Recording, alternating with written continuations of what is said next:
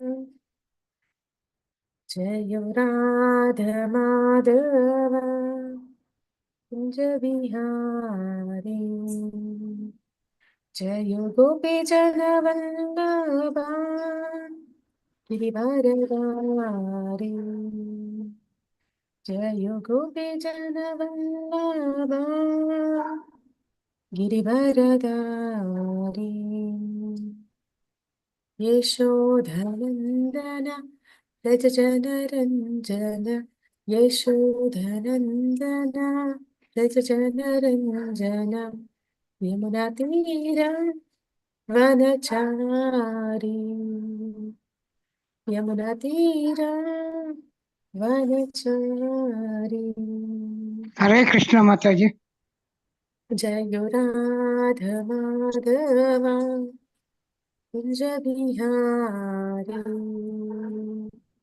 जय राधा माधव कुंज बिहारी। हरे कृष्णा कृष्ण कृष्ण हरे हरे, हरे राम राम राम हरे हरे, हरे कृष्णा कृष्ण कृष्ण हरे हरे, हरे राम राम राम हरे हरे, हरे कृष्णा कृष्ण कृष्ण हरे हरे, हरे राम राम राम हरे हरे, हरे कृष्ण कृष्ण कृष्ण हरे हरे, हरे राम राम राम हरे हरे।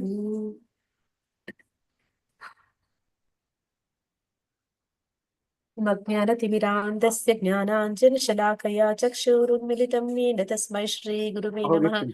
श्रीचैतन्यमनोभीष्टं स्थापितं येन भूतले स्वयं रूपः कदा मह्यं ददाति स्वपदान्तिकं।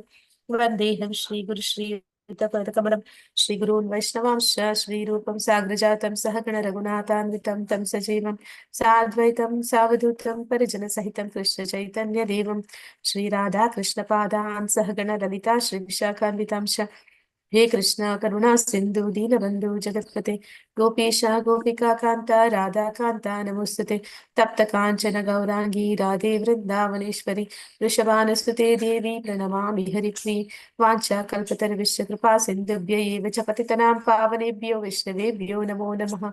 नमो विष्णुपादाय कृष्णप्रेष्ठाय भूतले श्रीमते भक्तिवेदांत स्वामिनिति नामिने। नमस्ते सरस्वती देवी गौरवाणी प्रचारिणि निर्विशेष शून्यवादि पाश्चात्य देश तारिणि। जयो श्री कृष्ण चैतन्य प्रभु नित्यानंद श्री अद्वैत गदाधर श्रीवासादि गौर भक्त वृंद। हरे कृष्णा कृष्ण कृष्ण हरे हरे, हरे राम राम राम हरे हरे। ಹರೇ ಕೃಷ್ಣ ಎಲ್ಲರಿಗೂ ಹರೇ ರಾಮನಿಷ್ಠ ಕೃಷ್ಣ ಪ್ರಭುಜಿಯವರು. ಮಾತಾಜಿ, ಹರೇ ಕೃಷ್ಣ ಹರೇ ಶುಭಾಶಯಗಳು, ಕೃಷ್ಣ ದೀಕ್ಷೆಗಳನ್ನು ಮಾತಾಜಿ. ಪಡೆದ ಶುಭಾಶಯಗಳು. ಥ್ಯಾಂಕ್ಸ್ ಮಾತಾಜಿ. ಹರೇ ಕೃಷ್ಣ. ವಿಮಂಗಳ ಮಾತಾಜಿಗೂ ಕನ್ಗ್ರಾಟ್ಸ್ ಮಾತಾಜಿ, ಅವ್ರದ್ದು ಆಗಿದೆ. ಹೌದಾ? ಹಾ ಅಯ್ಯೋ, ಮಾತಾಜಿ, ಗೊತ್ತಿಲ್ಲ. ಅವ್ರದ್ದು ಆಯ್ತು. ಗ್ರೂಪ್ ಅಲ್ಲಿ ಹೇಳಿಲ್ಲರಿ ಮಾತಾಜಿ. ಕಂಗ್ರಾಚುಲೇಷನ್ಸ್ ನಿಮ್ಗೂನು. ಶುಭಾಶಯಗಳು. ಓಕೆ, ಎಲ್ಲರಿಗೂ ನಾಮನಿಷ್ಠ ಪ್ರಭುಗಳು ಶ್ರೀ ಶ್ರೀ ರಾಧಾ ಗೋವಿಂದ ಟೆಂಪಲ್ ಇಂದ ಭಕ್ತಿಶಾಸ್ತ್ರ ತರಗತಿಗಳನ್ನು ಆಯೋಜಿಸಿದ್ದಾರೆ. ಅದಕ್ಕೆಲ್ಲರಿಗೂ ಸ್ವಾಗತ. ಹರೇ ಕೃಷ್ಣ. ಇಬ್ಬರು ಮಾತಾಜಿಯವ್ರಿಗೂ ಶುಭಾಶಯಗಳು ಮಾತಾಜಿ. ಥ್ಯಾಂಕ್ಸ್ ಮಾತಾಜಿ.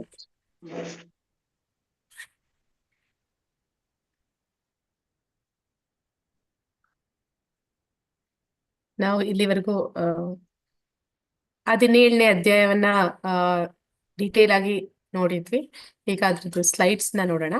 ಹಾಗೆ ಪ್ರಭುಪಾದರಿಗೆ ವಂದಿಸುತ್ತಾ, ರಾಧಾ ಗೋವಿಂದರನ್ನ ನೆನೆಸುತ್ತಾ, ಗೌರವಿತಾಯಿಗೆ ವಂದಿಸುತ್ತಾ ಪ್ರಾರಂಭಿಸೋಣ.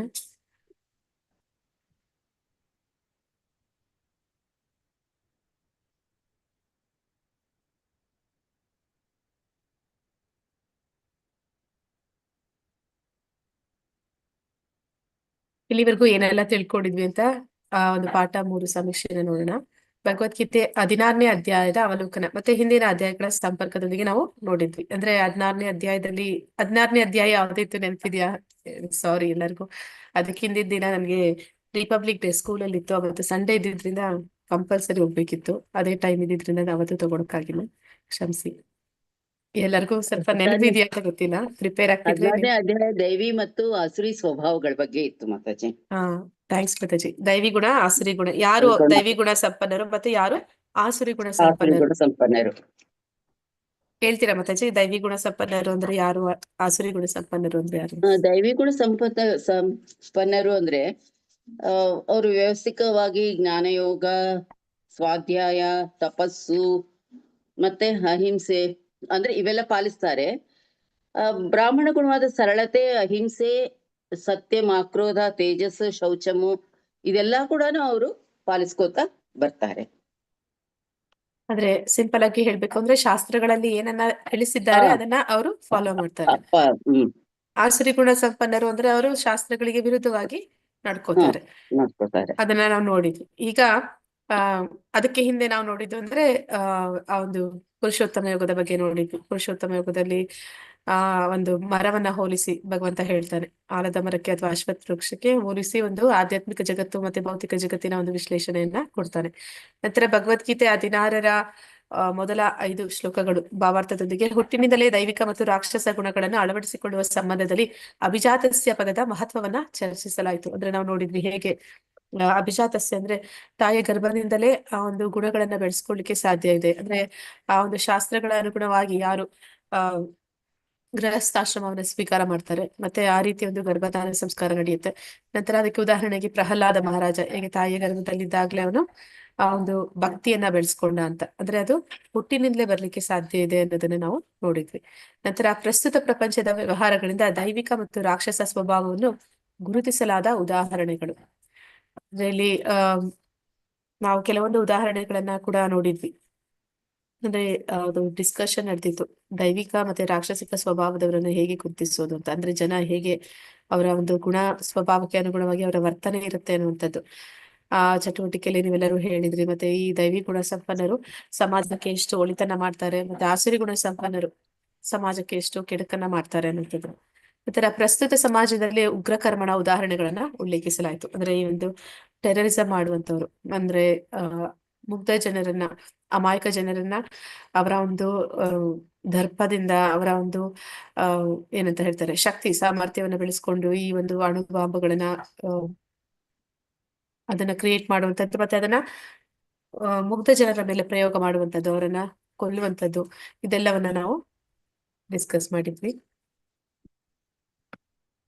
ಭಗವದ್ಗೀತೆಯ ಅಧ್ಯಾಯ 16 ಶ್ಲೋಕ 19ರಿಂದ 24 ಅನ್ನು ಉಲ್ಲೇಖಿಸಿ ರಾಕ್ಷಸ ಸ್ವಭಾವವನ್ನು ಅಭಿವೃದ್ಧಿಪಡಿಸುವವರ ಗಮ್ಯ ಸ್ಥಾನವನ್ನ ವಿವರಿಸಲಾಯಿತು. ಅಂದ್ರೆ ಭಗವಂತ ಕೂಡ ನಿಷ್ಠುರವಾಗಿ ಹೇಳ್ತಾನೆ, ಇಂತಹ ಒಂದು ಗುಣಗಳನ್ನ ಯಾರು ಹೊಂದಿರ್ತಾರೆ, ರಾಕ್ಷಸಿ ಗುಣಗಳನ್ನ ಹೊಂದಿರ್ತಾರೆ, ಅವರನ್ನ ಮತ್ತೆ ಮತ್ತೆ ನಾನು ಅಧೋಲೋಕಗಳಿಗೆ ಕಳಿಸ್ತೀನಿ, ಆ ರಾಕ್ಷಸ ಯೋನಿಯಲ್ಲೇ ಮತ್ತೆ ಮತ್ತೆ ಅವರು ಹುಟ್ಟುವಂತೆ ಮಾಡ್ತೀನಿ ಅಂತ ಭಗವಂತ ಹೇಳ್ತಾರೆ.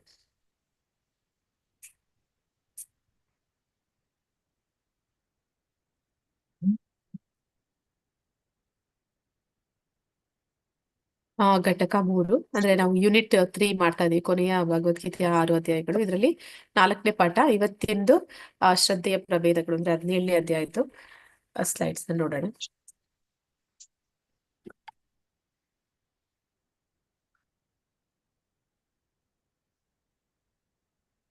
ಹರೇ ಕೃಷ್ಣ. ಯಾರಾದ್ರೂ ಓದೋರಿದ್ರೆ ಹ್ಯಾಂಡ್ ರೈಸ್ ಮಾಡಿ.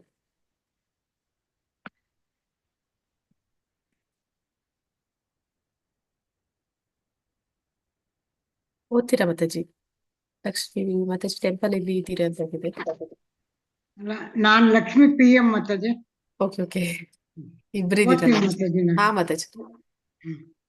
ಅಧ್ಯಾಯ 16 ಮತ್ತು 17ರ ಸಂಪರ್ಕ. ಯೇ ಶಾಸ್ತ್ರವಿದಂ ಉತ್ಸೃಜ್ಯ ವರ್ತತೆ ಕಾಮಕಾರತಃ ನ ಸಾ ಸಿದ್ಧಿಂ ಅವಾಪ್ನೋತಿ ನ ಸುಖಂ ನ ಪರಾಗತಿಂ. ಯಾರು ಶಾಸ್ತ್ರವಿಧಿಗಳನ್ನು ತ್ಯಜಿಸಿ ತನ್ನ ಅನಿಸಿಕೆಗಳಂತೆ ಕರ್ಮ ಮಾಡುವವನು ಅವನಿಗೆ ಪರಿಪೂರ್ಣತೆಯಾಗಲಿ ಸುಖವಾಗಲಿ ಪರಮಗತಿಯಾಗಲಿ ದೊರೆಯುವುದಿಲ್ಲ. ಹರೇ ಕೃಷ್ಣ ಮಾತಾಜಿ. ಹರೇ ಕೃಷ್ಣ ಮಾತಾಜಿ. ಧನ್ಯವಾದಗಳು. ಅಂದ್ರೆ ಇದು 6ನೇ ಅಧ್ಯಾಯದಲ್ಲಿ ಕೊನೆಯಲ್ಲಿ ಭಗವಂತ ಹೇಳುವಂತಹ ಒಂದು ಶ್ಲೋಕ, ಪರಮಾತ್ಮ ಹೇಳುವಂತಹ ಶ್ಲೋಕ ಏನಂತ ಹೇಳ್ತಾ ಇದ್ದಾನೆ, ಆ ಶಾಸ್ತ್ರೇ ವಿಧಿ ಉತ್ಸೃಜ್ಯ ಅಂತ ಹೇಳ್ತಾ ಇದ್ದಾನೆ. ಆ ಒಂದು ಪದವನ್ನ, ಆ ಒಂದು ವಾಕ್ಯವನ್ನ ನೆನಪಿನಲ್ಲಿ ಇಟ್ಕೊಂಡ್ರೆ ನಾವು ಅದೇ ವಾಕ್ಯವನ್ನ ಬಳಸಿ ಈ 17ನೇ ಅಧ್ಯಾಯ ಕೂಡ ಪ್ರಾರಂಭ ಆಗುತ್ತೆ. 17ನೇ ಅಧ್ಯಾಯದಲ್ಲಿ ಅದೇ ಒಂದು ವಿಚಾರವನ್ನ ಕುರಿತು ಅರ್ಜುನ ಪ್ರಶ್ನೆ ಮಾಡ್ತಾನೆ. ಆದ್ರೆ ಯಾರು ಶಾಸ್ತ್ರ ವಿಧಿಗಳನ್ನ ತ್ಯಜಿಸಿ ಅನಿಸಿಕೆಗಳಂತೆ, ಅಂದ್ರೆ ಅವ್ರಿಗೆ ಇಷ್ಟ ಬಂದಂತೆ ಕರ್ಮ ಮಾಡ್ತಾರೆ, ಅವರು ಅವರ ಒಂದು ಆಧ್ಯಾತ್ಮಿಕ ಉನ್ನತಿಯನ್ನ ಹೊಂದಲಿಕ್ಕೆ ಸಾಧ್ಯ ಇಲ್ಲ. ಆದ್ರೆ ಆತ್ಮಕ್ಕೆ ಒಂದು ಸಾಕ್ಷಾತ್ಕಾರ ಅನ್ನುವಂಥದ್ದು ಅವ್ರಿಗೆ ಸಿಗೋದಿಲ್ಲ ಅನ್ನೋದನ್ನ ಪರಮಾತ್ಮ ತಿಳಿಸ್ಕೊಟ್ಟಿದ್ದ. ಅದನ್ನೇ ಪ್ರಶ್ನೆ ಮಾಡ್ತಾ ಮುಂದೆ ಅರ್ಜುನ ಏನಂತ ಕೇಳಿದ 17ನೇ ಅಧ್ಯಾಯದಲ್ಲಿ ಅಂತ ನೋಡೋಣ. ಲಲಿತಾ ಮಾತಾಜಿ, ಹರೇ ಕೃಷ್ಣ. ಹರೇ ಕೃಷ್ಣ ಮಾತಾಜಿ. ಅದೇ ಸೇಮ್ ಇಲ್ಲ ಮಾತಾಜಿ, ಚೇಂಜ್ ಆಯ್ತಲ್ಲ. ವಿಧಿ ಮುತ್ಸೃಜ್ಯ ಯಜಂತೆ ಶ್ರದ್ಧೆಯಾನ್ವಿತಾಃ. ಧರ್ಮಶಾಸ್ತ್ರಗಳ ತತ್ವಗಳನ್ನು ಅನುಸರಿಸದೆ ತಮ್ಮ ಕಲ್ಪನೆಗೆ ಅನುಗುಣವಾಗಿ ಪೂಜೆ ಮಾಡುವವರ ಸ್ಥಿತಿ ಏನು? ಹರೇ ಕೃಷ್ಣ ಮಾತಾಜಿ. ಧನ್ಯವಾದಗಳು ಮಾತಾಜಿ. ಅಂದ್ರೆ 16ನೇ ಅಧ್ಯಾಯದಲ್ಲಿ ಅದು ರಾಕ್ಷಸಿ ಗುಣ ಮತ್ತೆ ದೈವಿ ಗುಣದ ಬಗ್ಗೆ ಅಲ್ಲಿ ಚರ್ಚೆ ನಡೆಯುತ್ತೆ ಅರ್ಜುನ ಮತ್ತೆ ಕೃಷ್ಣನ ಮಧ್ಯೆ. ಅಲ್ಲಿ ಅವ್ರು ಹೇಳುವಂತದ್ದು ಶಾಸ್ತ್ರ ವಿಧಿಗೆ ಅನುಗುಣವಾಗಿ ಅಥವಾ ಶಾಸ್ತ್ರ ವಿಧಿಗೆ ವಿರುದ್ಧವಾಗಿ ಹೋಗೋರ ಬಗ್ಗೆ. ಇಲ್ಲಿ ಅರ್ಜುನನ ಪ್ರಶ್ನೆ ಏನು ಅಂತಂದ್ರೆ, ಈಗ ಜನರಲ್ಲಿ ಯಾರನ್ನು ಕೂಡ ಪರಿಪೂರ್ಣವಾಗಿ ದೈವಿ ಗುಣ ಹೊಂದಿದ್ದಾರೆ ಅಂತ ಹೇಳಲಿಕ್ಕೆ ಸಾಧ್ಯ ಇಲ್ಲ. ಅದೇ ಸಮಯದಲ್ಲಿ ಅವರು ಪರಿಪೂರ್ಣವಾಗಿ ರಾಕ್ಷಸಿ ಗುಣಗಳನ್ನೇ ಹೊಂದಿದ್ದಾರೆ ಅಂತಾನು ಹೇಳಕ್ಕಾಗಲ್ಲ. ಆದ್ರೆ ಅವರಲ್ಲಿ 2 ಮಿಶ್ರಣಗಳು ಬರ್ತಾ ಇದೆ. ಪರಿಪೂರ್ಣವಾಗಿ ಕ್ರೌರ್ಯವನ್ನ ತೋರಿಸುವಂತವ್ರು ಎಲ್ಲಾ ಸಮಯದಲ್ಲೂ ಆತರ ಇರೋರು ಈಗಿನ ಒಂದು ಯುಗಗಳಲ್ಲಿ ನಾವು ಕಾಣೋದಕ್ಕೆ ಕಡಿಮೆ. ಮತ್ತೆ ಅದೇ ಸಮಯದಲ್ಲಿ ಅವರಲ್ಲಿ ಕೆಲವೊಂದು ಸಲ ದೈವಿ ಗುಣಗಳನ್ನ ಪ್ರದರ್ಶನ ಮಾಡ್ತಾರೆ. ಅದಕ್ಕೆ ಇಲ್ಲಿ ಅವನು ಪ್ರಶ್ನೆ ಮಾಡ್ತಾ ಇದ್ದಾನೆ. ಅಂದ್ರೆ ಅದೇ ಒಂದು ವಾಕ್ಯದಿಂದ ಪ್ರಾರಂಭ ಆಗ್ತಿದೆ. ಶಾಸ್ತ್ರ ವಿಧಿ ಉತ್ಸೃಜ್ಯ ಯಜಂತೆ ಶ್ರದ್ಧಾನ್ವಿತಃ ಅಂತ. ಅಂದ್ರೆ ಧರ್ಮಶಾಸ್ತ್ರಗಳ ತತ್ವಗಳನ್ನು ಅನುಸರಿಸದೆ ತಮ್ಮ ಕಲ್ಪನೆಗೆ ಅನುಗುಣವಾಗಿ ಪೂಜೆ ಮಾಡುವವರ ಸ್ಥಿತಿ ಏನು? ಅಂದ್ರೆ ಇಲ್ಲಿ ಶಾಸ್ತ್ರಗಳಲ್ಲಿ ತಿಳಿಸಿದೆ ದಾನ ಮಾಡಿ, ಯಜ್ಞ ಮಾಡಿ, ತಪಸ್ಸು ಮಾಡಿ ಅಂತೆಲ್ಲ. ಆದ್ರೆ ಈ ಒಂದು ಬೇರೆ ಜನ ಯಾರಿದ್ದಾರೆ ಅವರು ಕೂಡ ಅದನ್ನೆಲ್ಲ ಮಾಡ್ತಾ ಇದ್ದಾರೆ. ಆದ್ರೆ ಶಾಸ್ತ್ರಕ್ಕೆ ಅನುಗುಣವಾಗಿ ಮಾಡ್ತಾ ಇಲ್ಲ. ಶಾಸ್ತ್ರದಲ್ಲಿ ಏನ್ ಹೇಳ್ತಾ ಇದ್ದಾರೆ ಅದನ್ನ ಭಗವಂತನಿಗೋಸ್ಕರ ಮಾಡಿ ಅಂತ ಹೇಳ್ತಾ ಇದ್ದಾರೆ. ಅಲ್ಲಿ ಅವರು ಭಗವಂತನಿಗೋಸ್ಕರ ಮಾಡ್ತಾ ಇದ್ದಾರೆ. ಅವರು ಮಾಡ್ತಾ ಇದ್ದಾರೆ, ದಾನ ಮಾಡ್ತಾ ಇದ್ದಾರೆ, ಯಜ್ಞ ಮಾಡ್ತಾ ಇದ್ದಾರೆ, ತಪಸ್ ಮಾಡ್ತಾ ಇದ್ದಾರೆ. ಅಂದ್ರೆ ಅವರು ಅವರ ಸ್ವಾರ್ಥಕ್ಕಾಗಿ ಮಾಡ್ಕೊತಾ ಇದ್ದಾರೆ. ಅವರ ಒಂದು ಭೌತಿಕ ಆಸೆಗಳನ್ನ ಈಡೇರಿಸ್ಕೊಳ್ಳೋದಕ್ಕೋಸ್ಕರ ಮಾಡ್ತಾ ಇದ್ದಾರೆ. ಅಂತವರ ಪರಿಸ್ಥಿತಿ ಅವ್ರು ಯಾವ ಗುಣದಲ್ಲಿ ಮಾಡ್ತಾ ಇದ್ದಾರೆ ಅನ್ನೋದು ಅರ್ಜುನನ ಪ್ರಶ್ನೆ. ಅಂದ್ರೆ ಅವರು ತಪಸ್ಸನ್ನ ಮಾಡ್ತಾರೆ, ಅಂದ್ರೆ ಅವರು ಕಷ್ಟಪಟ್ಟು ರಜಗುಣದಲ್ಲಿರುವಂತವ್ರು ತುಂಬಾ ಕಷ್ಟಪಟ್ಟು ದುಡಿತಾರೆ, ಮತ್ತೆ ಹಣ ಗಳಿಸ್ತಾರೆ. ಮತ್ತೆ ಅದರಿಂದ ಅವ್ರು ಯಾವುದೇ ಒಂದು ಭಗವತ್ ಕಾರ್ಯಕ್ಕೆ ಅದನ್ನ ಬಳಸೋದಿಲ್ಲ. ಅದನ್ನ ಅವರು ಅವರ ಭೋಗ ಜೀವನಕ್ಕಾಗಿ ಬಳಸ್ತಾರೆ. ಅದೇ ರೀತಿ ದಾನಗಳನ್ನ ಮಾಡ್ತಾರೆ. ಅವರ ಹೆಸರು ಎಲ್ಲರೂ ತಿಳಿಯುವಂತಾಗ್ಬೇಕು. ಅಂದ್ರೆ ಈಗ ದಾನ ಧರ್ಮಗಳನ್ನ ಮಾಡಿ ಜನ ನಮ್ಮನ್ನ ಮೆಚ್ಕೋಬೇಕು ಅನ್ನೋಂತ ಒಂದು ಉದಾಹರಣೆಗಾಗಿ, ಅಂದ್ರೆ ಆ ಒಂದು ಮನಸ್ಥಿತಿಯಲ್ಲಿ ಅವರು ದಾನವನ್ನ ಮಾಡ್ತಾ ಇದ್ದಾರೆ. ಅಲ್ಲಿ ಅವರು ಭಗವತ್ ಕಾರ್ಯಕ್ಕಾಗಿ ಮಾಡ್ಬೇಕು, ಭಗವಂತನ ಸೇವೆಗಾಗಿ ಮಾಡ್ಬೇಕು, ಅದು ನನ್ನ ಜವಾಬ್ದಾರಿ ಕರ್ತವ್ಯ ಅಂತ ಹೇಳಿ ದಾನ ಮಾಡ್ತಾ ಇಲ್ಲ. ಮತ್ತೆ ಅದೇ ರೀತಿ ಅವರು ಯಜ್ಞಗಳನ್ನು ಆಚರಣೆ ಮಾಡ್ತಾರೆ. ಅಂದ್ರೆ ಅಲ್ಲಿ ಅವ್ರಿಗೂ ಕೂಡ ಕರ್ಮಕಾಂಡಿ ಯಜ್ಞಗಳಾಗಿರುತ್ತೆ. ಅಂದ್ರೆ ಅಲ್ಲಿ ಅವರ ಒಂದು ಐಹಿಕ ಇಚ್ಛೆಗಳನ್ನ ಈಡೇರಿಸ್ಕೊಳಕ ಅಂತ ಮಾಡ್ತಾ ಇರ್ತಾರೆ. ಆಗ ಅಂತವರು ಶಾಸ್ತ್ರದಲ್ಲಿ ಹೇಳಿದ ಹಾಗೆ ಪರಿಪೂರ್ಣವಾಗಿ ಅವ್ರು ಮಾಡ್ತಾ ಇರೋದೆಲ್ಲ ಅಂತದೇ ಕಾರ್ಯಗಳು. ಆದ್ರೆ ಅದರ ಒಂದು ಪ್ರಜ್ಞೆ, ಒಂದು ಕಾನ್ಶಿಯಸ್ನೆಸ್ ಅದು ಭಗವತ್ ಪ್ರಜ್ಞೆ ಅಲ್ಲ. ಅಂತವ್ರು ಯಾವ ಗುಣಕ್ಕೆ ಸೇರ್ತಾರೆ, ಅವ್ರು ಮಾಡ್ತಾ ಇರುವಂತಹ ಪೂಜೆ ಅದರ ಸ್ಥಿತಿ ಏನು ಅಂತ ಹೇಳಿ ಅರ್ಜುನನ ಪ್ರಶ್ನೆ.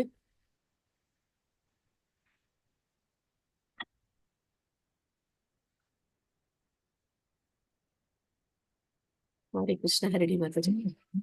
ಹರೇ ಕೃಷ್ಣ ಮಾತಾಜಿ. ಶ್ಲೋಕ 2. ಶ್ರೀ ಭಗವಾನುವಾಚ ತ್ರಿವಿಧಾ ಭವತಿ ಶ್ರದ್ಧಾ ದೇಹಿನಾಂನ ಸ್ವಭಾವಜ ಸಾತ್ವಿಕಿ ರಾಜಸಿ ಚೈವ ತಾಮಸಿ ಚೇತಿ ತಾಂ ಶೃಣು. ಅನುವಾದ: ದೇವೋತ್ತಮ ಪರಮಪುರುಷನು ಹೀಗೆ ಹೇಳಿದನು, ದೇಹಧಾರಿಯಾದ ಆತ್ಮನು ಪಡೆದ ಪ್ರಕೃತಿಗಳಿಗೆ ಅನುಗುಣವಾಗಿ ಮನುಷ್ಯನ ಶ್ರದ್ಧೆಯು 3 ಬಗೆಗಳದ್ದು ಆಗಿರಬಹುದು: ಸಾತ್ವಿಕ, ರಾಜಸ, ತಾಮಸ. ಈಗ ಈ ಬಗ್ಗೆ ಕೇಳು. ಹರೇ ಕೃಷ್ಣ ಮಾತಾಜಿ. ಧನ್ಯವಾದಗಳು. ಹರೇ ಕೃಷ್ಣ ಮಾತಾಜಿ. ಈಗ ಈ ಶ್ರದ್ಧಾತ್ರಯ ವಿಭಾಗ ಯೋಗ ಇದರಲ್ಲಿ ಪರಮಾತ್ಮ ನಮ್ಗೆ ಈ ಒಂದು 3 ಗುಣಗಳಲ್ಲಿ ಜನರ ಒಂದು ಸ್ವಭಾವವನ್ನ ಹೇಳ್ತಾನೆ. ಆದ್ರೆ ಅವರು 3 ಗುಣಗಳಲ್ಲಿದ್ದಾಗ ಅವರ ಒಂದು ತಪಸ್ಸು ಎಂತದ್ದಾಗಿರುತ್ತೆ, ಆ 3 ಗುಣದಲ್ಲಿ ಅವರ ಆಹಾರ ಪದ್ಧತಿ ಎಂತದ್ದಿರುತ್ತೆ, ಮತ್ತೆ ಅವರ ಒಂದು ಯಜ್ಞ ಅಥವಾ ಅವರ ಒಂದು ದಾನ ಎಲ್ಲವೂ ಕೂಡ ಆಯಾ ಒಂದು ಗುಣದ ಒಂದು ಪ್ರಭಾವದಲ್ಲಿ ಅವರು ಹೇಗೆ ಮಾಡ್ತಾರೆ ಅಂತ. ಅಂದ್ರೆ ಇದನ್ನ ಯಾವ ರೀತಿ ಒಂದು ಹೋಲಿಕೆ ಮಾಡಿ ಹೇಳ್ತಾರೆ ಅಂದ್ರೆ, ನಾವು ಈಗ ಬಣ್ಣ ಬಣ್ಣದ ಕನ್ನಡಕಗಳನ್ನ ಧರಿಸಿದಾಗ ಪ್ರಪಂಚ ಅದೇ ಬಣ್ಣದಾಗಿ ಕಾಣುತ್ತೆ. ಕೆಂಪು ಬಣ್ಣದಿಂದ ಕನ್ನಡಕವನ್ನ ಹಾಕೊಂಡು ನೋಡಿದ್ರೆ ಎಲ್ಲವೂ ಕೆಂಪಾಗಿ ಕಾಣುತ್ತೆ. ಅಥವಾ ಹಳದಿ ಬಣ್ಣದನ್ನ ಹಾಕಿದ್ರೆ ಹಳದಿ ಬಣ್ಣವೇ ಕಾಣುತ್ತೆ. ಅದೇ ರೀತಿ ಆಯಾ ಗುಣದ ಒಂದು ಪ್ರಭಾವಕ್ಕೆ ಒಳಪಟ್ಟ ವ್ಯಕ್ತಿ ಅವನು ಎಲ್ಲಾ ಕೆಲಸಗಳನ್ನ ಎಲ್ಲರ ಹಾಗೆ ಮಾಡ್ತಿದ್ರು ಆ ಗುಣದ ಪ್ರಭಾವದಲ್ಲಿ ಅವನು ಮಾಡ್ತಾ ಇರ್ತಾನೆ ಅನ್ನೋದನ್ನ ಇಲ್ಲಿ ಪರಮಾತ್ಮ ಹೇಳ್ತಾರೆ. ಅಂದ್ರೆ ಸತ್ವಗುಣದಲ್ಲಿರುವಂತವನು ಮಾಡುವ ಯಜ್ಞ ತಪಸ್ಸು ದಾನ, ಅಥವಾ ರಜಗುಣದಲ್ಲಿ ಮಾಡುವಂತವನು ತಮೋ ಗುಣದಲ್ಲಿ ಮಾಡುವಂತವನು, ಅದರಲ್ಲಿ ವ್ಯತ್ಯಾಸಗಳು ಇರುತ್ತೆ.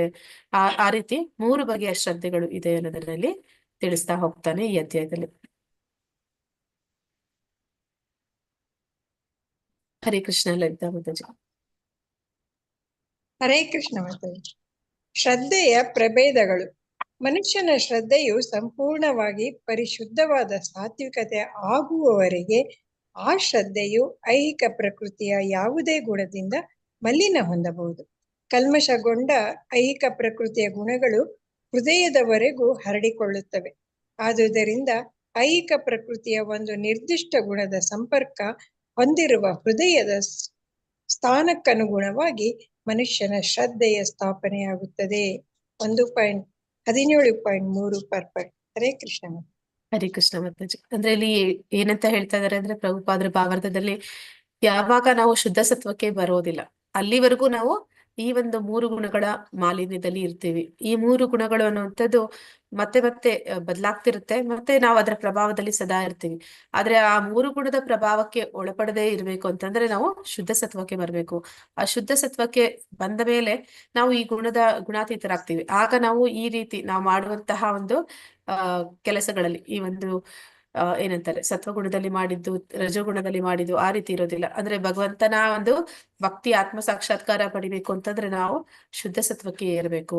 ಆ ಶುದ್ಧ ಸತ್ವಕ್ಕೆ ಏರದೇ ಇದ್ವಿ ಅಂತಂದ್ರೆ ಈ ತ್ರಿಗುಣಗಳು ನಮ್ಮನ್ನ ಅವು ಆಕ್ರಮಣ ಮಾಡುತ್ತೆ, ಆ ಹೃದಯದವರೆಗೂ ಅದು ಹರಡ್ಕೊಳ್ಳುತ್ತೆ ಅಂತ ಹೇಳಿ ಹೇಳ್ತಾ ಇದ್ದಾರೆ.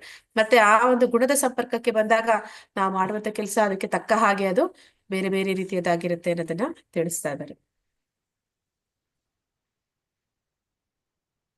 ಹರೇ ಕೃಷ್ಣ ಮಾತಾಜಿ.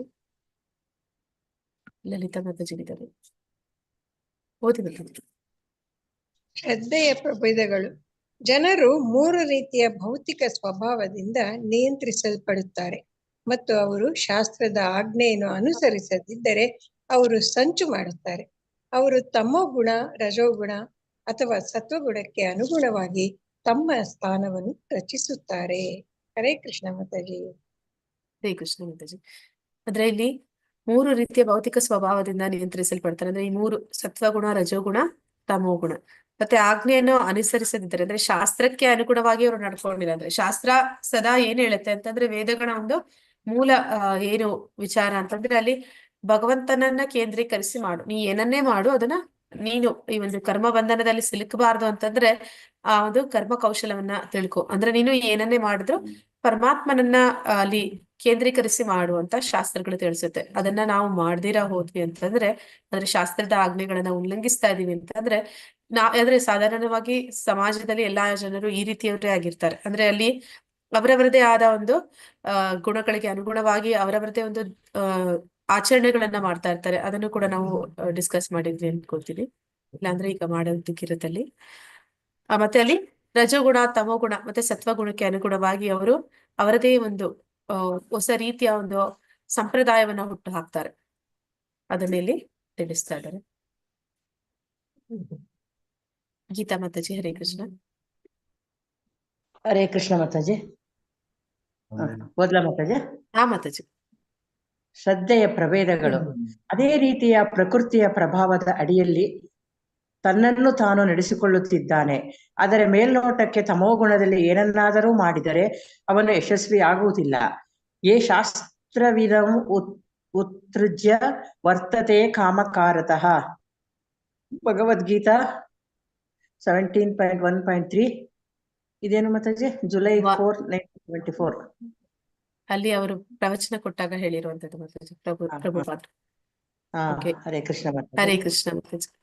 ಅಂದ್ರೆ ಇಲ್ಲಿ ಏನಂತ ಹೇಳ್ತಾರಂದ್ರೆ, ತಮೋ ಗುಣದಲ್ಲಿ ಇರೋರು ಕೂಡ ಇದನ್ನ ಮಾಡ್ತಾರೆ, ರಜಗುಣದಲ್ಲಿ ಇದ್ದವರು ಕೂಡ ಇದನ್ನ ಮಾಡ್ತಾರೆ. ನೋಡೋದಕ್ಕೆ ಅದು ಆ ಎಲ್ಲ ಒಂದೇ ರೀತಿ ಅಂತ ಅನ್ನಿಸ್ಬೋದು ಮೇಲ್ನೋಟಕ್ಕೆ. ಆದ್ರೆ ಅವರ ಒಂದು ಕಾನ್ಶಿಯಸ್, ಅವರ ಒಂದು ಪ್ರಜ್ಞೆ ಯಾವ ಒಂದು ಮಟ್ಟದಲ್ಲಿದೆ ಅದಕ್ಕೆ ತಕ್ಕ ಹಾಗೆಯೇ ಅದು ಫಲಗಳು ಸಿಗುತ್ತೆ. ಅಂದ್ರೆ ತಮೋ ಗುಣದಲ್ಲಿ ಇದ್ದುಕೊಂಡು ಅವರು ಮಾಡ್ತಾ ಇದ್ದಾರೆ ಅಂತಂದ್ರೆ ಅವರು ಯಶಸ್ವಿ ಆಗೋದಿಲ್ಲ ಅದರಲ್ಲಿ ಅಂತ. ಅಂದ್ರೆ ತಮೋ ಗುಣ ನಾವಿವಾಗ ಅನೇಕ ಪೂಜೆಗಳನ್ನ ಮತ್ತೆ ಯಜ್ಞಗಳನ್ನ ಮನೆಯಲ್ಲಿ ಆಚರಣೆ ಮಾಡ್ತಾ ಇರ್ತೀವಿ.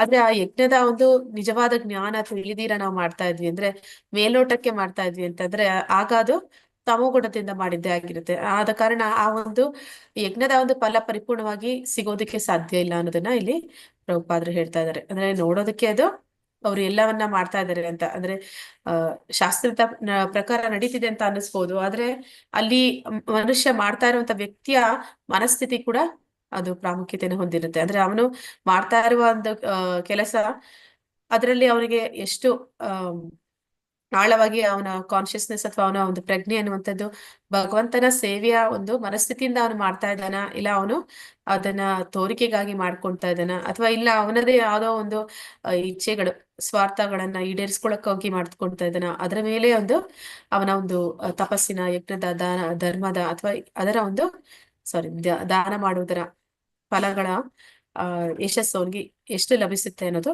ನಿರ್ಧಾರ ಆಗತ್ತೆ ಅನ್ನೋದನ್ನಲ್ಲಿ ತಿಳಿಸ್ತಿದ್ದಾರೆ.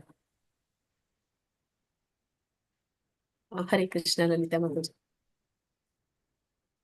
ಹೀಗೆ ನಾವು ಈ ಜಗತ್ತಿನಲ್ಲಿ ವಿವಿಧ ರೀತಿಯ ನಂಬಿಕೆಗಳನ್ನು ಕಾಣುತ್ತೇವೆ ಮತ್ತು ವಿವಿಧ ರೀತಿಯ ನಂಬಿಕೆಗಳಿಂದಾಗಿ ವಿವಿಧ ರೀತಿಯ ಧರ್ಮಗಳಿವೆ.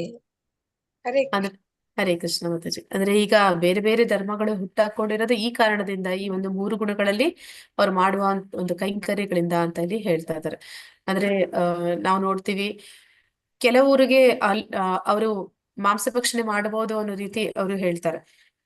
ವೇದಗಳಲ್ಲೂ ಅದಕ್ಕೆ ಒಂದು ಅನುಮತಿ ಇದೆ ಅಂತ ಹೇಳ್ತಾರೆ. ಆದ್ರೆ ವೇದಶಾಸ್ತ್ರಗಳಲ್ಲಿ ಏನಂತ ಹೇಳ್ತಾರೆ ಅಂದ್ರೆ, ಈ ಒಂದು ಪ್ರಕ್ರಿಯೆ ಅದು ಹಂತ ಹಂತವಾಗಿ ಅವರಲ್ಲಿ ಶುದ್ಧೀಕರಣ ಹಾಗೆ ಅವರು ಮುಂದೆ ಮೇಲಕ್ಕೆ ಏರ್ಬೇಕು ಅನ್ನೋಂಥದ್ದು ಅದರ ಮೂಲ ಉದ್ದೇಶ ಆಗಿರುತ್ತೆ. ಆದ್ರೆ ಅವ್ರೇನ್ ಮಾಡ್ತಾರೆ, ಅದನ್ನ ಈಗಿನ ಜನ ಏನ್ ಮಾಡಿದ್ದಾರೆ, ಅದನ್ನ ಕಡೆಗಣಿಸ್ತಾರೆ. ಅಂದ್ರೆ ಶಾಸ್ತ್ರಗಳಲ್ಲಿ ಮೊದಲಿಗೆ ಹೇಳಿದ್ರು, ಮಾಂಸಭಕ್ಷಣೆ ಮಾಡುವಾಗ ಅವರು ತಿಂಗಳಿಗೆ 1 ಬಾರಿ ಅಮಾವಾಸ್ಯೆಯ ದಿನ ಒಂದು ಏನಂತ ಹೇಳ್ತಾರೆ, ತಮೋ ಗುಣದ ಒಂದು ದೇವತೆಗಳು ಇರ್ತಾರೆ, ಕಾಳಿಕಾದೇವಿ, ಆ ರೀತಿ ಆ ದೇವತೆಗೆ ಹೋಗಿ ಆ ಒಂದು ಪ್ರಾಣಿ ಬಲಿಯನ್ನ ಅವ್ರು ಕೊಡಬಹುದು. ಕೊಡುವಾಗ ಮಂತ್ರ ಹೇಳ್ಬೇಕು ಅಂತ ಹೇಳ್ತಾರೆ. ಅದಕ್ಕೊಂದು ಮಂತ್ರ ಇದೆ ಅಂತ.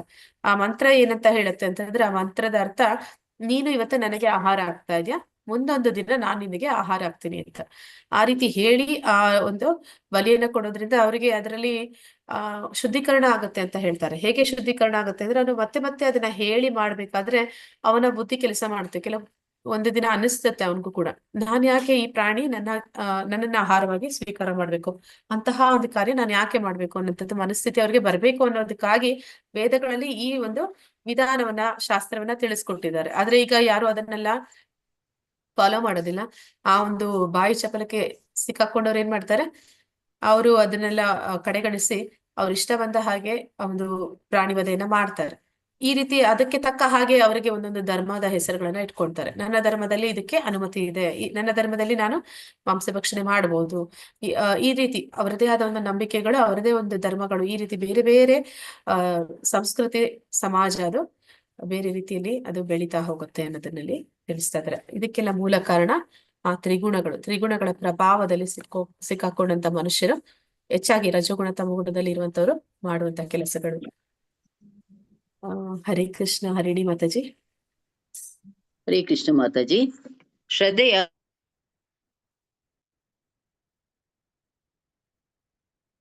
ಕೇಳಿಸ್ತಿಲ್ಲ ಮಾತಾಜಿ.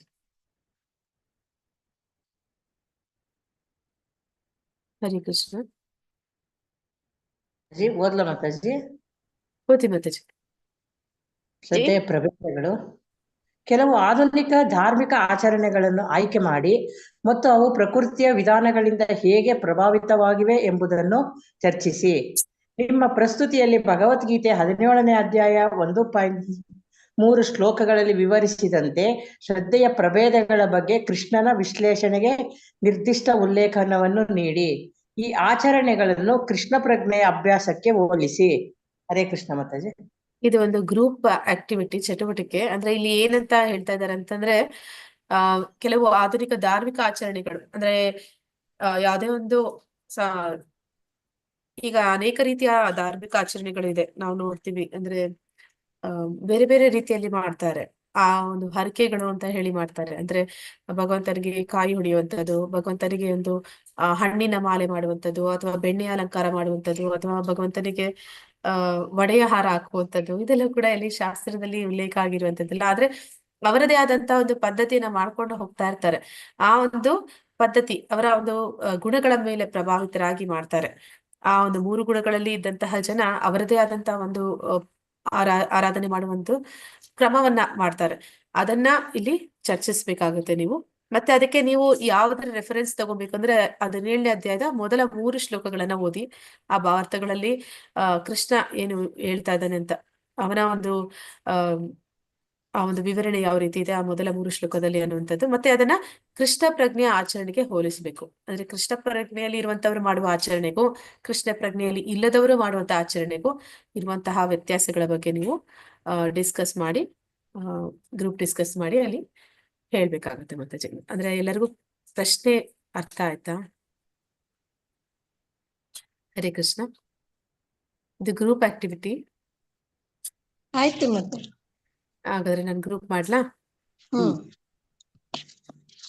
ಒಂದ್ ಎರಡು ಮೂರು ಮಾಡಿ ಮತ್ತೆ, 4 ಬೇಡ. ಸರಿ ಮತ್ತೆ ಕಮ್ಮಿ ಜನ ಇರ್ತೀವಲ್ಲ.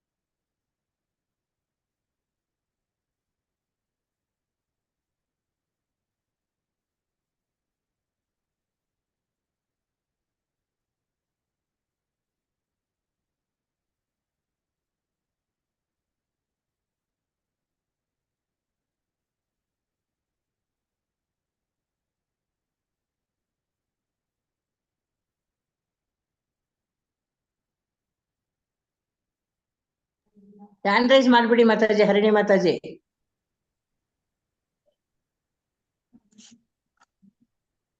ಹರಿಣಿ ಮಾತಾಜಿ.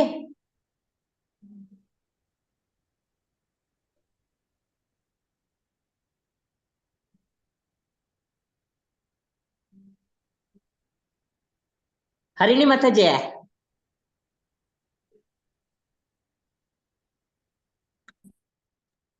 ಹೇಳಿ ಮಾತಾಜಿ. ಹ್ಯಾಂಡ್ ರೈಸ್ ಮಾಡ್ಬಿಡಿ.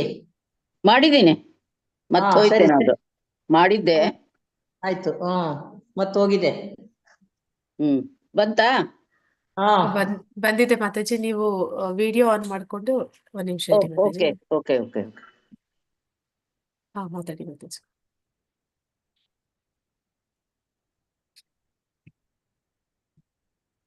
ಇನ್ನ ಬಂದಿಲ್ಲ. ಬಂದಿದೆ ಮಾತಾಜಿ, ಅಂದ್ರೆ ನೀವು ವಿಡಿಯೋ ಆನ್ ಮಾಡ್ಬೇಕು. ಅದೇ ವಿಡಿಯೋನೇ ಒತ್ತಿದ್ದೆ.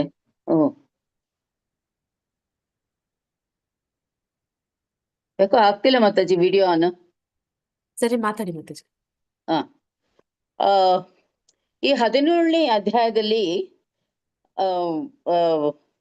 ಪ್ರಭುಪಾದರು ಏನ್ ಹೇಳ್ತಾ ಇದಾರೆ ಅಂತಂದ್ರೆ, ಕೃಷ್ಣ ಅರ್ಜುನ್ಗೆ ಹೇಳ್ತಾನೆ, ಧರ್ಮಶಾಸ್ತ್ರಗಳನ್ನು ಅನುಸರಿಸದೆ, ಆ ತತ್ವಗಳನ್ನು ಅನುಸರಿಸದೆ ತಮ್ಮ ಕಲ್ಪನೆಗೆ ಅನುಗುಣವಾಗಿ ಪೂಜೆ ಮಾಡ್ತಾ ಇರ್ತಾರೆ ಎಷ್ಟೋ ಜನ. ಅವರು ಇರ್ತಾರೆ. ಒಂದ್ ಪೂಜಾ ವಿಧಾನನೇ ಶ್ರದ್ಧೆಯಿಂದ ಆಚರಿಸ್ಕೊಂಡು ಬಂದವನು, ಅವನು ಮಾತ್ರ ಜ್ಞಾನದಲ್ಲಿ ಕ್ರಮೇಣ ಹಂತ ಹಂತವಾಗಿ ಏರುತ್ತಾ ಅವನೇನಾಗುತ್ತೆ, ಶಾಂತಿ ಶ್ರೇಯಸ್ಸುಗಳ ಅತ್ಯುನ್ನತ ಪರಿಪೂರ್ಣತೆಯನ್ನು ಸಾಧಿಸ್ತಾನೆ. ಆದ್ರೆ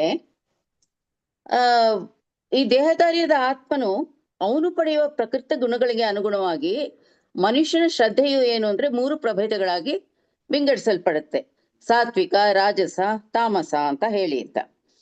ಸೊ ಈ ನಿಬಂಧನೆ ಅನುಸರಿಸುವುದನ್ನು ಬಿಟ್ಟು ಬಿಡುವವರು ಐಹಿಕ ಪ್ರಕೃತಿಗಳ ಗುಣಗಳಕ್ಕೆ ಅಧೀನರು. ಸತ್ವ, ರಾಜಸ, ತಾಮಸಗಳಲ್ಲಿ ಅವರು ಹಿಂದಿನ ಕರ್ಮಗಳಿಗೆ ಅನುಗುಣವಾಗಿ ಅವರು ತಮ್ಮದೇ ಆದಂತಹ ವಿಶಿಷ್ಟ ಸ್ವಭಾವವನ್ನ ಪಡೆಯುತ್ತಾರೆ. ಆಮೇಲೆ ಐಹಿಕ ಗುಣಗಳೊಂದಿಗೆ ಅವನು ಸಹಯೋಗಕ್ಕೆ ಅನುಗುಣವಾಗಿ ಅವನು ಬೇರೆ ಬೇರೆ ರೀತಿಯ ಮನೋಧರ್ಮಗಳನ್ನ ಕೂಡ ಪಡಿತಾನೆ. ಆಮೇಲೆ ಕೃಷ್ಣ ಏನ್ ಹೇಳ್ತಾನೆ ಅಂತಂದ್ರೆ, ಮನುಷ್ಯನು ಅಕಸ್ಮಾತ್ ವಿವೇಚನೆಯಿಂದ ಸದ್ಗುರುವಿನ ಸಹವಾಸದಲ್ಲಿ ಹೋದ ಅಂತಂದ್ರೆ ಅವನು ತನ್ನ ಸ್ಥಿತಿಯನ್ನು ಇನ್ನೂ ಉತ್ತಮವಾಗಿ ಗುಣಪಡಿಸಿಕೊಳ್ಳಬಹುದು. ಇಲ್ಲ ಅಂತಂದ್ರೆ ಯಾವುದೇ ಸಾತ್ವಿಕ, ರಾಜಸ ಇಂದ ಶ್ರದ್ಧೆಯಿಂದ ಶಾಸ್ತ್ರೀಯ ರೀತಿಯಿಂದ ಮಾಡಿದರೆ ಅವರು ತಾಮಸದಿಂದ ಮತ್ತೆ ರಾಜಸದಿಂದ ಸಾತ್ವಿಕ ಗುಣಕ್ಕೆ ಏರಬಹುದು ಅಂತ ಹೇಳಿ ಅಂತ. ಆಮೇಲೆ ಕೃಷ್ಣ ಏನ್ ಹೇಳ್ತಾನೆ, ಸೊ ಆ ಮನುಷ್ಯನು ಬದುಕಿದ ರೀತಿಗೆ ಅನುಗುಣವಾಗಿ ನಿರ್ದಿಷ್ಟ ಶ್ರದ್ಧೆಯನ್ನು ಬೆಳೆಸಿಕೊಳ್ಳುತ್ತಾನೆ. ಹಂಗಾಗಿ ಅವನೇನು ಅಂತಂದ್ರೆ, ಇಲ್ಲಿ ಸಾತ್ವಿಕ ಗುಣಕ್ಕೆ ಪರಮಪ್ರಭುವಿನೊಡನೆ ತನ್ನ ಸಂಬಂಧವನ್ನು ಮರಳಿ ಪಡೆಯಲು, ಯಾಕಂದ್ರೆ ಬಿಟ್ಟು ಬಂದ್ಬಿಟ್ಟಿದ್ದಾನೆ ಈಗ, ಅದಕ್ಕೆ ಮನುಷ್ಯನು ತಾನು ಪಡೆದುಕೊಂಡ ಐಹಿಕ ಕಲ್ಮಶಗಳನ್ನು ತೊಳೆದುಕೊಳ್ಳಬೇಕು. ಭಗವಂತನ ಹತ್ತಿರ ತಾನು ಹೋಗ್ಬೇಕು ಅಂತಂದ್ರೆ ಮೊದಲು ಐಹಿಕ ಕಲ್ಮಶ ನಮ್ ಇದ್ರೊಳಗೆ ಏನಿದೆ ಹೃದಯದಲ್ಲಿ ಅದನ್ನ ತೊಳೆದುಕೊಳ್ಬೇಕು. ಭಯವಿಲ್ಲದೆ ಮರಳಿ ತನ್ನ ಆ ಧಾಮಕ್ಕೆ ಹೋಗುವ ಮಾರ್ಗ ಇದೊಂದೇ, ಯಾವುದು? ಕೃಷ್ಣ ಪ್ರಜ್ಞೆ. ಸೊ ಕೃಷ್ಣ ಪ್ರಜ್ಞೆಯಲ್ಲಿ ಇದ್ದ ಅವನು ಆ ಮಾರ್ಗದ ಮೂಲಕ ಪರಿಪೂರ್ಣ ಹಂತಕ್ಕೆ ನಿಶ್ಚಯವಾಗಿಯೂ ಏರುತ್ತಾನೆ. ಅವನು ಆತ್ಮ ಸಾಕ್ಷಾತ್ಕಾರ ಅದೆಲ್ಲ ಪಡಿತಾನೆ ಅಂತ ಹೇಳ್ಕೊಂಡು ಹೇಳುತ್ತೆ. ಹೀಗಾಗಿ ಈ ಶ್ಲೋಕದಲ್ಲಿ ಏನ್ ಹೇಳುತ್ತೆ ಅಂದ್ರೆ, ಶ್ರದ್ಧಾ ಎನ್ನುವ ಮಾತು ಬಹಳ ಮುಖ್ಯವಾದದ್ದು. ಶ್ರದ್ಧೆಯ ಮೂಲತಃ ಸಾತ್ವಿಕ ಗುಣದಿಂದ ಬರುತ್ತದೆ. ಸಾತ್ವಿಕ ಗುಣದಲ್ಲಿ ಇದ್ದವರು ಯಾವಾಗ್ಲೂ ಶ್ರದ್ಧೆಯಿಂದಲೇ ಪ್ರತಿಯೊಂದು ಕೆಲಸವನ್ನು ಮಾಡುತ್ತಾರೆ. ಹಾಗೆ ಪೂಜೆ, ದಾನ, ಪೂಜೆ, ಆಮೇಲೆ ಹೋಮ ಹವನಗಳು ಎಲ್ಲ ಕೂಡ ಶ್ರದ್ಧೆಯಿಂದ ಮಾಡ್ತಾರೆ. ಅವರು ಖಂಡಿತವಾಗಿಯೂ ಇದಕ್ಕೆ ಹೋಗ್ತಾರೆ, ಭಗವದ್ಧಾಮಕ್ಕೆ ಹೋಗುತ್ತಾರೆ. ಶ್ರದ್ಧೆ ಬೇರೆ ಬೇರೆ ವಿಧಗಳಿಗೆ ಅನುಗುಣವಾಗಿ ಪೂಜೆಯ ಬೇರೆ ಬೇರೆ ವಿಧಗಳಿವೆ ಅಂತ ಇಲ್ಲಿ ಈ ಶ್ಲೋಕದಲ್ಲಿ ಹೇಳುತ್ತೆ. ಹರೇ ಕೃಷ್ಣ ಮಾತಾಜಿ. ಮಾತಾಜಿ, ಅಂದ್ರೆ ಅಲ್ಲಿ ನಿಮ್ಗೆ ಪ್ರಶ್ನೆ ಏನಿತ್ತು ಅಂತಂದ್ರೆ, ಒಂದ್ ನಿಮಿಷ, ನೀವು ಪ್ರಾಕ್ಟಿಕಲ್ ಆಗಿ ಹೇಳ್ಬೇಕು, ರಿಯಲ್ ಲೈಫ್ ಅಲ್ಲಿ ಯಾರೆಲ್ಲ ಈ ರೀತಿ ಏನೇನು ಪೂಜೆ ಮಾಡ್ತಾರೆ, ಏನೆಲ್ಲ ಒಂದು ಆಚರಣೆ ಮಾಡ್ತಾರೆ, ಅದು ಯಾವ ಗುಣಕ್ಕೆ ಸಂಬಂಧಪಟ್ಟಿದೆ, ಮತ್ತೆ ಅದನ್ನ ಅದೇ ರೀತಿ ಇಸ್ಕಾನ್ ನಲ್ಲಿ ನಾವು ಮಾಡುವಂತಹ ಒಂದು ಪೂಜೆ, ದಾನ ಅಥವಾ ಒಂದು ತಪಸ್ಸು, ಅದು ಯಾವ ರೀತಿ ಇದೆ ಹೋಲಿಕೆ ಮಾಡಿ ಹೇಳ್ಬೇಕು ಮಾತಾಜಿ. ಓಕೆ.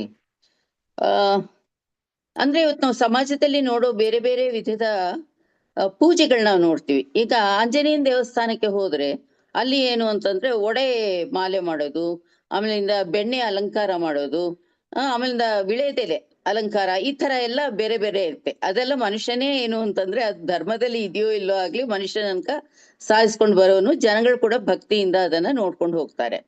ಆದ್ರೆ ನಮ್ಮ ಇಸ್ಕಾನ್ ಟೆಂಪಲ್ ನಲ್ಲಿ ಹೇಗೆ ಅಂತಂದ್ರೆ ಒಂದು ರೀತಿಯ ಸಿಸ್ಟಮೆಟಿಕ್ ಆಗಿ ಪೂಜೆಯನ್ನು ಮಾಡುವಂಥದ್ದು. ಸೊ ಮೊದಲು ಶಂಖವನ್ನು ಊದುವಂಥದ್ದು, ಕಡೆಯಲ್ಲಿ ಕೂಡ ಶಂಖವನ್ನು ಊದುವಂತಹದ್ದು, ನಂತರ ಏನು ಅಂತಂದ್ರೆ ಎಲ್ಲಾ ರೀತಿಯ ಅಲಂಕಾರಗಳನ್ನು ಪ್ರಭುವಿಗೆ ಮಾಡುವಂಥದ್ದು, ರಾಧೆಗೆ ಮಾಡುವಂಥದ್ದು, ಆಮೇಲಿಂದ ಮಂಗಳಾರತಿಯನ್ನು ಕೊಡುವುದು, ಅದಾದ್ಮೇಲೆ ಧೂಪ, ಗಾಳಿ ಅಂದ್ರೆ ಪ್ರಭುವಿಗೆ ಇದನ್ನೆಲ್ಲ ಕೂಡ ಮಾಡುವಂಥದ್ದು. ಅದು ಮಾಡೋದು ಪ್ರತಿಯೊಂದು ಕೂಡ ಒಂದು ಕೀರ್ತನೆಯ ಮೂಲಕ ಮಾಡ್ತಾರೆ. ಕೀರ್ತನೆ ನಡೆದೇ ಇರುತ್ತೆ ಸತತವಾಗಿ. ಆ ಕೀರ್ತನೆಯ ಜೊತೆಗೆ ಏನು ಅಂದ್ರೆ ಪೂಜೆಯನ್ನು ಮಾಡಲಾಗುತ್ತದೆ. ಆಮೇಲಿಂದ ಪ್ರಭು ಮಾಡೋದ್ರ ಜೊತೆಗೆ ತುಳಸಿ ನರಸಿಂಹ ದೇವರ ಪೂಜೆ ಮಾಡೋದ್ರ ಜೊತೆಗೆ ಇದನ್ನ ಏನು ತುಳಸಿ ಮಾತೆಯ ಪೂಜೆಯನ್ನು ಕೂಡ ಮಾಡಿ ಅದನ್ನ ಕೊನೆಗೊಳಿಸುತ್ತಾರೆ. ಇದು ನಮ್ಮ ಇದ್ರೊಳಗೆ ಇರುವಂತಹದ್ದು. ಅಂದ್ರೆ ಇಲ್ಲಿ ಶ್ರದ್ಧೆಯು ಹೆಚ್ಚು ಹೆಚ್ಚಾಗಿ ಬೆಳೆಯುತ್ತೆ. ಅಂದ್ರೆ ನಾವ್ ಏನ್ ಮಾಡ್ತಾ ಇದ್ದೀವಿ ಅಂತ ನಮಗೆ ಗೊತ್ತಿರತ್ತೆ. ಆಮೇಲೆ ಆ ಕೀರ್ತನೆಗಳು ಏನ್ ಹೇಳ್ತಾ ಇವೆ ಅಂತಾನು ಕೂಡ ನಮ್ಗೆ ಅರ್ಥ ಆಗ್ತಾ ಬರುತ್ತೆ. ಹೀಗಾಗಿ ಶ್ರದ್ಧೆಯಲ್ಲಿ ಮುಂದುವರಿಬೇಕು ಅನ್ಕೊಂಡವ್ರಿಗೆ ಕೃಷ್ಣ ಪ್ರಜ್ಞೆಯ ಒಂದು ಹಿನ್ನೆಲೆಯಲ್ಲಿ ಈ ಪೂಜೆಗಳು ಇಸ್ಕಾನ್ ಇದ್ರೊಳಗೆ ದೇವಸ್ಥಾನದಲ್ಲಿ ನಡೆಯುತ್ತೆ. ಅದು ಬಹಳಷ್ಟು ಅದಕ್ಕೆ ಇದನ್ನ ಕೊಡತ್ತೆ, ಏನು ಎನ್ಕರೇಜ್ಮೆಂಟ್ ಕೊಡತ್ತೆ. ಹರೇ ಕೃಷ್ಣ ಮಾತಾಜಿ. ಹರೇ ಕೃಷ್ಣ ಮಾತಾಜಿ. ಶ್ರುತಿ ಮಾತಾಜಿ, ನೀವ್ ಹೇಳ್ತೀರಾ? ಹರೇ ಕೃಷ್ಣ ಮಾತಾಜಿ. ಮಾತಾಜಿ, ಕೆಲವೊಂದು ನಿರ್ದಿಷ್ಟ ಆಧುನಿಕ ಇದು ಧಾರ್ಮಿಕ ಶ್ರದ್ಧೆಗಳು ಅಂತಂದ್ರೆ ದೇವತೆ ಹೆಸರಲ್ಲಿ ಮಹಿಳೆಯರಿಗೆ ಹೆಣ್ಮಕ್ಳನ್ನ ಶೋಷಣೆ ಮಾಡ್ತಾರೆ. ಮತ್ತೆ ಮೈ ಮೇಲೆ ದೇವ್ರು ಬಂತು ಅಂತ ಹೇಳಿ ಭವಿಷ್ಯ ಹೇಳ್ತೀನಿ ಅಂತ ಹೇಳಿ ಅದು ಒಂದು ಜನಗಳನ್ನ ತಪ್ಪು ದಾರಿಗೆ ಎಳಿತಾ ಇರ್ತಾರೆ. ಮತ್ತೆ ಈ ರಥೋತ್ಸವಗಳಂತ ಹೇಳಿ ವಿವಿಧ ಏನೇನೋ ಆಚರಣೆಗಳನ್ನ ಈಗ ನಮ್ಮೂರಲ್ಲಿ ದೇವಿ ಜಾತ್ರೆ ಅಂತೆಲ್ಲ ಮಾಡ್ತಾರೆ, ಅಲ್ಲಿ ಬೇವೆಲ್ಲ ಉಡಿಸ್ತಾರೆ. ಇಂಥವೆಲ್ಲ ಅಂಧಶ್ರದ್ಧೆಗಳಿವೆ. ಯಾವನು ಕೂಡ ಶ್ರದ್ಧೆಯಲ್ಲಿ ಹೇಳಿಲ್ಲ, ಧರ್ಮ ಗ್ರಂಥಗಳಲ್ಲಿ ಹೇಳಿಲ್ಲ. ಇದೆಲ್ಲದನ್ನು ಕೂಡ ತಮೋಗುಣಕ್ಕೆ ಬರುತ್ತೆ ಮಾತಾಜಿ. ಮತ್ತೆ ಇದನ್ನ ಭಗವದ್ಗೀತೆಯಲ್ಲಿ ಏನಂತ ಹೇಳ್ತಾರೆ ಅಂತಂದ್ರೆ, ಒಂದು ನಿರ್ದಿಷ್ಟ ಜೀವಿ ಮೂಲತಃ ವಿಭಿನ್ನಾಂಶ, ಭಗವಂತನ ಸ್ವರೂಪ ಗುಣ ಅತೀತನು. ಆದ್ರೆ ಈ ಪ್ರಕೃತಿ ಸಂಪರ್ಕದಿಂದಾಗಿ ಒಂದು ನಿರ್ದಿಷ್ಟ ಗುಣಕ್ಕೆ ಬಂದಾಗ ಇದನ್ನ ಮರೆತು ತಂದೆ ಆದ ಒಂದು ಶ್ರದ್ಧೆನ ಈ ಜನಗಳು ಬೆಳೆಸ್ಕೊತಾ ಹೋಗ್ತಾರೆ, ಒಂದು ಪರಂಪರೆ ಅಂತ ಹೇಳಿ. ಆದ್ರೆ ಈ ರೀತಿ ಒಂದು ಕುರುಡು ಶ್ರದ್ಧೆ, ಪ್ರಕೃತಿ ಗುಣದಿಂದ ಕುರುಡು ಶ್ರದ್ಧೆ ನಮ್ಮನ್ನ ಪರಿಪೂರ್ಣ ಹಂತಕ್ಕೆ ತಗೊಂಡು ಹೋಗೋದಿಲ್ಲ. ಹಾಗಾಗಿ ನಾವೇನ್ ಮಾಡ್ಬೇಕು, ಇದಕ್ಕೆ ಕೃಷ್ಣ ಅಂದ್ರೆ ಏನು ಒಂದು ಸದ್ಗುರುವಿನ ಸಹವಾಸ ಪಡಿಬೇಕು. ಸದ್ಗುರುಗಳ ಸಹವಾಸ ಪಡೆದು ನಮ್ಮ ಗುಣ ಸ್ವಭಾವವನ್ನ ಬದಲಾಯಿಸಿಕೊಂಡು ತಮೋ ಗುಣದಿಂದ ಸಾತ್ವಿಕ ಮತ್ತೆ ರಜೋಗುಣದಿಂದ ಸಾತ್ವಿಕ ಗುಣಕ್ಕೆ ಮೇಲೆ ಏರಿ ಹೋಗ್ಬೇಕು. ಮತ್ತೆ ಇದು ಕೃಷ್ಣ ಪ್ರಜ್ಞೆ ಆಚರಣೆಗೂ ಇದಕ್ಕೂ ಗುಣದ ಪ್ರಭಾವನೆ ಅತಿ ಹೆಚ್ಚು ಇಲ್ಲಿ ತೋರಿಸುತ್ತೆ. ಕೃಷ್ಣ ಪ್ರಜ್ಞೆ ಅಂದ್ರೆ ಅದು ಸತ್ವ ಗುಣದಲ್ಲಿ ನಡೀತಕ್ಕಂಥ ಒಂದು ಆಚರಣೆ ಕ್ರಮ ಅದು. ಆದ್ರೆ ಈ ಅಂಧಶ್ರದ್ಧೆಗಳೆಲ್ಲವೂ ಕೂಡ ತಮೋ ಗುಣ, ಇವ್ರಿಗೆ ಜಡತ್ವ ಅಜ್ಞಾನದಿಂದ ಇದನ್ನ ಇವರು ಮಾಡ್ತಾ ಇದ್ದಾರೆ. ಇದನ್ನೇ ಸದ್ಗುರುವಿನ ಸಹವಾಸನ ನಾವು ಪಡ್ಕೊಂಡು ನಾವು ನಮ್ಮ ಕ್ರಮೇಣ ಹಂತವಾಗಿ ನಾವು ಇದನ್ನ ಬದಲಾಯಿಸ್ಬೋದು. ಮತ್ತೆ ಮನುಷ್ಯನು ಇಲ್ಲಿ ಒಂದು ನಮ್ಮ ಈ ಕೃಷ್ಣ ಪ್ರಜ್ಞೆ ಆಚರಣೆಯಲ್ಲಿ ಆದ್ರೆ ಬೆಳಗಿನ ಜಾವನೆ ಎದ್ದು ನಾವು ಮಂಗಳಾರತಿ ಮತ್ತೆ ನಿರ್ದಿಷ್ಟ ಕ್ರಮವಾಗಿ ವಿಗ್ರಹ ಪೂಜೆ, ಸದ್ಗುರುವಿನ ಸೇವೆ ಮತ್ತೆ ಜಪ. ಆದ್ರೆ ಈ ಅಂಧಶ್ರದ್ಧೆಗಳಲ್ಲೆಲ್ಲ ಹೇಗೆ ಅಂತಂದ್ರೆ ಎಲ್ಲ ದೇವಸ್ಥಾನಗಳಲ್ಲಿ ನಾವು ನೋಡಿದ ಹಾಗೇನೆ ನಾವು ತಿನ್ನೋ ಆಹಾರ ಸೇವಿಸನ ದೇವರಿಗೆ ಏನು ವಿಗ್ರಹಕ್ಕೆ ಮುಟ್ಟಿಸಬಾರ್ದು, ಅದನ್ನ ದೂರದಲ್ಲಿ ನೈವೇದ್ಯ ಮಾಡಿ ಇಟ್ಟು ತೆಗಿಬೇಕು. ಇದರಲ್ಲಿ ಮೈಲಿಗೆ ಆಚರಣೆ ಯಾವೂ ಕೂಡ ಅವರಿಗೆ ಗೊತ್ತಿರಲ್ಲ. ಇದೆಲ್ಲದನ್ನು ಕೂಡ ಅವರು ಅಂದ್ರೆ ಅವ್ರ ಗುರುವಿನ ಸಂಪರ್ಕದಲ್ಲಿ ಇರಲ್ಲ ಮಾತಾಜಿ. ಆ ಗುರುವಿನ ಒಂದು ಸಹವಾಸ ಇಲ್ಲದೇನೆ ತಮ್ಮದೇ ಆದ ಶ್ರದ್ಧೆಯನ್ನು ಅವ್ರು ಮೂಡಿಸ್ಕೊಂಡಿರ್ತಾರೆ. ಆದ್ರೆ ಕೃಷ್ಣ ಪ್ರಜ್ಞೆಯಲ್ಲಿ ಏನಾಗುತ್ತೆ ಅಂದ್ರೆ ಸದ್ಗುರು ಸಂಪರ್ಕದಿಂದ ನಮ್ಗೆ ಯಾವ್ದು ಸರಿ, ಇದೆಲ್ಲ ಶಾಸ್ತ್ರದನ್ನ ನೋಡ್ಕೊಂಡು ನಾವು ಮಾಡ್ತಕ್ಕಂಥ ಆಚರಣೆ ಇದು ಕೃಷ್ಣ ಪ್ರಜ್ಞೆದು. ಆದ್ರೆ ಈ ಎಲ್ಲ ಆಚರಣೆಗಳು ಶಾಸ್ತ್ರದ ವಿರುದ್ಧ ಮಾಡ್ತಕ್ಕಂಥದ್ದು ಆಚರಣೆಗಳಿವೆಲ್ಲ. ಇದನ್ನ ನಾವು ಬದಲಾಯಿಸ್ಬೋದು. ಹೇಗೆ ಅಂತಂದ್ರೆ ಭಗವಂತನ ಸಾನ್ನಿಧ್ಯ, ಗುರುವಿನ ಸಹವಾಸದಿಂದ ಹಂತ ಹಂತವಾಗಿ ನಾವ್ ಇದನ್ನ ಬದಲಾಯಿಸ್ಬೋದು ಮಾತಾಜಿ. ಹರೇ ಕೃಷ್ಣ. ಹರೇ ಕೃಷ್ಣ ಮಾತಾಜಿ. ಅಂದ್ರೆ ನಾವು ಈ ಒಂದು 17ನೇ ಅಧ್ಯಾಯದಲ್ಲಿ ನೋಡ್ತೀವಿ, ಒಂದು ಪೂಜೆ ಅನ್ನುವಂಥದ್ದು ಕೂಡ ಬೇರೆ ಬೇರೆ ದೇವತೆಗಳಿಗೆ ಮಾಡ್ತಾರೆ. ಅಂದ್ರೆ ಶಾಸ್ತ್ರದಲ್ಲಿ ಹೇಳಿರುವಂತದ್ದು ದೇವೋತ್ತಮ ಪರಮ ಪುರುಷನಿಗೆ, ಆದ್ರೆ ಈ ಒಂದು ಸತ್ವಗುಣದಲ್ಲಿರುವವರು ದೇವತೆಗಳಿಗೆ ಮಾಡ್ತಾರೆ. ರಜೋಗುಣದಲ್ಲಿರುವಂತವರು ಅವರ ಒಂದು ಲಾಭಕ್ಕಾಗಿ ಏನಾದ್ರೂ ಒಂದು ಹರಕೆ ಅಂತ ಹೇಳಿ ಅದು ಈಡೇರ್ಬೇಕು ಅಂತ ಹೇಳಿ ಅವರು ಕೂಡ ಬೇರೆ ಬೇರೆ ದೇವತೆಗಳಿಗೆ ಅಥವಾ ಇನ್ಯಾವುದೋ ಒಂದು ಸೃಷ್ಟಿ ಮಾಡ್ತಾರೆ. ಅವರದೇ ಒಂದು ದೇವರನ್ನ ಸೃಷ್ಟಿ ಮಾಡ್ತಾರೆ. ಎಲ್ಲೋ ಒಂದು ಕಲ್ಲನ್ನ ಇಡ್ತಾರೆ, ಆ ಕಲ್ಲಿಗೆ ಒಂದು ಬಲಿಯನ್ನ ಕೊಡ್ತಾರೆ. ಆ ರೀತಿ ಒಂದು ಅಥರ್ವಣ ವೇದ ಅಂತ ಹೇಳ್ತಾರೆ, ಮಾಯಾಮಾಟ ಮಾಡುವಂಥದ್ದು. ಇದೆಲ್ಲವೂ ಕೂಡ ಶಾಸ್ತ್ರದಲ್ಲಿ ಎಲ್ಲೂ ಬರುವಂತದ್ದಲ್ಲ. ಇಂತಹ ಆರಾಧನೆಗಳೆಲ್ಲ, ಭೂತಾರಾಧನೆ ಇವೆಲ್ಲ ಅವ್ರ ಇಷ್ಟಕ್ಕೆ ಮಾಡ್ಕೊಂಡು ಹೋಗ್ತಾರೆ. ಮತ್ತೆ ಅವರ ಒಂದು ತಪಸ್ಸು ಕೂಡ ಅದೇ ರೀತಿ ಇರುತ್ತೆ. ಸತ್ವಗುಣದಲ್ಲಿರೋರು ಮಾಡುವ ತಪಸ್ಸು ಅವರ ಒಂದು ಸ್ವರ್ಗ ಲೋಕ ಪಡಿಬೇಕು ಅನ್ನೋ ಒಂದು ಉದ್ದೇಶದಿಂದ ಮಾಡುವಂತ, ಅಂದ್ರೆ ಅಲ್ಲಿ ಕೂಡ ಭೋಗ ಜೀವನ ಮಾಡ್ಬೇಕು ಅನ್ನೋ ಉದ್ದೇಶದಿಂದಲೇ ಮಾಡ್ತಾರೆ. ರಜೋಗುಣದಲ್ಲೂ ಮಾಡುವಂತ ತಪಸ್ಸು ಯಾವ ರೀತಿ ಇರುತ್ತೆ ಅಂದ್ರೆ, ಅದಕ್ಕೆ ಉದಾಹರಣೆಗೆ ನಾವು ನೋಡ್ತೀವಿ, ಈ ಬಾಯಿ ಬೀಗ ಚುಚ್ಚುವಂಥದ್ದು, ಅದೆಲ್ಲ ಒಂದು ಪದ್ಧತಿ ಇರುತ್ತೆ. ಮತ್ತೆ ನಾಲಿಗೆಗೆ ಚುಚ್ಚುವಂಥದ್ದು, ಮತ್ತೆ ಮೈಗೆಲ್ಲ ಚುಚ್ಕೊಂಡು ಒಂದು ರಥವನ್ನ ಎಳಿತಾರೆ. ಇದೆಲ್ಲ ಕೂಡ ರಜೋಗುಣ ಪ್ರೇರಿತ ಆಗಿರುವಂತಹ ಒಂದು ಆರಾಧನೆ, ಒಂದು ಶಾಸ್ತ್ರ ಅವರದ್ದು. ಅದೆಲ್ಲೂ ಶಾಸ್ತ್ರಗಳಲ್ಲಿ ಇರುವಂತದ್ದೇ ಅಲ್ಲ. ಮತ್ತೆ ತಮೋ ಗುಣದಲ್ಲಿ ಅಂತ ನೋಡಿದ್ರೆ ಅವ್ರದ್ದು ಹಾಗೆ ನೀವ್ ಹೇಳಿದಾಗೆ ಆ ಭೂತ ಬಿಡಿಸ್ತೀವಿ ಅಂತ ಹೇಳುವಂತದ್ದು, ಅದಕ್ಕೆ ಅವ್ರಿಗೆ ಶೋಷಣೆ ಮಾಡುವಂಥದ್ದು ತುಂಬಾ ಮಾಡ್ತಾರೆ ಮಾತಾಜಿ. ಅದು ಇದೆ ಅಂತ ಹೇಳಕ್ಕಾಗಲ್ಲ, ಇಲ್ಲ ಅಂತ ನಾವು ವಾದ ಮಾಡಕ್ಕಾಗಲ್ಲ. ಆದ್ರೆ ಹೊದಿಕೆ ಮೇಲೆ ಅದಕ್ಕೆ ಮಲಗ್ತಾರೆ ಮಾತಾಜಿ. ಅಂದ್ರೆ ಸಿಡಿ ಅಂತ ಹೇಳಿ ಆ ಕಡೆ ಎಲ್ಲಾ ಮಾಡ್ತಾರೆ. ನಮ್ಮ ದೇವ್ರಗುಡ್ಡ ಈ ಕಡೆ ಮೈಲಾರದಲ್ಲೆಲ್ಲ ಕಾರ್ಣಿಕ ಹೇಳಂತದ್ದು ಸಿಡಿ ಅಂತ ಹೇಳಿ ಮೇಲೆಲ್ಲ ಹತ್ತಿ ಮುಳ್ಳಿನ ಹೋಲದು, ಅದೇನೋ ಉಪವಾಸ ಇರ್ತಾರಂತೆ, ಅದ್ರ ಮೇಲೆ ಹತ್ತಿ ನಿಂತು ಭವಿಷ್ಯ ನುಡಿತೀನಿ, ಸುಳ್ಳಾಗಲ್ಲ ನಿಜ ಅಂತ ಹೇಳ್ತಾರೆ. ಆಮೇಲೆ ನಮ್ಮೂರ್ ಕಡೆ ಎಲ್ಲ ಈ ದೇವಿ ಜಾತ್ರೆಯಲ್ಲಿ ಹೆಣ್ಮಕ್ಳಿಗೆ ಬೇವು ಬಿಡಿಸ್ದೆ, ಅದನ್ನ ಮಾಡ್ದೆ, ಕುರಿ ಕಡ್ದೆ, ವಿಪರೀತ ಹಿಂಸೆ, ರಕ್ತಪಾತ. ಜಾತ್ರೆ ಅಂದ್ರೇನೆ ಈ ರೀತಿ ಇರುತ್ತೆ. ನಾವ್ಯಾರು ಊರಿಂದ ಹೊರಗಡೆನೆ ಹೋಗಕ್ಕಾಗಲ್ಲ. ಊರ್ ಹೊರಗಡೆ ಹೋಗ್ಲೂಬಾರ್ದು ಅಂತ ಹೇಳ್ತಾರೆ. ಹೊರಗಡೆ ಹೋದವ್ರು ಒಳಗಡೆ ಬರಬಾರ್ದು ಅಂತ ಹೇಳ್ತಾರೆ. ಅದೆಷ್ಟೋ ದಿನ ಆದ್ಮೇಲೆ ಬರ್ಬೇಕು ಅಂತ ಹೇಳಿ ಗಡಿ ಎಲ್ಲ ಇದನ್ ಮಾಡ್ತಾರೆ. ಇದಕ್ಕೆಲ್ಲ DC ಪೊಲೀಸ್ ಅವರೆಲ್ಲರೂ ಸಪೋರ್ಟ್ ಮಾತಾಜಿ. ಈ ಕಡೆ ಎಲ್ಲ ಅವ್ರ ಪರ್ಮಿಷನ್ ತಗೊಂಡೇ ನಾವು ಮಾಡ್ತಾ ಇದೀವಿ ಅಂತ ಹೇಳ್ತಾರೆ. ನೀವು ಓದ್ದವ್ರು ಏನಾದ್ರು ಹೇಳಕ್ ಹೋದ್ರೆ, ಮಾಡೋದಕ್ ಹೋದ್ರೆ, ಇವಾಗ್ಲೂ ಇದೆಲ್ಲ ನಡೀತಾ ಇದೆ. ಮೊಬೈಲ್, ಲ್ಯಾಪ್ಟಾಪ್, ಟೆಕ್ನಾಲಜಿ ಎಷ್ಟೊಂದು ಮುಂದುವರೆದ್ರುನು ಈ ಶ್ರದ್ಧೆ ಇವರಿಂದ ಬಿಡ್ಸಕ್ ಆಗ್ತಾ ಇಲ್ಲ. ಹಾ ಮಾತಾಜಿ, ಇದನ್ನ ನೋಡಿ ಬೇರೊಬ್ರು ನಮ್ಮನ್ನ ಹೇಳ್ತಾರೆ ಇವ್ರದೆಲ್ಲ ಅಂಧಶ್ರದ್ಧೆ ಅಂತ, ಈ ರೀತಿಯಲ್ಲೇ ನಮ್ಮನ್ನ ಹೇಳ್ತಾ ಇರ್ತಾರೆ. ಮತ್ತೆ ಕಲ್ಲಿನ ಮೇಲೆ ಊಟ ಮಾಡುವಂತದ್ದು, ಮತ್ತೆ ಇನ್ನೊಬ್ಬರ ಎಂಜಲ ಎಲೆಯಲ್ಲಿ ಊಟ ಮಾಡುವಂತ, ಆ ರೀತಿ ಇನ್ನ ಏನೇನೋ ಬೇರೆ ಬೇರೆ ವಿಚಿತ್ರವಾದ ಒಂದು ಪದ್ಧತಿಗಳನ್ನ ಮಾಡ್ತಾರೆ. ಮತ್ತೆ ಎಲ್ಲೋ ಅಲ್ಲಿ ಮತ್ತೆ ಇನ್ನೂ ಅನೇಕ ಹೇಳ್ಬೋದು ನಾವು. ಈ ಗಣೇಶ ಹಬ್ಬದಿರ್ಬೋದು ಅಥವಾ ಬೇರೆ ಏನಾದ್ರೂ ಹಬ್ಬಗಳಲ್ಲಿ ಅವರು ಮಾಡ್ತಾ ಇದಾರೆ ಅಂದ್ರೆ ಅಂತಾರಲ್ಲ ಮಾತಾಜಿ, ಅದು ಎಲ್ಲಿ ಕೋರ್ಟ್ ಎಲ್ಲ ಕೇಸ್ ಎಲ್ಲ ಆಗಿ ಬ್ಯಾನ್ ಮಾಡಿತ್ತಲ್ಲ, ಅದು ಎಂಜಲೆಲ್ಲ ಹಾ, ಹೋಗ್ತಾರೆ.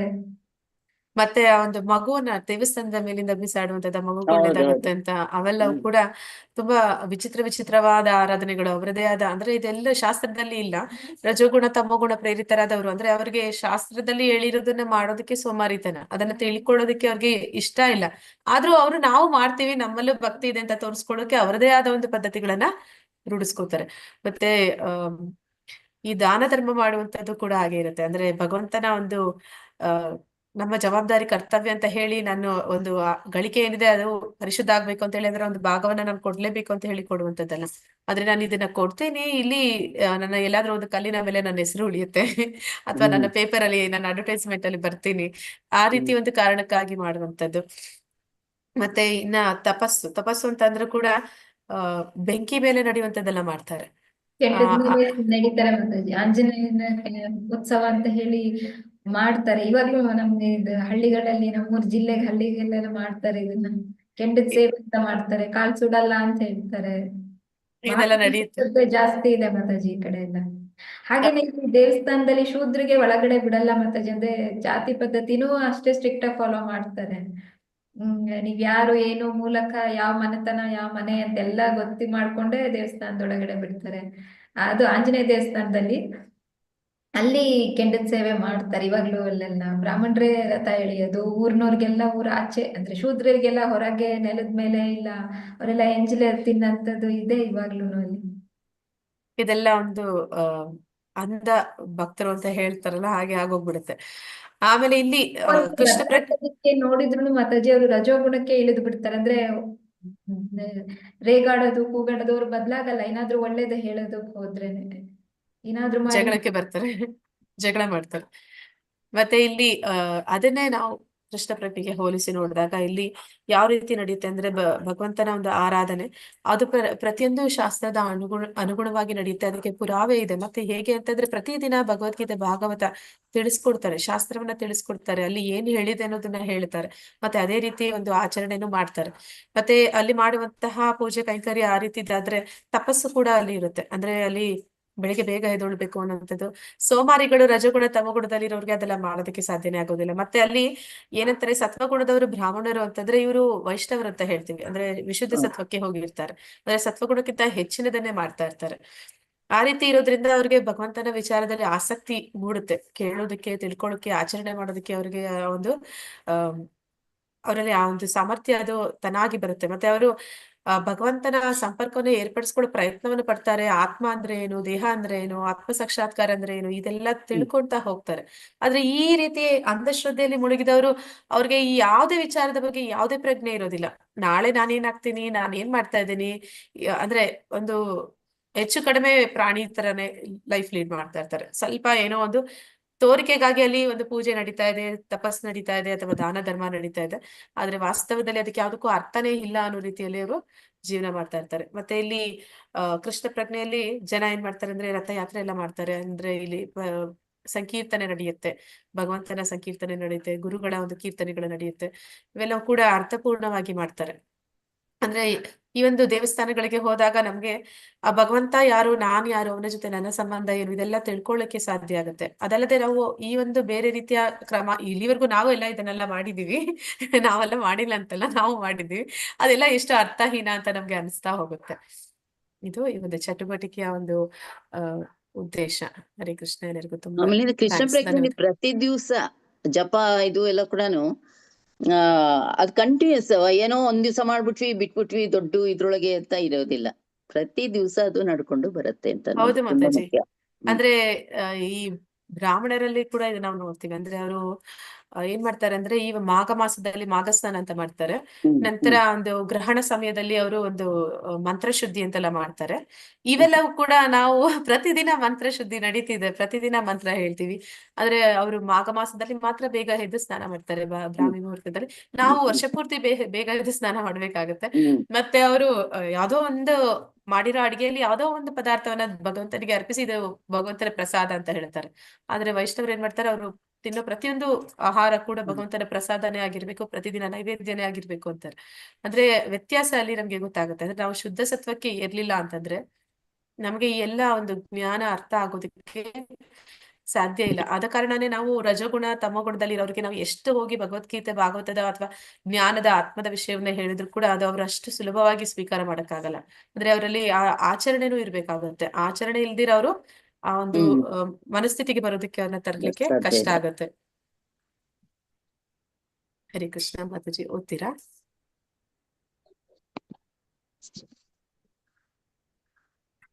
ಯಾರು ಓದ್ಬೇಕು ಮಾತಾಜಿ? ಓದ್ಲಾ? ಹಾ ಓದಿ ಮಾತಾಜಿ, ನೀವಿದ್ದೀರಾ? ನಾನು ಓದ್ಲಾ ಮಾತಾಜಿ? ಶ್ರದ್ಧೆಯ ಪ್ರಭೇದಗಳು. ಲಲಿತಾ ಮಾತಾಜಿ ಏನು ಮಾತಾಡ್ದಂಗಾಯ್ತು. ಇಲ್ಲ ಇಲ್ಲ, ಓದಿ ಮಾತಾಜಿ. ನಾನು ಹೌದಾ? ಮಾತಾಡಿದ್ದೀನಿ ಮಾತಾಜಿ. ಶ್ರದ್ಧೆಯ ಪ್ರಭೇದಗಳು. ಆದ್ದರಿಂದ ಕೃಷ್ಣ ಇಲ್ಲಿ ಹೇಳುತ್ತಾನೆ, ತ್ರಿವಿಧ ಭವತಿ ಶ್ರದ್ಧಾ ದೇಹಿನಾಂ ಸ ಸ್ವಭಾವಜ. ಒಬ್ಬನು ತನ್ನ ಜೀವನವನ್ನು ಹಂದಿಗಳ ಮತ್ತು ಬೆಕ್ಕುಗಳ ಮತ್ತು ನಾಯಿಗಳಂತ ನಡೆಸಿದರೆ ಅವನ ನಡವಳಿಕೆ ಮತ್ತು ಸ್ಥಾನ ಮತ್ತು ನಂಬಿಕೆಯು ಅದೇ ತರಹ ಇರುತ್ತದೆ. ಮತ್ತು ಯಾರು ಮುಂದುವರಿದವನೋ, ಯಾರು ಭಗವಂತನನ್ನು ಪೂಜಿಸುತ್ತಾನೋ ಮತ್ತು 3 ಬಾರಿ ಸ್ನಾನ ಮಾಡುವನೋ ಮತ್ತು ಹರೇ ಕೃಷ್ಣ ಮಂತ್ರವನ್ನು ಪಠಿಸುವನು, ಪಠಿಸುವನೋ, ಅವರಿಬ್ಬರ ಮಧ್ಯೆ ವ್ಯತ್ಯಾಸ ಇದೆ. ಅಂದ್ರೆ ಪಠಿಸುವನೋ ಅವರಿಬ್ಬರ ಮಧ್ಯೆ ವ್ಯತ್ಯಾಸವಿದೆ. ಹೌದು. ಹರೇ ಕೃಷ್ಣ ಮಾತಾಜಿ, ಹರೇ ಧನ್ಯವಾದ. ಕೃಷ್ಣ ಮಾತಾಜಿ. ಅಂದ್ರೆ ಇಲ್ಲಿ ಏನಂತ ಹೇಳ್ತಾ ಇದ್ದಾನೆ ಅಂದ್ರೆ, ಕೃಷ್ಣ ತ್ರಿವಿಧ ಭವತಿ ಶ್ರದ್ಧಾ ದೇಹಿನಾಂ ಸ್ವಭಾವಜಃ. ಅಂದ್ರೆ ಅವರ ಒಂದು ಶ್ರದ್ಧೆ ಅವರವರ ಒಂದು ಯಾವ ಒಂದು ಸ್ವಭಾವಕ್ಕೆ, ಯಾವ ಒಂದು ಗುಣದಲ್ಲಿದ್ದಾರೆ ಅದಕ್ಕೆ ಅನುಗುಣವಾಗಿ ಇರುತ್ತೆ ಅಂತ. ಅಂದ್ರೆ ಯಾರು ತಮೋ ಗುಣದಲ್ಲಿದ್ದಾನೆ ಅವನ ಜೀವನ ಹಂದಿಗಳು ಬೆಕ್ಕುಗಳ ಅಂದ್ರೆ ಪ್ರಾಣಿಗಳ ರೀತಿಯಲ್ಲೇ ಅವನ ಒಂದು ಜೀವನ ಅನ್ನುವಂಥದ್ದಿರುತ್ತೆ. ಆದ್ರೂ ಕೂಡ ಅವನು ಪ್ರಾಣಿಗಳಿಗಿಂತ ನಾನು ವ್ಯತ್ಯಾಸವಾಗಿದ್ದೀನಿ ಅಂತ ಹೇಳೋ ರೀತಿಯಲ್ಲಿ ಅವನು ಕೆಲವೊಮ್ಮೆ ಆಗೊಮ್ಮೆ ಹೀಗೊಮ್ಮೆ ಸ್ನಾನ ಮಾಡುವಂಥದ್ದು, ಪೂಜೆ ಮಾಡುವಂಥದ್ದು ಅದನ್ನೆಲ್ಲ ಮಾಡ್ತಾನೆ. ಅದೊಂದು ವ್ರತ ನಿಯಮ ಅಂತ ಹೇಳಿ ಮಾಡ್ತಾನೆ. ಆದ್ರೆ ಅಂತಹ ಒಂದು ಅವನು ತಮಗುಣದಲ್ಲಿರುವಂತಹ ಮಾಡುವ ವ್ಯಕ್ತಿ ಮಾಡುವ ತಪಸ್ಸು, ದಾನ ಅಥವಾ ಪೂಜೆ ಅಥವಾ ಅವನ ಒಂದು ಆ ಶ್ರದ್ಧೆಗೂ ಯಾರು ಈ ಒಂದು ಶುದ್ಧ ಸತ್ವದಲ್ಲಿದ್ದು ಭಗವಂತನನ್ನ ಆರಾಧನೆ ಮಾಡುವಂತವ್ರು ಪ್ರತಿದಿನ ಸ್ನಾನ ಮಾಡಿ ಹರೇ ಕೃಷ್ಣ ಮಂತ್ರವನ್ನು ಜಪಿಸಿ ಭಗವಂತನ ಸಂಪರ್ಕವನ್ನ ಏರ್ಪಡಿಸಿಕೊಂಡು, ಅಂದ್ರೆ ಯಾರು ಶುದ್ಧ ಸತ್ವದಲ್ಲಿದ್ದಾರೆ ಅವರು ಮಾಡುವ ಒಂದು ತಪಸ್ಸಿಗೆ, ಅವ್ರು ಮಾಡುವಂತಹ ಪೂಜೆಗೆ, ಮತ್ತೆ ಅವರು ಮಾಡುವಂತಹ ಒಂದು ದಾನ, ಅದಕ್ಕೆ ತುಂಬಾ ವ್ಯತ್ಯಾಸ ಇದೆ ಅನ್ನೋದನ್ನಲ್ಲಿ ಪ್ರಭುಪಾದರು ತಿಳಿಸ್ತಾ ಇದ್ದಾರೆ. ಹನುಮಂತ ಲಕ್ಕುಂಡಿ ಪ್ರಭುಜಿ. ಹಾ ಮಾತಾಜಿ, ಓದ್ತೇನೆ ಬನ್ನಿ. ಶ್ರದ್ಧೆಯ ಪ್ರಭೇದಗಳು ಅದು ಸಾಧ್ಯವಿಲ್ಲ, ಏಕೆಂದರೆ ಒಬ್ಬನು ಸತ್ವಗುಣದ ಸ್ಥಿತಿಯಲ್ಲಿದ್ದಾನೆ, ಮತ್ತೊಬ್ಬ ತಮೋಗುಣದ ಸ್ಥಿತಿಯಲ್ಲಿದ್ದಾನೆ. ತಮೋಗುಣಗಳಾಗಿದ್ದರೂ ಧ್ಯಾನದ ಕತ್ತಲೆಯಲ್ಲಿದ್ದ ವ್ಯಕ್ತಿಗೆ ತನ್ನದೇ ಆದ ನಂಬಿಕೆ ಇದೆ. ಅವರಿಗೆ ನಂಬಿಕೆ ಇಲ್ಲವೆಂದೆಲ್ಲ ಅವರು ನಂಬಿಕೆಯನ್ನು ಹೊಂದಿದ್ದಾರೆ, ಆದರೆ ಆ ನಂಬಿಕೆಯು ಜೀವನದ ಅತ್ಯಂತ ಕೆಳಮಟ್ಟದಲ್ಲಿದೆ. ಆ ನಂಬಿಕೆಯು ಅವನ ಆಧ್ಯಾತ್ಮಿಕ ಸಾಕ್ಷಾತ್ಕಾರಕ್ಕೆ ಸಹಾಯ ಮಾಡುವುದಿಲ್ಲ. ಹರೇ ಕೃಷ್ಣ ಮಾತಾಜಿ. ಹರೇ ಕೃಷ್ಣ ಪ್ರಭುಜಿ. ಅಂದ್ರೆ ನಾವೀಗ ಅನೇಕ ಉದಾಹರಣೆಗಳನ್ನ ಕೊಟ್ವಿ. ಅಂದ್ರೆ ಅವರು ಭಗವಂತನನ್ನ ಬೇರೆ ಬೇರೆ ರೀತಿಯಲ್ಲಿ ಆರಾಧನೆ ಮಾಡ್ತಾರೆ. ಅಂದ್ರೆ ಬೆಂಕಿ ಕೆಂಡ ತುಳಿತಾರೆ, ಮತ್ತೆ ಅಥವಾ ಮುಳ್ಳಿನಿಂದ ಅವರ ಒಂದು ನಾಲಿಗೆ ಚುಚ್ಕೊಳ್ಳುವಂತದ್ದು, ಅಥವಾ ಒಂದು ಬಾಯಿ ಬೀಗ ಅಂತ ಅದೆಲ್ಲ ಅವರ ಒಂದು ನಂಬಿಕೆ, ಅವರದೇ ಆದ ಒಂದು ಶ್ರದ್ಧೆ. ಅದು ತುಂಬಾ ಕೆಳಮಟ್ಟದ ಒಂದು ಶ್ರದ್ಧೆ. ಆದ್ರೆ ಆ ಒಂದು ಶ್ರದ್ಧೆ ಯಾವುದೇ ಒಂದು ರೀತಿಯಲ್ಲಿ ಅವರನ್ನ ಒಂದು ಆತ್ಮದ ಸಾಕ್ಷಾತ್ಕಾರಕ್ಕೆ ಅಥವಾ ಅವರ ಒಂದು ಆತ್ಮದ ಉದ್ಧಾರಕ್ಕೆ ಅದು ಎಲ್ಲಿಯೂ ಅವರಿಗೆ ಸಹಾಯ ಮಾಡೋದಿಲ್ಲ. ಅದು ಅವರನ್ನ ಮತ್ತೆ ಈ ಒಂದು ಪ್ರಾಣಿ ಜೀವನಕ್ಕಿಂತ ಹೆಚ್ಚು ಅಂತ ಏನು ಅಲ್ಲಿ ಹೇಳಲಿಕ್ಕೆ ಸಾಧ್ಯ ಇಲ್ಲ. ಅಂದ್ರೆ ಪ್ರಾಣಿಗಳ ಹಾಗೆ ಅವರು ಬದುಕು ಇದೆ ಅಂತ ಹೇಳ್ಬೋದು, ಆದ್ರೆ ಪ್ರಾಣಿಗಳಲ್ಲಿ ನಂಬಿಕೆ ಅನ್ನೋದು ಇದೆಯೋ ಇಲ್ವೋ, ಆದ್ರೆ ಇವರಲ್ಲಿ ಅಲ್ಪ ಸ್ವಲ್ಪ ನಂಬಿಕೆ ಅನ್ನುವಂಥದ್ದು ಇದೆ. ಆದ್ರೆ ಅದು ಕೆಳಮಟ್ಟದ್ದು, ಮತ್ತೆ ಅದು ಯಾವುದೇ ರೀತಿ ಆ ಒಂದು ವ್ಯಕ್ತಿಯ ಆ ಮನುಷ್ಯ ಜನ್ಮದ ಸಾರ್ಥಕತ್ಯವನ್ನ ಪಡೆಯೋದಕ್ಕೆ ಅವ್ರಿಗೆ ಸಹಾಯ ಮಾಡೋದಿಲ್ಲ ಅನ್ನೋದನ್ನಲ್ಲಿ ಪ್ರಭುಪಾದರು ತಿಳಿಸ್ತಾ ಇದ್ದಾರೆ. ಹರೇ ಕೃಷ್ಣ ಮಾತಾಜಿ. ಹರೇ ಕೃಷ್ಣ ಪ್ರಭುಜಿ. ಭಗವದ್ಗೀತೆ ಅಧ್ಯಾಯ 17 ಮಾತಾಜಿ. ಮಾತಾಜಿ, ಅದು ಈಗ ಅವರು ಈಗ ಆಚರಣೆ ಎಲ್ಲ ಮಾಡ್ತಾರಲ್ಲ ಮಾತಾಜಿ, ಈಗ ಅದು ಆಚರಣೆಗಳೆಲ್ಲ ಮೊದಲಿಂದ ಈಗ ಬುಕ್ ಅಲ್ಲಿ ಬಂದಿರುತ್ತಲ್ಲ ಮಾತಾಜಿ, ಈಗ ಶಾಸ್ತ್ರಗಳೆಲ್ಲ ಈಗ ಗುಡಿಗಳಲ್ಲಿ ಈಗ ಹೀಗೀಗೆ ಆಚರಣೆ ಮಾಡ್ಬೇಕು, ದೇವ್ರಿಗೆ ಹೀಗೆ ಮಾಡ್ಬೇಕು, ಈಗ ಇದೆಲ್ಲ ಮಾಡ್ತಿರ್ತಾರಲ್ಲ, ಈ ಬೆಂಕಿ ಸೇವೆ ಆಯ್ತು ಇದೆಲ್ಲ. ಈಗ ಮಾತಾಜಿ ಈಗ ಅವರು ಮೊದಲಿಂದ ತಾಯಿಗೆ ಹೀಗೆ ಮಾಡ್ಬೇಕು, ಜಾತ್ರೆ ಇದ್ದಾಗ ಹೀಗೆ ಅಂತ ಒಂದು ಇದಿರುತ್ತಲ್ಲ ಮಾತಾಜಿ, ಅದು ಪ್ರತೀತಿ ಅಂತ. ಅದು ಹಾಗೆ ಪ್ರಭುಜಿ. ಆ ಪ್ರತೀತಿ ಹೇಗೆ ಶುರು ಆಯ್ತು ಅನ್ನೋದನ್ನ ಇಲ್ಲಿ ಹೇಳ್ತಾ ಇದ್ದಾರೆ. ಆ ಪ್ರತೀತಿ ಬಂದಿದ್ದು ಅದು ಶಾಸ್ತ್ರದಲ್ಲಿ, ವೇದಗಳಲ್ಲಿ, ಅಂದ್ರೆ ಅವರು ತಮೋಗುಣದಲ್ಲಿ ರಜೋಗುಣದಲ್ಲಿ ಮಾಡುವಂತಹ ಆರಾಧನೆಗಳವರು. ಆದ್ರೆ ಅದರಿಂದ ಅವರು ಮೇಲಕ್ಕೆ ಏಳೋದಕ್ಕೆ ಪ್ರಯತ್ನ ಪಡ್ಬೇಕು. ಅದು ಹೇಗೆ ಮಾಡ್ತಾರೆ ಅಂದ್ರೆ ನೀವು ನೋಡ್ಬೋದು, ವರ್ಷಕ್ಕೆ ಒಂದು ಸತಿ ಮಾಡ್ತಾರೆ.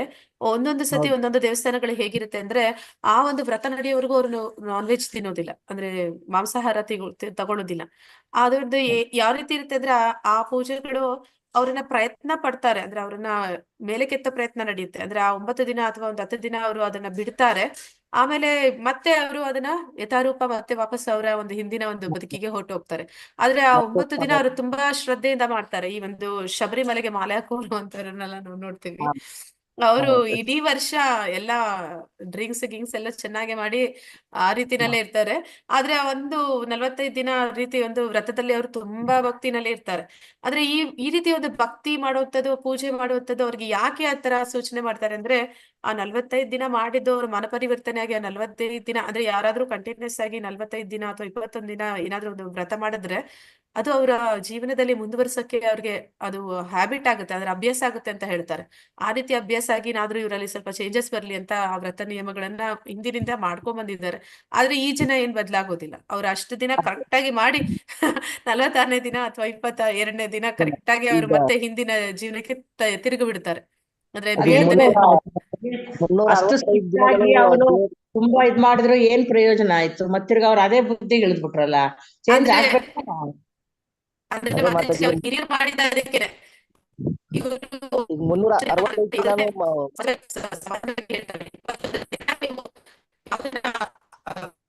ಕ್ಲಿಯರ್ ಬರ್ತಾ ಇಲ್ಲ ಮಾತಾಜಿ. ಹರೇ ಕೃಷ್ಣ.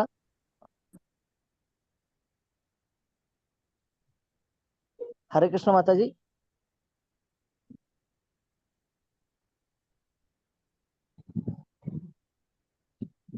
ನೆಟ್ವರ್ಕ್ ಪ್ರಾಬ್ಲಮ್ ಇದೆ ಪ್ರಭುಜಿ, ಬರ್ತಾರೆ. ಹೌದು ಮಾತಾಜಿ, ಹೌದು. ಲಲಿತಾ ಮಾತಾಜಿ, ಹರೇ ಕೃಷ್ಣ. ಹಾ ಹೇಳಿ ಮಾತಾಜಿ. ಮಾತಾಜಿ, ನಾನು ಸ್ವಲ್ಪ ಟೆಂಪಲ್ ಅಲ್ಲಿ ಇದ್ದೀನಿ, ಅಟೆಂಡೆನ್ಸ್ ಹಾಕಕ್ಕಾಗತ್ತಾ? ನೆಟ್ವರ್ಕ್ ಸಿಗದಿದ್ರೆ ಕಷ್ಟ. ಹಾಕ್ತೀನಿ ನಾನು. Okay, thank you Mataji. Hare ನಿಮ್ದು ಕೃಷ್ಣ. ಇಮೇಲ್ ಐಡಿ ಒಂದು ಹಾಕಿ ಕಳ್ಸಿ. ಮಾತಾಜಿ ಇಮೇಲ್ ಐಡಿ ಗೊತ್ತಿಲ್ಲ ನಿಮ್ದು. ಓಕೆ ಮಾತಾಜಿ, ಕಳಿಸ್ತೀನಿ. ಆಯ್ತು. ಮಾತಾಜಿ ಇನ್ನು ಎಕ್ಸಾಮ್ ದೂರ ಇದೆಯಲ್ಲ ಮಾತಾಜಿ? ಹೌದು ಪ್ರಭುಜಿ, ಇನ್ನು 18ನೇ ಅಧ್ಯಾಯ ಆಗ್ಬೇಕು. 18ನೇ ಅಧ್ಯಾಯ. ಮಾತಾಜಿ ಬಂದು ಅದೀಗ ಶ್ಲೋಕ ಮತ್ತೆ ಇದು ಎಕ್ಸಾಮ್ ಇದು ಅಸೆಸ್ಮೆಂಟ್ ಮಾತಾಜಿ ಎರಡು ಕಳ್ಸ್ಲಿಕ್ಕೆ ಟೈಮ್ ಇದೆಯಾ ಮಾತಾಜಿ? ಟೈಮ್ ಮುಗೀತಾ? ಇದು ಕಳ್ಸಿಲ್ಲ ನಾ ಇನ್ನು. ಕಳಿಸ್ಕೊಡಿ ಪ್ರಭುಜಿ. ಅವರು ಗಾಯತ್ರಿ ಮಾತಾಜಿಗೆ ಇದನ್ನ ಶ್ಲೋಕ ಕಳ್ಸಕ್ ಹೇಳಿದ್ದಾರೆ. ಹಾ ಮತ್ತೆ ಮಾತಾಜಿ, ಅದು ಇದೆ ಮಾತಾಜಿ, ಗ್ರೂಪ್ ಅಲ್ಲಿ ನಂಬರ್ ಇದೆ. ಹಾ, ಹಾ ಎರಡು ಮಾತಾಜಿ. ಹಾಕಿದ್ದಾರೆ ಮಾತಾಜಿ. ಅದಕ್ಕೆ ಅಲ್ಲಿ ಹಾ ಕಳಿಸ್ಕೊಡಿ. ಟೈಮ್ ಇದೆ ಹಾ ಇನ್ನೊಂದು. ಹಾ ಹರೇ ಕೃಷ್ಣ ಮಾತಾಜಿ. ಮಾತಾಜಿ ಬಂದ್ರು, ಗೀತಾ ಮಾತಾಜಿ. ಕ್ಷಮಿಸಿ ಮಾತಾಜಿ, ಅದು ಯಾವಾಗ ಕಟ್ಟಾಯ್ತು ನನ್ಗೆ ಗೊತ್ತಾಗಿಲ್ಲ. ಹೌದು. ಅಂದ್ರೆ ಹನುಮಂತ್ ಪ್ರಭುಜಿ ಹೇಳ್ತಾ ಇದ್ರು, ಅಂದ್ರೆ ಅದೆಲ್ಲ ಹಿಂದಿನ ಕಾಲದಿಂದಲೂ ಗುರು ಹಿರಿಯರು ಮಾಡ್ಕೊಂಡು ಬಂದಿದ್ದು, ಅದನ್ನ ನಾವು ಮುಂದುವರಿಸ್ತಾ ಹೋಗ್ತಾ ಇದೀವಿ ಅಂತ. ಆದ್ರೆ ಅವರ ಮಾಡಿದ ಉದ್ದೇಶ ಇಷ್ಟೇ, ಅಂದ್ರೆ ಅವರು ಅದನ್ನ ಮುಂದುವರಿಸಿ, ಅಂದ್ರೆ ಆ ವ್ರತ ಏನ್ ಮಾಡ್ತಾ ಇದ್ದೀರಾ ಅದನ್ನ ನಿಮ್ಮ ಜೀವನದಲ್ಲಿ ಕ್ರಮೇಣ ಅಳವಡಿಸ್ಕೊಳ್ಳೋ ಪ್ರಯತ್ನ ಆಗ್ಲಿ ಅಂತ. ಆದ್ರೆ ಅದನ್ನ ಆ ಉದ್ದೇಶವನ್ನ ಎಲ್ಲರೂ ಮರೆತು ಆ ಸಮಯಕ್ಕಷ್ಟೇ ಅದನ್ನ ಮಾಡಿ ಮತ್ತೆ ಅದನ್ನ ಯಥಾರೂಪ ಹಿಂದಿರುಗಿ ಬಿಡ್ತಾರೆ. ಅದೇ ಈಗ ಮಾತಾಜಿ, ಅದು ವರ್ಷದಲ್ಲಿ 365 ದಿನಗಳು ದೇವ್ರ ಚಕ್ರ ಮಾಡೋ, ದೇವ್ರು ಧ್ಯಾನ ಮಾಡೋದೇ ಬೇರೆ, ಜಪ ಮಾಡೋದೇ ಬೇರೆ. ಇವರು ಒಂದು 15 ದಿವ್ಸ 20 ದಿವ್ಸ ಮಾಡಿ ಮತ್ತೆ ಅದೇ 1% ಇದು ಬರಂಗಿಲ್ಲ ಮಾತಾಜಿ. ಅದು ದೇವ್ರ ಇದಕ್ಕೆ ಅಂದ್ರೆ ಈಗ ದಿವ್ಸ ಇದು ಮಾಡೋದೇ ಇದು ಉತ್ತಮ ಮಾತಾಜಿ. ಹೌದು ಪ್ರಭುಜಿ, ಅಂದ್ರೆ ಅವರು ಹಿಂದಿನ ಕಾಲದವ್ರು ಯಾರು ಅದನ್ನ ಮಾಡ್ಕೊಂಡ್ ಬಂದ್ರೆ ಅವರು ಅಷ್ಟೇ ಗಂಭೀರವಾಗಿ ಅದನ್ನ ತಗೊಂತಾ ಇದ್ರು. ಅಂದ್ರೆ ಅವ್ರಿಗೆ ತಿಳಿದಿತ್ತು ನಾವು ಇದನ್ನ ತಪ್ಪು ಮಾಡ್ತಾ ಇದೀವಿ, ಇದನ್ನ ಸರಿಪಡಿಸ್ಕೊಳ್ಳೋಕೆ ಪ್ರಯತ್ನ ಪಡ್ಬೇಕು ಅಂತ. ಆದ್ರೆ ಇವ್ರು ಅದನ್ನ ಏನಂತಾರೆ ಅಂದ್ರೆ, ತಂದೆ ಪೂಜೆ ಮಾಡೋ ಟೈಮಲ್ಲಿ ಬೆಕ್ಕು ಕಾಟ ಕೊಡುತ್ತೆ ಅಂತ ಬೆಕ್ಕನ್ನ ಕಟ್ಟಾಕ್ತಾ ಇದ್ರಂತೆ. ಅವ್ರ ಮನೇಲಿ ಬೆಕ್ಕಿತ್ತು ಅಂತ. ಆಮೇಲೆ ಅವ್ರ ಮಕ್ಳು ಅದನ್ನ ನೋಡಿ ನೋಡಿ ಅಭ್ಯಾಸ ಆಗಿ ಏನ್ ಮಾಡಿದ್ರಂತೆ, ಆ ಬೆಕ್ಕಿಲ್ಲ ಅಂದ್ರೂ ಕೂಡ ಅವ್ರ ತಂದೆ ಸತ್ ಮೇಲೆ ಒಂದು ಬೆಕ್ಕನ್ನ ಹಿಡ್ಕೊಂಡ್ ಬಂದಿ ಅಲ್ಲಿ ಕಟ್ಟಾಕ್ತಾ ಇದ್ರಂತೆ. ಯಾಕೆ ಈ ತರ ಮಾಡ್ತೀರ ಅಂದ್ರೆ, ನನ್ ತಂದೆ ಇದನ್ನ ಮಾಡ್ತಾ ಇದ್ರು, ನಾನು ಅದನ್ನೇ ಮಾಡ್ತಾ ಇದೀನಿ ಅಂತ. ಆದ್ರೆ ಯಾಕೆ ಮಾಡ್ತಾ ಇದೀವಿ ಆ ಉದ್ದೇಶ ಮರ್ತೋಯ್ತು. ಮತ್ತೆ ಅದನ್ನ ಅಂದ್ರೆ ಹಾಗೆ ಮಾತಾಜಿ ಅದು ಮುಂದುವರಿಸ್ತಾ ಅಪನಂಬಿಕೆ ಮತ್ತೆ ತಿಳ್ಕೊಳ್ಳೋ ಮಟ್ಟ ತಿಳ್ಕೊಳ್ಳೋದೇ ಇಲ್ಲ, ಯಾರಿಗೂ ಆಸಕ್ತಿ ಅನ್ನೋದೇ ಇರೋದಿಲ್ಲ. ಒಟ್ಟು ಏನ್ ಮಾಡಿದ್ದಾರೆ ಅದನ್ನೇ ನೋಡಿ ಮಾಡ್ಬಿಡೋದು. ಹೌದು ಪ್ರಭುಜಿ, ಅಂದ್ರೆ ಅವ್ರಿಗೆ ಹೇಳ್ಕೊಡೋರು ಇಲ್ಲ. ಅಂದ್ರೆ ಇವರು ಹಾ ಕೇಳಲಿಲ್ಲ, ಅವ್ರ ಹಿರಿಯರ ಹತ್ರ ಕೇಳಲಿಲ್ಲ, ಯಾಕೆ ಇದೆಲ್ಲ ಮಾಡ್ತಾ ಇದೀರಿ ಅಂತ ಅವ್ರನ್ನ ಪ್ರಶ್ನೆ ಮಾಡ್ಲಿಲ್ಲ. ಅವರಿಂದ ಇವರು ಮಾಡಿ ತಿಳಿಲೂ ಇಲ್ಲ. ಸುಮ್ನೆ ಅವ್ರು ಮಾಡ್ಕೊಂಬಂದ್ರು ನಾವು ಮುಂದುವರಿಸ್ಕೊಂಡು ಹೋಗ್ತಾ ಇದೀವಿ, ಅಷ್ಟರಲ್ಲೇ ಅದು ನಡೀತಾ ಇದೆ. ಅದೇ. ಹರೇ ಕೃಷ್ಣ ಮಾತಾಜಿ, ಹರೇ ಧನ್ಯವಾದ. ಕೃಷ್ಣ. ಭಗವದ್ಗೀತೆ ಅಧ್ಯಾಯ 17ರ ಅವಲೋಕನ, ಅಂದ್ರೆ ಗುಣಗಳಲ್ಲಿ ಶ್ರದ್ಧೆ, ಪೂಜೆ ಮತ್ತೆ ಆಹಾರಗಳು. ಅಂದ್ರೆ ನಾವಿದೆಲ್ಲ ಕೂಡ ಡೀಟೇಲ್ ಆಗಿ ಪ್ರತಿಯೊಂದು ಶ್ಲೋಕವನ್ನು ಓದಿ ತಿಳ್ಕೊಂಡಿದ್ವಿ. ಅಂದ್ರೆ 3 ಗುಣಗಳಲ್ಲಿ ಮಾಡುವಂತಹ ಪೂಜೆ ಇರ್ಬೋದು, ಅವರ ಶ್ರದ್ಧೆ ಮತ್ತೆ ಅವರ ಆಹಾರ, ಅವರ ತಪಸ್ಸು, ಅವರ ದಾನ, ಎಲ್ಲದರ ಬಗ್ಗೆನೂ ನಾವು ತಿಳ್ಕೊಂಡಿದ್ವಿ. ಮತ್ತೆ ತ್ಯಾಗ ತಪಸ್ಸು, ಅಂದ್ರೆ ದಾನ ಮತ್ತೆ ತಪಸ್ಸು, ಇದ್ರ ಬಗ್ಗೆನೂ ತಿಳ್ಕೊಂಡ್ವಿ. ನಂತರ ಓಂ ತತ್ಸತ್, ಅಂದ್ರೆ ಎಲ್ಲವನ್ನೂ ಕೂಡ ನಾವು ವಾಸ್ತವದಲ್ಲಿ ಭಗವಂತನಿಗೆ ಕೊಡುವಂಥದ್ದು.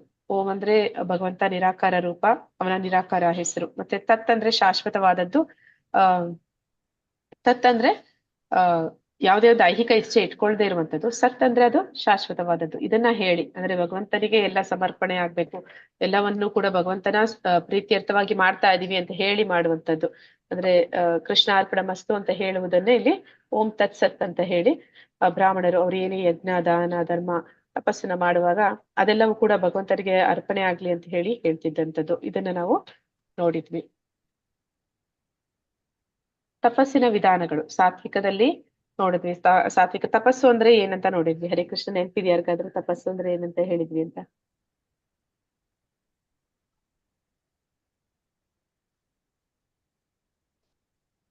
ತಪಸ್ಸು ಅಂತಂದ್ರೆ ನಾವೇ ವಾಲಂಟಿಯರ್ ಆಗಿ ಒಂದು ಕಷ್ಟವನ್ನ ಸ್ವೀಕಾರ ಮಾಡುವಂಥದ್ದು. ಯಾಕೆ ಅದನ್ನ ಮಾಡ್ತಾ ಇದೀವಿ ಅಂತಂದ್ರೆ, ಅದರಿಂದ ನಮ್ಗೆ ಯಾವ್ದೋ ಒಂದು ಉಳಿತಾಯ ಆಗುತ್ತೆ. ಆ ಕಾರಣಕ್ಕಾಗಿ ನಾವು ಸ್ವಲ್ಪ ಶ್ರಮವನ್ನ ತಗೊಳಕ್ಕೆ ತಾವಾಗಿಯೇ ಒಪ್ಕೊಳ್ಳುವಂಥದ್ದು.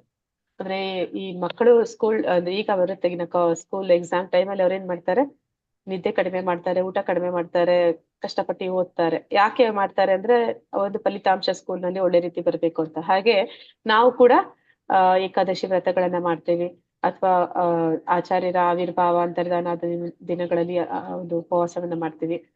ಮತ್ತೆ ಬೆಳಿಗ್ಗೆ ಬೇಗ ಏಳುವಂಥದ್ದು, ಪ್ರತಿದಿನ ಕ್ರಮ ತಪ್ಪದೆ 16 ಸುತ್ತು ಜಪ ಮಾಡುವಂಥದ್ದು, ಇವೆಲ್ಲವೂ ಕೂಡ ತಪಸ್ಸೆ ಆಗುತ್ತೆ. ಭಗವಂತನ ನೈವೇದ್ಯ ಪ್ರಸಾದವನ್ನಲ್ಲದೆ ಬೇರೆ ಯಾವುದನ್ನು ತಿನ್ನಬಾರ್ದು ಅನ್ನುವಂಥದ್ದು, ಇವೆಲ್ಲವೂ ಕೂಡ ತಪಸ್ಸಾಗುತ್ತೆ. ಈ ರೀತಿ ಸಾತ್ವಿಕ ತಪಸ್ಸಿನಲ್ಲಿ 3 ರೀತಿಯ ತಪಸ್ಸಿದೆ ಅಂತ ನೋಡಿದೀವಿ. ದೇಹದ, ಮಾತಿನ ಮತ್ತು ಮನಸ್ಸಿನ ತಪಸ್ಸಿನ ಬಗ್ಗೆ. ದೇಹದ ತಪಸ್ಸು ಅಂತಂದ್ರೆ ಗುರು ಹಿರಿಯರಿಗೆ ಒಂದು ಗೌರವವನ್ನ ಸಲ್ಲಿಸುವಂಥದ್ದು, ಅವರ ಪೂಜೆ ಮಾಡುವಂಥದ್ದು, ಮತ್ತೆ ಭಗವಂತನ ಪೂಜೆ ಮಾಡುವಂಥದ್ದು, ಮತ್ತೆ ದೈಹಿಕವಾಗಿ ಅಶುದ್ಧತೆಯನ್ನ ಅಂದ್ರೆ ಆಂತರಿಕ ಮತ್ತೆ ಬಾಹ್ಯ ಶುದ್ಧತೆಯನ್ನ ಆಚರಣೆ ಮಾಡುವಂಥದ್ದು, ಸರಳ ಜೀವನ ಮಾಡುವಂಥದ್ದು, ಬ್ರಹ್ಮಚರ್ಯ, ಸಂಯಮ, ಇವೆಲ್ಲವೂ ಕೂಡ ದೇಹದ ತಪಸ್ಸು. ಆದ್ರೆ ಮಾತಿನ ತಪಸ್ಸು ಅಂತಂದ್ರೆ ನೆನ್ಪಿದ್ಯಾ? ಯಾರಿಗಾದ್ರೂ ಹೇಳ್ತೀರಾ ಮಾತಿನ ತಪಸ್ಸಲ್ಲಿ ಏನ್ ತಿಳ್ಕೊಂಡಿದ್ವಿ ಅಂತ? ಮಾತಿನ ತಪಸ್ಸಿನಲ್ಲಿ ನಾವು ಹಿಂದೆ ಮುಂದೆ ನೋಡಿ ಏನಾದ್ರು ಒಂದ್ ಮಾತಾಡ್ಬಿಡ್ತಾ ಇರ್ತೀವಿ ಮಾತಾಜಿ. ಅದರಿಂದ ಒಬ್ಬರಿಗೆ ಎಷ್ಟು ಹಿಂಸೆ ಆಗತ್ತೆ ಅಥವಾ ನೋವಾಗತ್ತೆ ಅನ್ನೋದ್ರ ಬಗ್ಗೆ ನಮ್ ಗಮನನೇ ಇರೋದಿಲ್ಲ. ಅದಕ್ಕೋಸ್ಕರ ನಮ್ಮ ಮಾತು ಅದನ್ನ ನಾವು ತುಂಬಾ ತಿಳ್ಕೊಂಡು ಸರಿಯಾಗಿ ಮಾತಾಡುವಂತಹ ಒಂದು ದಿನಚರಿಯನ್ನ ಮಾಡ್ಕೊಳ್ಳುವಂತಹದ್ದು ಮಾತಿನ ತಪಸ್ಸಾಗತ್ತೆ. ಮತ್ತೆ ಸಂತೋಷವಾಗಿ ಇನ್ನೊಬ್ಬರಿಗೆ ಮನಸ್ಸು ನೋವಾಗದೆ ಇರಂಗೆ ನಾವು ಅದನ್ನ ಮನಸ್ಸನ್ನ ಅವ್ರಿಗೆ ಯಾವುದೇ ರೀತಿ ತೊಂದರೆ ಆಗ್ಬಾರ್ದು ಆತರ ಮಾತಾಡ್ಬೇಕು ಮಾತಾಜಿ. ಆದ್ರೆ ಸತ್ಯವನ್ನ ಸದಾ ಮಾತಾಡಬೇಕು. ಆದ್ರೆ ಹೇಳುವಂತ ಸತ್ಯ ಹಿತಕರವಾದ ಸತ್ಯ ಆಗಿರ್ಬೇಕು. ಅಂದ್ರೆ ಇನ್ನೊಬ್ಬರನ್ನ ನೋಯಿಸುವಂತ ಸತ್ಯವನ್ನ ಹೇಳ್ಬಾರ್ದು ಅಂತ ಹೇಳ್ತಾರೆ. ಅಂದ್ರೆ ನಿಜ ಹೇಳ್ಬೇಕು, ಆ ಮನುಷ್ಯರಿಗೆ ಅದು ತಿಳಿಬೇಕು, ಆದ್ರೆ ಅದನ್ನ ನೋವಾಗದ ರೀತಿಯಲ್ಲಿ ಹೇಳ್ಬೇಕು. ಮತ್ತೆ ಇನ್ನೊಂದು ಏನಂತಂದ್ರೆ ಯಾರು ಗುರು ಹಿರಿಯರು ಇರ್ತಾರೆ, ಅಂದ್ರೆ ಮನೆಯಲ್ಲಿ ದೊಡ್ಡವರು ಅಥವಾ ತಂದೆ ತಾಯಿ ಅಥವಾ ಗುರುಗಳಾದವರು, ಅವರು ಶಿಷ್ಯನ ಹತ್ರ ಕಠೋರವಾದ ಸತ್ಯವನ್ನೇ ಹೇಳ್ಬೇಕು ಅಂತ ಹೇಳ್ತಾರೆ. ಇಲ್ಲ ಅಂತಂದ್ರೆ ಅವನನ್ನ ಸರಿಯಾದ ಮಾರ್ಗದಲ್ಲಿ ತರ್ಲಿಕ್ಕೆ ಸಾಧ್ಯ ಆಗೋದಿಲ್ಲ. ಅದಕ್ಕಾಗಿ ಅವರಿಗೆ ಮಾತ್ರ ಒಂದು ಎಕ್ಸೆಪ್ಷನಲ್ ಕೇಸ್ ಇದೆ. ಅಂದ್ರೆ ತಂದೆ ತಾಯಿ ಅಥವಾ ಗುರು ತನ್ನ ಮಕ್ಕಳಿಗೆ ಅಥವಾ ಶಿಷ್ಯನಿಗೆ ಕಠೋರವಾದ ಸತ್ಯಗಳನ್ನ ತಿಳಿಸ್ಬೇಕು ಅಂತ. ನಂತರ ಇನ್ನೊಂದು ಯಾವ್ದಂದ್ರೆ ಮಾತಿನ ತಪಸ್ಸು ಅಂತಂದ್ರೆ ಪ್ರತಿದಿನ ಕ್ರಮ ತಪ್ಪದೆ ಶಾಸ್ತ್ರಗಳನ್ನ ಅಧ್ಯಯನ ಮಾಡುವಂಥದ್ದು, ಅದು ಕೂಡ ಓದುವಂಥದ್ದು, ಅದನ್ನು ಕೂಡ ತಪಸ್ಸು ಅಂತ ನೋಡಿದೀವಿ. ನಂತರ ಬರುವಂತದ್ದು ಮನಸ್ಸಿನ ತಪಸ್ಸು. ಮನಸ್ಸಿನ ತಪಸ್ಸು ಇದಕ್ಕೆ ಯಾವ್ದನ್ನ ಕೇಳಿದ್ವಿ ಹರಿಕೃಷ್ಣ? ಏನ್ ಬರ್ತದೆ? ಮನಸ್ಸಿನ ತಪಸ್ಸಿನ ಬಗ್ಗೆ ಏನ್ ತಿಳ್ಕೊಂಡಿದ್ವಿ? ಅಲ್ಲ, ಮನಸ್ಸಿನ ತಪಸ್ಸಿನಲ್ಲಿ ಹೇಳ್ಬೇಕಂದ್ರೆ ಮಾತಾಜಿ, ಕಂಸ ಆಕ್ಚುಲಿ ಪ್ರತಿ ಕ್ಷಣ ಮನಸ್ಸಿನ ತಪಸ್ಸೇ ಮಾಡ್ದ. ಆದ್ರೆ ಅವನು ಸರಿಯಾದ ಮಾರ್ಗದಲ್ಲಿ ಮಾಡ್ದೆ, ತನ್ನನ್ನ ಕೃಷ್ಣ ಯಾವಾಗ ಬಂದು ಕೊಲ್ತಾನೋ ಅಂತ ಭಯದಿಂದಾಗಿ ಅವನು ಅದನ್ನ ಮಾಡ್ದ ಅಂತ ಹೇಳ್ಕೊಂಡು ಆ ತಪಸ್ಸೇ ಅದ ಆಕ್ಚುಲಿ ಆತರ ಮಾಡ್ದ ಅಂತ. ಆದ್ರೆ ಇಲ್ಲಿ ನಾವು ಹೇಳೋದೇನು ಅಂತಂದ್ರೆ ಅಂದ್ರೆ ಶ್ರೀಲ ಪ್ರಭುಪಾದರು ಹೇಳೋದೇನು ಅಂತಂದ್ರೆ ಮನಸ್ಸು ಯಾವಾಗ್ಲೂ ಏನು ಅಂದ್ರೆ ತಿಳಿಯಾಗಿರ್ಬೇಕು. ತಿಳಿಯಾಗಿದ್ರೆ ಮಾತ್ರ ನಮ್ಮ ಮನಸ್ಸು ಮುಂದೆ ಬರೀಲಿಕ್ಕೆ ಸಾಧ್ಯ ಆಗತ್ತೆ. ಯಾರ ಬಗ್ಗೆನೋ ತುಂಬಾ ಕ್ಷುಲ್ಲಕವಾಗಿ ಅವ್ರನ್ನ ಕಾಣುವುದಾಗಲಿ, ಅವ್ರನ್ನ ನಡೆಸಿಕೊಳ್ಳುವುದಾಗಲಿ, ಇದೆಲ್ಲ ಮನಸ್ಸಿನ ರೀತಿ ಮಾಡ್ಕೊಂಡು ಬಂದ್ರೆ ಅದು ತುಂಬಾ ತಪ್ಪಾಗತ್ತೆ. ಜನಗಳಿಗೆ ನಾವು ಈಗ ಸತ್ಯ ಅನ್ನೋ ಕೂಡ ಹೇಳಿದ್ವಿ, ಸತ್ಯ ಮಾತು ಅನ್ನೋದು ಕೂಡ ಮನಸ್ಸಿನಲ್ಲಿ ದೃಢ ಸಂಕಲ್ಪ ಆಗ್ಬೇಕಾಗತ್ತೆ ಪ್ರತಿಯೊಂದು ಕೂಡ. ಅದಕ್ಕೆ ಮನಸ್ಸು ತುಂಬಾ ಒಂದು ದೊಡ್ಡ ಪಾತ್ರವನ್ನ ವಹಿಸತ್ತೆ. ನಮ್ಮ ಮನಸ್ಸು ಬಹಳ ನಿರ್ಮಲವಾಗಿರ್ಬೇಕು. ಮತ್ತೆ ಪ್ರತಿಯೊಬ್ಬರಿಗೂ ಅದು ಏನು ಅಂತಂದ್ರೆ ಸುಖದಾಯವಾಗಿ ಜೀವನ ಮಾಡ್ಲಿಕ್ಕೆ ನಾವು ಸಹಾಯ ಮಾಡೋ ಅಂತಹದ್ದು ಬಹಳ ಮುಖ್ಯ ಆಗತ್ತೆ. ಆಮೇಲೆ ಹರೇ ಕೃಷ್ಣ ಮಂತ್ರನ ನಾವು ಜಪಿಸೋದು ಕೂಡ ಪ್ರತಿ ದಿವಸ ಅದು ಮನಸ್ಸಿನ ಒಂದು ಸಂಕಲ್ಪ.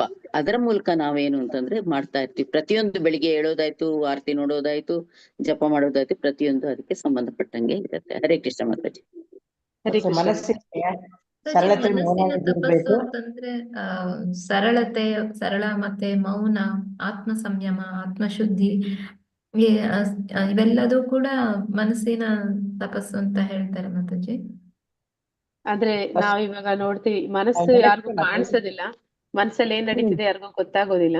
ಆದ್ರೆ ಒಬ್ಬ ಸನ್ಯಾಸಿ ಅಂತ ಹೇಳ್ಕೊಂಡು ಮನಸ್ಸಿನಲ್ಲಿ ಯಾವ್ದಾವ್ದೋ ಒಂದು ವಿಚಾರಗಳನ್ನೇ ಓಡ್ತಾ ಇದ್ರೆ ಅವನು ಸನ್ಯಾಸಿ ಅಲ್ಲ, ಅಂದ್ರೆ ಅವನು ಬ್ರಹ್ಮಚರ್ಯವನ್ನ ನಿರ್ವಹಣೆ ಮಾಡ್ತಾ ಇಲ್ಲ ಅಂತ ಅರ್ಥ. ಆದ್ರೆ ನಿಜವಾದ ಯಾರು ಮನಸ್ಸಿನಿಂದ ತಪಸ್ಸು ಮಾಡ್ತಾನೆ ಅವನು ಎಷ್ಟು ಪರಿಶುದ್ಧವಾಗಿರ್ತಾನೆ ಅಂತಂದ್ರೆ ಅವನ ಮನಸ್ಸು ನಿರ್ಮಲವಾಗಿರುತ್ತೆ. ಮತ್ತೆ ಅವನು ಯಾವುದೇ ಕಾರಣಕ್ಕೂ ಕೂಡ ಯಾವುದೇ ರೀತಿಯಲ್ಲೂ ಕೂಡ ಅವನು ಚಂಚಲ ಆಗೋದಿಲ್ಲ, ಅವನ ಮನಸ್ಸು ಚಂಚಲ ಆಗೋದಿಲ್ಲ, ಅವನು ಬೇರೊಂದು ಬೇಡದ ವಿಚಾರಗಳು ಅವನ ಮನಸ್ಸಿನಲ್ಲಿ ಮೂಡೋದಿಲ್ಲ. ಅದನ್ನೆಲ್ಲ ಇಲ್ಲಿ ಅದಕ್ಕೆ ನಾವು ಶುಕ ಮುನಿಗಳನ್ನ ಒಂದು ಉದಾಹರಣೆ ನೋಡಿದ್ವಿ. ಅಂದ್ರೆ ಅವ್ರು ಹೇಗೆ ನಿರ್ವಸ್ತ್ರಧಾರಿಯಾಗಿ ಹೋಗ್ತಾ ಇದ್ದಾರೆ, ಅಲ್ಲಿ ನಿರ್ವಸ್ತ್ರಧಾರಿಯಾಗಿ ಹೆಂಗಸರಿದ್ದಾರೆ, ಆದ್ರೆ ಅವರ ಮನಸ್ಸಿನಲ್ಲಿ ಕಳಂಕ ಅನ್ನೋದು ಒಂದಿಷ್ಟು ಇರ್ಲಿಲ್ಲ. ಆ ಒಂದು ಮುಗ್ಧತೆ ಆ ಹೆಂಗಸರಿಗೆ ಅದು ಗೋಚರ ಆಯ್ತು. ಮತ್ತೆ ಅವರು ಯಾವುದೇ ರೀತಿ ಅದಕ್ಕಾಗಿ ಪ್ರತಿಕ್ರಿಯೆಗಳನ್ನ ಕೊಡ್ಲಿಲ್ಲ ಅನ್ನೋದನ್ನ ನಾವು ನೋಡ್ತೀವಿ. ಅಂದ್ರೆ ಅಷ್ಟೊಂದು ಒಂದು ನಿಜವಾದ ಅವರಲ್ಲಿ ಒಂದು ಏನಂತ ಹೇಳ್ತಾರೆ, ಲೌಕಿಕ ವಿಚಾರಗಳಲ್ಲಿ ಅವ್ರಿಗೆ ಯಾವುದೇ ಆಸಕ್ತಿ ವೈರಾಗ್ಯ ಇರ್ಲಿಲ್ಲ, ಇತ್ತು. ಮತ್ತೆ ವೈರಾಗ್ಯ, ಅದು ಮನಸ್ಸಿನಿಂದ ಮಾಡುವಂತ ತಪಸ್ಸು. ರಜೋಗುಣದಲ್ಲಿ ಮಾಡುವಂತಹದ್ದು, ರಜೋಗುಣದಲ್ಲಿ ಮಾಡಿದಂತಹ ತಪಸ್ಸು ಎಂತದ್ದು ಅಂತಂದ್ರೆ, ಹಿರಣ್ಯಕಶಿಪು ಕೂಡ ಪಾಪ ತುಂಬಾ ಕಷ್ಟಪಟ್ಟು ತಪಸ್ಸನ್ನ ಮಾಡ್ತಾನೆ. ಅಂದ್ರೆ ನೀವು ಹೇಳಿದ ಹಾಗೆ ಕಂಸ ತಪಸ್ ಮಾಡ್ದ ಅಂತ, ಆದ್ರೆ ಏನು ಪ್ರಯೋಜನ ಇಲ್ಲ. ಅಂದ್ರೆ ಅನುಕೂಲೇನ ಕೃಷ್ಣಾನುಶೀಲನಂ ಅಂತಾರೆ, ಭಕ್ತಿರಸಾಮೃತ ಸಿಂಧುವಿನಲ್ಲಿ ಶ್ಲೋಕ ಬರುತ್ತೆ. ಅನ್ಯಾಭಿಲಾಷಿತ ಶೂನ್ಯ ಜ್ಞಾನ ಕರ್ಮಾದಿ ಅನಾವೃತ ಅನುಕೂಲೇನ ಕೃಷ್ಣಾನುಶೀಲನಂ ಭಕ್ತಿರುತ್ತಮಂ ಅಂತ. ಯಾವ ರೀತಿ ಇರ್ಬೇಕಂದ್ರೆ ಏಕಚಿತ್ತ ಭಕ್ತಿ ಇರ್ಬೇಕಂತೆ. ಅಂದ್ರೆ ಒಂದು ಕ್ಷಣ ಮಾತ್ರ ಕೂಡ ಭಗವಂತನನ್ನ ಮರಿಲಿಲ್ಲ ಅಂತೆ. ಅಂದ್ರೆ ಕಂಸ ಕೂಡ ಒಂದು ಕ್ಷಣ ಮಾತ್ರ ಭಗವಂತನನ್ನ ಮರಿಲಿಲ್ಲ. ಮತ್ತೆ ಅವರು ಊಹಾತ್ಮಕ ಚಿಂತನೆ ಅಥವಾ ಯಾವುದೋ ಒಂದು ಕಾಮ್ಯಕರ್ಮದ ಒಂದು ವಿಚಾರದಿಂದ ಪರಮಾತ್ಮನನ್ನ ನೆನೆಸುವಂತದ್ದಲ್ಲ. ಅಂದ್ರೆ ನನಗೆ ಜ್ಞಾನ ಬೇಕು ಅಥವಾ ಒಂದು ಯಾವುದೋ ಒಂದು ಐಹಿಕ ಲಾಭ ಬೇಕು ಅದಕ್ಕಾಗಿ ಪರಮಾತ್ಮನನ್ನ ನೆನೆಸುವಂತದ್ದು ಅಲ್ಲ. ಅವನು ಕೂಡ ಅಂತಹ ಯಾವುದೇ ಒಂದು ಎಕ್ಸ್ಪೆಕ್ಟೇಷನ್ ಭಗವಂತನಿಂದ ಹೊಂದಿರ್ಲಿಲ್ಲ. ಆದ್ರೆ ಅನುಕೂಲೇನ ಕೃಷ್ಣಾನುಶೀಲನಂ ಅಂದ್ರೆ ಭಗವಂತನಿಗೆ ಅನುಕೂಲಕರವಾದ ಭಕ್ತಿಯನ್ನ ಮಾಡ್ಬೇಕು ಅಂತ ಹೇಳ್ತಾರೆ. ಅಂದ್ರೆ ಭಗವಂತನಿಗೆ ಅನುಕೂಲಕರ ಅಂದ್ರೆ, ಭಗವಂತನಿಗೆ ಇವಾಗ ನೈವೇದ್ಯ ಮಾಡ್ತಾ ಇದೀವಿ ಅಂದ್ರೆ ಅವನಿಗೆ ಇಷ್ಟವಾದದನ್ನ ಮಾಡುವಂಥದ್ದು, ನನ್ನ ಬಾಯಿ ರುಚಿಗೆ ಮಾಡ್ಬಿಟ್ಟು ಅವನಿಗೆ ಇಡುವಂತದ್ದಲ್ಲ. ಹಾಗೆ ಇಲ್ಲಿ ಕಂಸ ಎಂತ ಒಂದು ಶ್ರದ್ಧೆ ಮಾಡ್ದ, ಎಂತ ಒಂದು ಏಕಾಗ್ರತೆ ಮಾಡ್ದ, ಅವನನ್ನ ಸ್ಮರಣೆ ಮಾಡ್ದ ಅಂತಂದ್ರೆ ಅದು ಕೃಷ್ಣನಿಗೆ ಅನುಕೂಲಕರವಾದ ಒಂದು ಸ್ಮರಣೆ ಅಲ್ಲ, ಅವನನ್ನೇ ಕೊಲ್ಲಬೇಕು ಅನ್ನೋ ವಿಚಾರದಲ್ಲಿ ಅವನು ಮಾಡಿದಂತಹ ಒಂದು ಸ್ಮರಣೆ. ಹಾಗೆ ಈ ರಜೋಗುಣದಲ್ಲಿ ಇರುವಂತವ್ರು ಮಾಡೋದು, ಅವರು ಕೂಡ ಕಠೋರ ತಪಸ್ಸುಗಳನ್ನ ಮಾಡ್ತಾರೆ. ಆದ್ರೆ ಅದರ ಒಂದು ಫಲ ಏನಾಗಿರುತ್ತೆ ಅಂತಂದ್ರೆ, ಆ ತಪಸ್ಸು ಎಷ್ಟೇ ಅಂದ್ರೆ ನಾವು ನೋಡ್ತೀವಿ, ತಪಸ್ಸು ಅನ್ನುವಂಥದ್ದು ಎಲ್ಲರೂ ಮಾಡಕ್ಕಾಗೋದಿಲ್ಲ ಅಂತ ಅನ್ಕೋತೀವಿ. ಅಂದ್ರೆ ತಪಸ್ಸು ಮಾಡುವಂತವ್ರೆಲ್ಲರೂ ಕೂಡ ತುಂಬಾ ಒಳ್ಳೆ ಸಭ್ಯಸ್ಥರು ಅನ್ಕೋತೀವಿ. ಆದ್ರೆ ಅದೆಲ್ಲ ಅನ್ನೋದಕ್ಕೆ ಇವರೆಲ್ಲರೂ ಒಂದು ಉದಾಹರಣೆ. ಅಂದ್ರೆ ಅವ್ರು ಮಾಡಿದಂತ ತಪಸ್ಸು ಎಂತದಿತ್ತು ಅಂತಂದ್ರೆ, ಬ್ರಹ್ಮ ಸ್ವತಃ ಬಂದು ಏನಪ್ಪಾ ನಿನಗೆ ಬೇಕು ಅಂತ ಕೇಳೋಷ್ಟ್ರ ಮಟ್ಟಿಗೆ ಅವರ ತಪಸ್ಸು ಘೋರವಾದ ತಪಸ್ಸು. ಅಷ್ಟೆಲ್ಲ ಮಾಡಿದ್ರು ಕೂಡ ಅದರಲ್ಲಿ ಅವರ ಒಂದು ಉದ್ದೇಶ, ಏನನ್ನೇ ಮಾಡಿ ಅದರ ಹಿಂದೆ ನಿಮ್ಮ ಒಂದು ಉದ್ದೇಶ ಏನಾಗಿದೆ, ನಿಮ್ಮ ಮನಸ್ಥಿತಿ ಏನಿದೆ, ಅದು ತುಂಬಾ ಪ್ರಮುಖ ಪಾತ್ರವನ್ನು ವಹಿಸುತ್ತೆ. ಇಲ್ಲಿ ಅವನ ಒಂದು ಮನಸ್ಥಿತಿ ಏನಾಗಿತ್ತು ಅಂತಂದ್ರೆ, ಅವನು ಒಂದು ಆಯುಷ್ ಅಂದ್ರೆ ಅವನಿಗೆ ಒಂದು ಪೂರ್ಣಾಯುಷ್ಯ ಬೇಕು, ಅವನಿಗೆ ಸಾಯ್ಲೇಬಾರ್ದು ಅನ್ನೋಂತ ವರ ಬೇಕಿತ್ತು. ಸರಿ, ಆ ವರ ಪಡ್ಕೊಂಡು ನೀನ್ ಏನು ಅದ್ರ ಉದ್ದೇಶ, ನೀನ್ ಏನಕ್ಕೆ ಅದನ್ನ ವರ ಪಡೆದು ನೀನ್ ಏನ್ ಸಾಧಿಸ್ಬೇಕು ಅಂತಂದ್ರೆ, ಎಲ್ಲರಿಗೂ ಕೂಡ ಅಂದ್ರೆ ದೇವತೆಗಳಿಗೆ ಹಿಂಸೆ ಕೊಡಬೇಕು, ಮತ್ತೆ ಅವನು ವಿಷ್ಣು ಹರಿ ವೈರಿಯಾಗಿದ್ದಾನೆ, ಅವನ ಮೇಲೆ ಯುದ್ಧ ಸಾರಬೇಕು. ಅದು ಅವನ ಒಂದು ತಪಸ್ಸಿನ ಉದ್ದೇಶ ಆಗಿತ್ತು. ಇದೆಲ್ಲವೂ ಕೂಡ ರಜೋಗುಣದ ಒಂದು ತಪಸ್ಸು ಅಂತ ಹೇಳ್ತೀವಿ. ಈಗಿನ ಕಾಲದಲ್ಲೂ ಕೂಡ ಮಾಡ್ತಾರೆ. ಅಂದ್ರೆ ಯಾವ ರೀತಿ ತಪಸ್ಸು ಅಂತಂದ್ರೆ, ನಾವು ನೋಡ್ತೀವಿ ಇಲ್ಲಿ ರಾಜಕೀಯ ಪ್ರೇರಣೆಯಿಂದ ದೆಹಲಿಯಲ್ಲಿ ಕೆಲವು ವರ್ಷಗಳ ಹಿಂದೆ ಈ ಒಂದು ರೈತರು ಅಂತ ಹೇಳ್ಕೊಂಡು ಅವರು ಆ ಒಂದು ಮಾರ್ಗವನ್ನ, ದೆಹಲಿಗೆ ಹೋಗುವ ರಾಜಮಾರ್ಗವನ್ನ ಬ್ಲಾಕ್ ಮಾಡಿ ಅನೇಕ ತಿಂಗಳಾನುಗಟ್ಲೆ ಅವರು ಉಪವಾಸ ಮಾಡ್ತೀವಿ ಅನ್ನೋ ಹೆಸರಲ್ಲಿ, ಉಪವಾಸ ಏನ್ ಮಾಡಿಲ್ಲ ಅವರು, ಆ ಒಂದು ಏನಂತ ಹೇಳ್ತಾರೆ, ಪ್ರೊಟೆಸ್ಟ್ ಮಾಡಿದ ರೀತಿ ಹೇಗಿತ್ತು ಅಂದ್ರೆ, ಧರಣಿ ಮಾಡಿದ ರೀತಿ ಹೇಗಿತ್ತು ಅಂದ್ರೆ, ಸಮಾಜಕ್ಕೆ ಎಲ್ಲಾ ರೀತಿಯಲ್ಲೂ ಅವ್ರು ಮಾಡಿದ್ದು ಕಷ್ಟ ಕೊಡ್ಬೇಕು ಎಲ್ಲರಿಗೂ. ಆ ಕಡೆಯಿಂದ ಈ ಕಡೆ ಯಾರು ಜನ ಓಡಾಡಬಾರ್ದು, ಎಲ್ಲರಿಗೂ ಏನು ಸೌಕರ್ಯಗಳು ಆಗ್ಬಾರ್ದು, ಎಲ್ಲರೂ ಕಷ್ಟ ಪಡ್ಬೇಕು, ಮತ್ತೆ ಅದು ಇವರ ತಪಸ್ಸು ಅನ್ನೋ ರೀತಿಯಲ್ಲಿ ಅವರ ಒಂದು ರಾಜಕೀಯ ಲಾಭಕ್ಕಾಗಿ ಮಾಡುವಂತದ್ದು. ಅದೇ ರೀತಿ ತಮೋಗುಣದಲ್ಲಿ ಮಾಡುವಂತ ತಪಸ್ಸುಗಳು, ತಮೋಗುಣದಲ್ಲಿ ಮಾಡುವಂತ ತಪಸ್ಸು ಅದು ತಪಸ್ಸೇ ಅಲ್ಲ ಅಂತ ಹೇಳ್ತಾರೆ. ಅಂದ್ರೆ ಅವರಿಗೆ ಯಾರನ್ನ ಕುರಿತು ತಪಸ್ಸನ್ನ ಮಾಡ್ತಾರೆ, ಅವ್ರ ಮೇಲೆ ಅವ್ರಿಗೆ ಯಾವುದೇ ಒಂದು ನಂಬಿಕೆನೂ ಇಲ್ಲ, ಶ್ರದ್ಧೆನೂ ಇಲ್ಲ. ಈ ಭೂತಾರಾಧನೆ ಮಾಡುವಂತವ್ರು ಇರ್ಬೋದು, ಅಂದ್ರೆ ಭೂತ ಪ್ರೇತಗಳ ಆರಾಧನೆ ಮಾಡುವಂತವ್ರು ತಮೋಗುಣದ ಒಂದು ಸಮಯ, ರಾತ್ರಿ ಸಮಯದಲ್ಲಿ ಹೋಗುವಂಥದ್ದು. ಆ ಒಂದು ಯಾವುದೋ ಒಂದು ಮರದಲ್ಲಿ ಕಾಡಿನಲ್ಲಿ ಅಲ್ಲಿ ಭೂತ ಇದೆ ಅಂತ ಹೇಳ್ತಾರೆ, ಅಲ್ಲಿ ಹೋಗಿ ಪ್ರಾಣಿ ಬಲಿಗಳನ್ನ ಕೊಡುವಂಥದ್ದು. ಮತ್ತೆ ಆ ಒಂದು ಭೂತ ಅನ್ನುವಂಥದ್ದು ನಿಜವಾಗ್ಲೂ ಇದೆ ಅನ್ನೋದೇ ಆದ್ರೆ ಅದರಿಂದ ನಾನು ಕೆಲಸ ಮಾಡಿಸ್ಕೋಬೇಕು ಅಂತ, ಅದರಿಂದ ಏನೋ ಒಂದು ನನ್ನ ಕಾರ್ಯ ಆಗ್ಬೇಕು ಅಂತ ಅನ್ನುವಂಥದ್ದು. ಎಂತ ಕಾರ್ಯ ಆಗ್ಬೇಕು ಅನ್ನುವಂಥದ್ದಂದ್ರೆ ಅವರ ಶತ್ರುಗಳಿಗೆ ಅವರು ಕಾಟ ಕೊಡುವಂಥದ್ದು, ಅಂದ್ರೆ ಯಾರಿಗೋ ಇನ್ನೊಬ್ಬರಿಗೆ ಹಿಂಸೆ ಕೊಡುವಂತಹ ಕೆಲಸಗಳನ್ನ ಮಾಡುವಂಥದ್ದು. ಇದೆಲ್ಲವೂ ಕೂಡ ತಪಸ್ಸು, ಆದ್ರೆ ಬೇರೆ ಬೇರೆ ಗುಣಗಳಲ್ಲಿ ಮಾಡುವಂಥದ್ದು. ಇಲ್ಲಿ ಮಾತಿನ ತಪಸ್ಸಿನ ಬಗ್ಗೆ ಪ್ರಭುಪಾದ್ರೆ ಹೇಳ್ತಾ ಇದ್ದಾರೆ, ಯಾರಾದ್ರೂ ಓದ್ತೀರಾ? ಹರೇ ಕೃಷ್ಣ. ಮಾತಾಜಿ ಓದ್ತೀನಿ. ಮಾತಿನ ತಪಸ್ಸು ಅನುದ್ವೇಗಕಾರ ವಾಕ್ಯ ಪ್ರಿಯ ಹಿತಾಚಯತ್. ಮಾತಿನ ತಪಸ್ಸು ಸತ್ಯವಾದ, ಸಂತೋಷಕರವಾದ, ಹಿತವಾದ ಮತ್ತು ಇತರರ ಮನಸ್ಸನ್ನು ಕಲಕದ ಮಾತುಗಳನ್ನಾಡುವುದು ಒಳಗೊಂಡಿದೆ. ಭಗವದ್ಗೀತಾ 17.15. ಹರೇ ಕೃಷ್ಣ ಮಾತಾಜಿ. ಹರೇ ಕೃಷ್ಣ ಮಾತಾಜಿ. ಅಂದ್ರೆ ನಾವ್ ಈಗಾಗಲೇ ಇದ್ರ ಬಗ್ಗೆ ಹೇಳಿದ್ವಿ. ಅಂದ್ರೆ ಮಾತಿನ ತಪಸ್ಸು ಅಂತಂದ್ರೆ ಹನುಮಂತ ಹೇಳಿದಂತಹ ಒಂದು ಮಾತು ಹೇಗಿತ್ತು ಅಂತಂದ್ರೆ, ಇನ್ನೊಬ್ಬರಿಗೆ ನಾನು ಹೇಳೋ ಮಾತು ನೋವಾಗ್ಬಾರ್ದು. ಹನುಮಂತ ಹೋಗಿ ಸೀತೆನ ಕಂಡಾಗ ಅವನು ಹೇಳ್ತಾನೆ, ಆ ಸೀತೆಗೆ ಗೊತ್ತಿಲ್ಲ ಹನುಮಂತ ಯಾರಂತ, ಅವಳು ಮತ್ತೆ ಯಾರೋ ಒಂದು ರಾಕ್ಷಸನೇ ಅಂತಾನು ಅನ್ಕೋಬಹುದು. ಆದ್ರೆ ಹೌದು. ಅವಳು ಮುಂದೆ ಹೋದಾಗ ಅವನು ಏನಂತ ಹೇಳ್ತಾನೆ ಅಂದ್ರೆ ರಾಮನು ಕುಶಲವಾಗಿದ್ದಾನೆ ಅಂತ ಹೇಳ್ತಾನೆ. ಕ್ಷೇಮವಾಗಿದ್ದಾನೆ. ಹೌದು ರಾಮನು ಕುಶಲವಾಗಿದ್ದಾನೆ ಅಂತ ಹೇಳೋದಿಲ್ಲ. ರಾಮ ಅಂತ ಹೇಳಿದ ತಕ್ಷಣ ಅವಳಿಗೆ ಆತಂಕ ಆಗುತ್ತೆ ಹೌದೌದು ಅನ್ಬಿಟ್ಟು ಹೌದು ಕುಶಲವಾಗಿದ್ದಾನೆ ರಾಮ ಹೌದು. ಅಂತ ಹೇಳ್ತಾನೆ. ಅದು ಆ ಒಂದು ಮಾತಿನ ತಪಸ್ಸು. ಅಂದ್ರೆ ನಾವು ಮಾತಾಡುವ ಸತ್ಯ ಕೂಡ ಯಾರಿಗೂ ಒಂದು ಉದ್ರೇಕವನ್ನ ಉಂಟು ಮಾಡಬಾರದು ಅಂತ. ಅದೇ ರೀತಿ ಇಲ್ಲಿ ಇನ್ನೊಂದು ಉದಾಹರಣೆ ನಾವು ನೋಡಿದ್ವಿ. ಒಂದು ಯಾರು ವಿದುರ ಅವನು ಈ ಕುರುಕ್ಷೇತ್ರ ಯುದ್ಧ ಆಗುವಾಗ ಅವನು ತೀರ್ಥಕ್ಷೇತ್ರಕ್ಕೆ ಹೋಗ್ತಾನೆ. ಮತ್ತೆ ಅಲ್ಲಿಂದ ವಾಪಸ್ ಬರುವಾಗ ಅಷ್ಟರಲ್ಲಿ ಎಲ್ಲ ಮುಗ್ದಿರುತ್ತೆ, ಯುದ್ಧ ಮುಗ್ದಿರುತ್ತೆ. ಮತ್ತೆ ಅಲ್ಲಿ ಕೃಷ್ಣನು ಕೂಡ ಅಂತರ್ಧಾನ ಆಗ್ಬಿಟ್ಟಿರ್ತಾನೆ. ಮತ್ತೆ ಎಲ್ಲ ಯದುಕುಲ ಕೂಡ ನಾಶ ಆಗೋಗಿರುತ್ತೆ. ಇದ್ಯಾವ್ದು ಪಾಂಡವರಿಗೆ ಇನ್ನೂ ತಿಳಿದಿರೋದಿಲ್ಲ. ಆದ್ರೆ ಅವನು ಪಾಂಡವರ ಹತ್ರ ಹೋದಾಗ ಈ ಸತ್ಯ ಅವ್ರಿಗೆ ಗೊತ್ತಿಲ್ಲ ಅಂತ ತಿಳಿದಾಗ ಅವನು ಹೇಳಕ್ಕೆ ಹೋಗೋದಿಲ್ಲ. ಅಂದ್ರೆ ಅವನ್ಗೆ ಅನ್ಸುತ್ತೆ ಈ ಸತ್ಯ ಇವರು ಸಹಿಸ್ಕೊಳ್ಳೋದಿಲ್ಲ ಅಂತ. ಇಂತಹ ಒಂದು ಸತ್ಯ ಅದು ಯಾವತ್ತಿದ್ರೂ ಬೆಳಕಿಗೆ ಬಂದೇ ಬರುತ್ತೆ. ಅದು ಬಂದಾಗ ಅದು ಬರೋ ರೀತಿಯಲ್ಲಿ ಬರ್ಲಿ, ನಾನು ಇದನ್ನ ಹೇಳಿ ಇವ್ರ ಮನಸ್ಸು ನೋಯಿಸ್ಬಾರ್ದು ಅಂತ ಅನ್ಕೋತಾರೆ. ಇದೆಲ್ಲವೂ ಕೂಡ ಮಾತಿನ ತಪಸ್ಸಾಗುತ್ತೆ. ಅದನ್ನೇ ಇಲ್ಲಿ ಪ್ರಭುಪಾದರ ಮುಂದೆ ಕೂಡ ಹೇಳ್ತಾರೆ. ಆದ್ರೆ ಶಾಸ್ತ್ರವನ್ನ ತಿಳಿಸುವಾಗ ಗುರುಗಳಾಗ್ಲಿ ಅಥವಾ ಮಕ್ಕಳನ್ನ ತಿದ್ದುವಾಗ ತಂದೆ ತಾಯಿಗಳಾಗ್ಲಿ ಮಕ್ಕಳಿಗೆ ಕಠೋರವಾದ ಸತ್ಯವನ್ನೇ ನೀವು ಹೇಳ್ಬೇಕು. ಯಾಕೆ ಅಂದ್ರೆ ಅದು ಅವರಿಗೆ ಒಂದು ಸರಿಯಾದ ರೀತಿಯಲ್ಲಿ ಮಾರ್ಗದರ್ಶನ ಮಾಡೋದಕ್ಕೆ ಅದು ಬೇಕೇ ಬೇಕು ಅಂತ ಹೇಳ್ತಾರೆ. ಆದ್ರೆ ಅದೇ ಗುರು ಅಥವಾ ಅದೇ ತಂದೆ ತಾಯಿ ತನ್ನ ಮಗ ಅಲ್ಲ ಅಥವಾ ತನ್ನ ಶಿಷ್ಯ ಅಲ್ಲ ಅಂತಂದ್ರೆ ಅಂತವ್ರ ಜೊತೆ ಮಾತಾಡುವಾಗ ಅವನು ಆ ಮಾತಿನ ಒಂದು ಹತೋಟಿ, ಅವನಿಗೆ ಆ ಮಾತಿನ ಮೇಲೆ ಒಂದು ನಿಯಂತ್ರಣ ಅನ್ನುವಂಥದ್ದು ಇರ್ಬೇಕು ಅನ್ನೋದನ್ನಲ್ಲಿ ತಿಳಿಸ್ತಾರೆ. ಹರೇ ಅದಕ್ಕೆ ಕೃಷ್ಣ. ಓದ್ಲಾ ಮಾತಾಜಿ? ಹಾ ಓದ್ಲಾ? ಓದ್ತೀನಿ. ಮಾತಿನ ತಪಸ್ಸು. ಒಬ್ಬ ಶಿಕ್ಷಕನು ಮಾತನಾಡುವಾಗ ಅವನು ತನ್ನ ವಿದ್ಯಾರ್ಥಿಗಳ ಸೂಚನೆಗಾಗಿ ಸತ್ಯವನ್ನು ಮಾತನಾಡಬಲ್ಲನು. ಆದರೆ ಅಂತಹ ಶಿಕ್ಷಕನು ತನ್ನ ವಿದ್ಯಾರ್ಥಿಗಳಲ್ಲದವರೊಂದಿಗೆ ಮಾತನಾಡಬಾರದು. ಅವನು ಅವರ ಮನಸ್ಸನ್ನು ಪ್ರಚೋದಿಸಿದರೆ 17.5%. ಧನ್ಯವಾದಗಳು. ಧನ್ಯವಾದಗಳು ಮಾತಾಜಿ. ಇಲ್ಲಿ ಪ್ರಭುಪಾದ್ರ ಅದನ್ನೇ ತಿಳಿಸ್ತಾ ಇದ್ದಾರೆ. ಆದ್ರೆ ನಾವು ಈ ಶಾಸ್ತ್ರಗಳ ಮೂಲಕ, ಭಗವದ್ಗೀತೆ ಭಾಗವತಗಳ ಮೂಲಕ ನಾವು ಸತ್ಯ ಏನಿದೆ ಅದನ್ನ ತಿಳಿಯೋದಿಕ್ಕೆ ನಾವು ಕೂಡ ಶಿಷ್ಯರ ರೂಪದಲ್ಲಿ ಅದಕ್ಕೆ ಸಿದ್ಧತೆನ ಮಾಡ್ಕೊಂಡಿರ್ಬೇಕು. ಅಂದ್ರೆ ಅಲ್ಲಿ ಏನನ್ನ ತಿಳಿಸ್ತಾ ಇದ್ದಾರೆ ಅದು ನಮಗೆ ಅನುಕೂಲಕರವಾಗಿದ್ರೆ ಮಾತ್ರ ಸ್ವೀಕಾರ ಮಾಡ್ತೇವಿ, ಇಲ್ಲಾಂದ್ರೆ ಅದನ್ನ ಸ್ವೀಕಾರ ಮಾಡೋದಿಲ್ಲ ಅಂತ ಅನ್ಕೊಂಡು ಅಂತ ಮನಸ್ಥಿತಿಯಲ್ಲಿ ಕೂತ್ಕೊಂಡ್ರೆ ನಾವು ನಿಜವಾದ ಸತ್ಯವನ್ನ ತಿಳಿಲಿಕ್ಕೆ ಸಾಧ್ಯ ಆಗೋದಿಲ್ಲ. ಅಂದ್ರೆ ಅಲ್ಲಿ ಏನನ್ನ ಗುರುಗಳು ತಿಳಿಸ್ತಾ ಇದ್ದಾರೆ ಅದು ಕಠೋರವಾದ್ದೇ ಆಗಿದ್ರು ಕೂಡ ಅದನ್ನ ನಾವು ಸ್ವೀಕಾರ ಮಾಡ್ಬೇಕಾಗತ್ತೆ.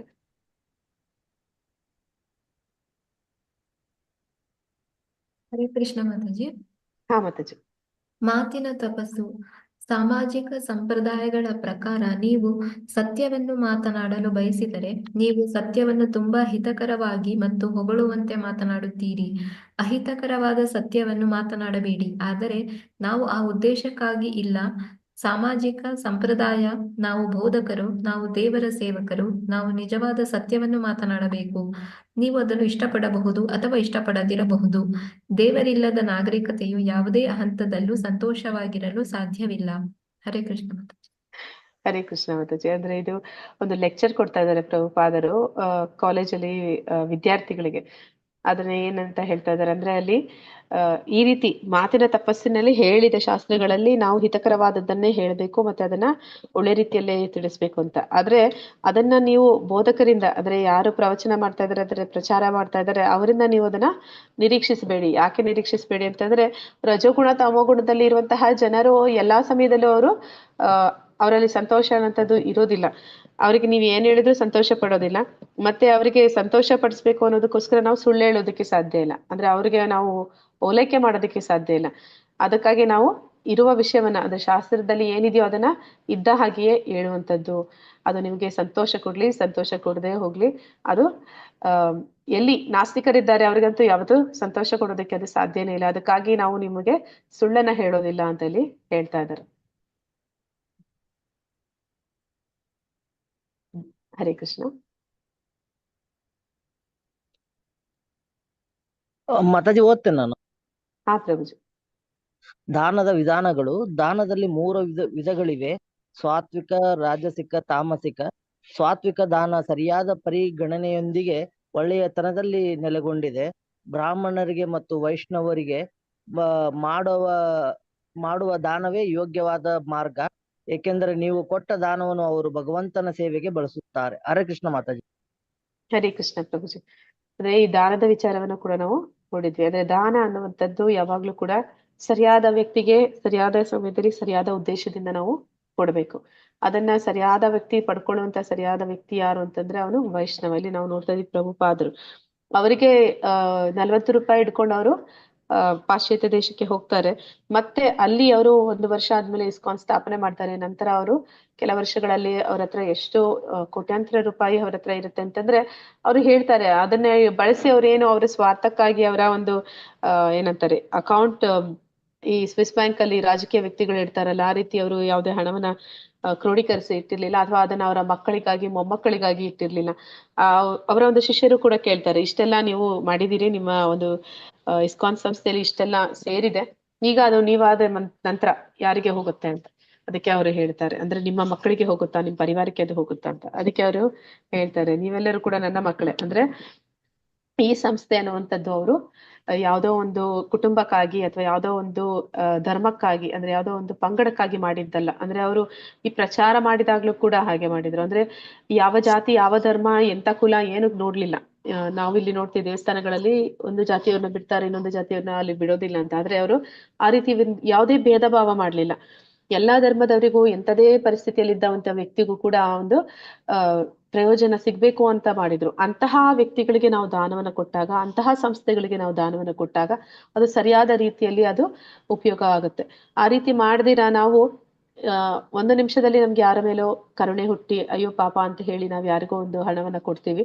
ಆ ವ್ಯಕ್ತಿ ವಾಸ್ತವದಲ್ಲಿ ಅವನು ಅದನ್ನ ದುರುಪಯೋಗ ಪಡಿಸ್ಕೊಂತಾನೋ ಸದುಪಯೋಗ ಪಡಿಸ್ಕೊಂತಾನೋ ಅದು ಆಮೇಲೆ. ಆದ್ರೆ ಅವನು ನಿಜವಾಗ್ಲೂ ಅದನ್ನ ಉಪಯೋಗ ಪಡಿಸ್ಕೊಳ್ಳೋಂತವನೇ ಆಗಿದ್ರು ಕೂಡ ಕೆಲವೊಂದ್ಸಲ ಏನಾಗುತ್ತೆ ಅಂದ್ರೆ ಅವನು ಕರ್ಮಕ್ಕೆ ಒಂದು ಶಿಕ್ಷೆಯಾಗಿ ಅದನ್ನ ಭಗವಂತ ಅವನಿಗೆ ಆ ಒಂದು ಪರಿಸ್ಥಿತಿಯನ್ನ ಒಡ್ಡಿರ್ತಾನೆ.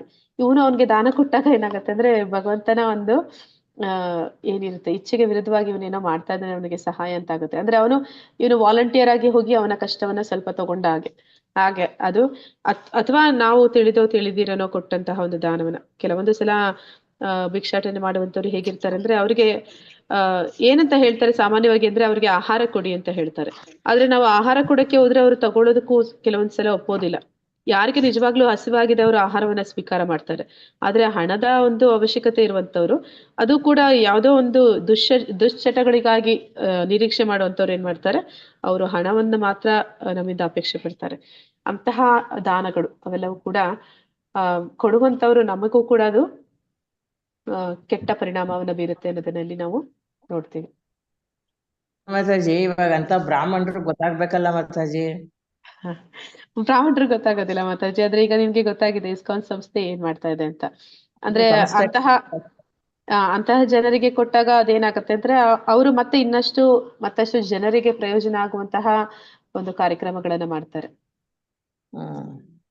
ಅದೇ ಅಂತ ಸಂಸ್ಥೆ ಕೊಟ್ಟು ಕೃಷ್ಣಾರ್ಪಣ ಮಸ್ತು ಅಂತ ಹೇಳ್ಬೇಕಷ್ಟೇ. ಹೌದು ಮಾತಾಜಿ.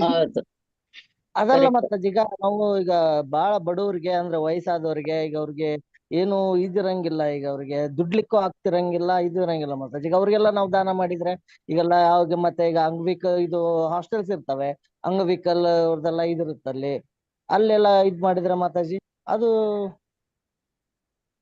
ಅಂದ್ರೆ ಪ್ರಭುಜಿ ಅಲ್ಲಿ ಕೂಡ ನೀವು ಹೋಗಿ ಭಗವಂತನ ಒಂದು ಪ್ರಸಾದವನ್ನ ಕೊಡೋ ಪ್ರಯತ್ನ ಪಡ್ಬೋದು. ಅದಲ್ಲದೆ ನೀವೇನಾದ್ರೂ ಹಣದ ಮಾಡ್ತೀವಿ ಅಂತ ಮಾಡಿದ್ರು ಕೂಡ ಭಗವಂತನನ್ನ ಕೇಂದ್ರೀಕರಿಸಿನೇ ಮಾಡ್ಬೇಕಾಗತ್ತೆ. ಭಗವಂತನನ್ನ ಮನಸ್ಸಿನಲ್ಲಿ ಇಟ್ಕೋದಿರಾ ನೀವು ನಾನು ಇವ್ರಿಗೆ ಮಾಡ್ತೀನಿ ನನಗೆ ಪುಣ್ಯ ಸಿಗುತ್ತೆ ಅನ್ನೋ ನಿರೀಕ್ಷೆ ಇಟ್ಕೊಂಡು ಮಾಡ್ತಾ ಇದ್ರಿ ಅಂದ್ರೆ ಅದು ನಿಮ್ಮನ್ನ ಬಂಧನದಲ್ಲಿ ಇರಿಸುತ್ತೆ ಅಷ್ಟೇ. ಮತ್ತೆ ನಿಮ್ಮನ್ನ ಇಲ್ಲಿಂದ ಬಿಡುಗಡೆ ಮಾಡೋದಕ್ಕೆ ಸಹಾಯ ಮಾಡೋದಿಲ್ಲ.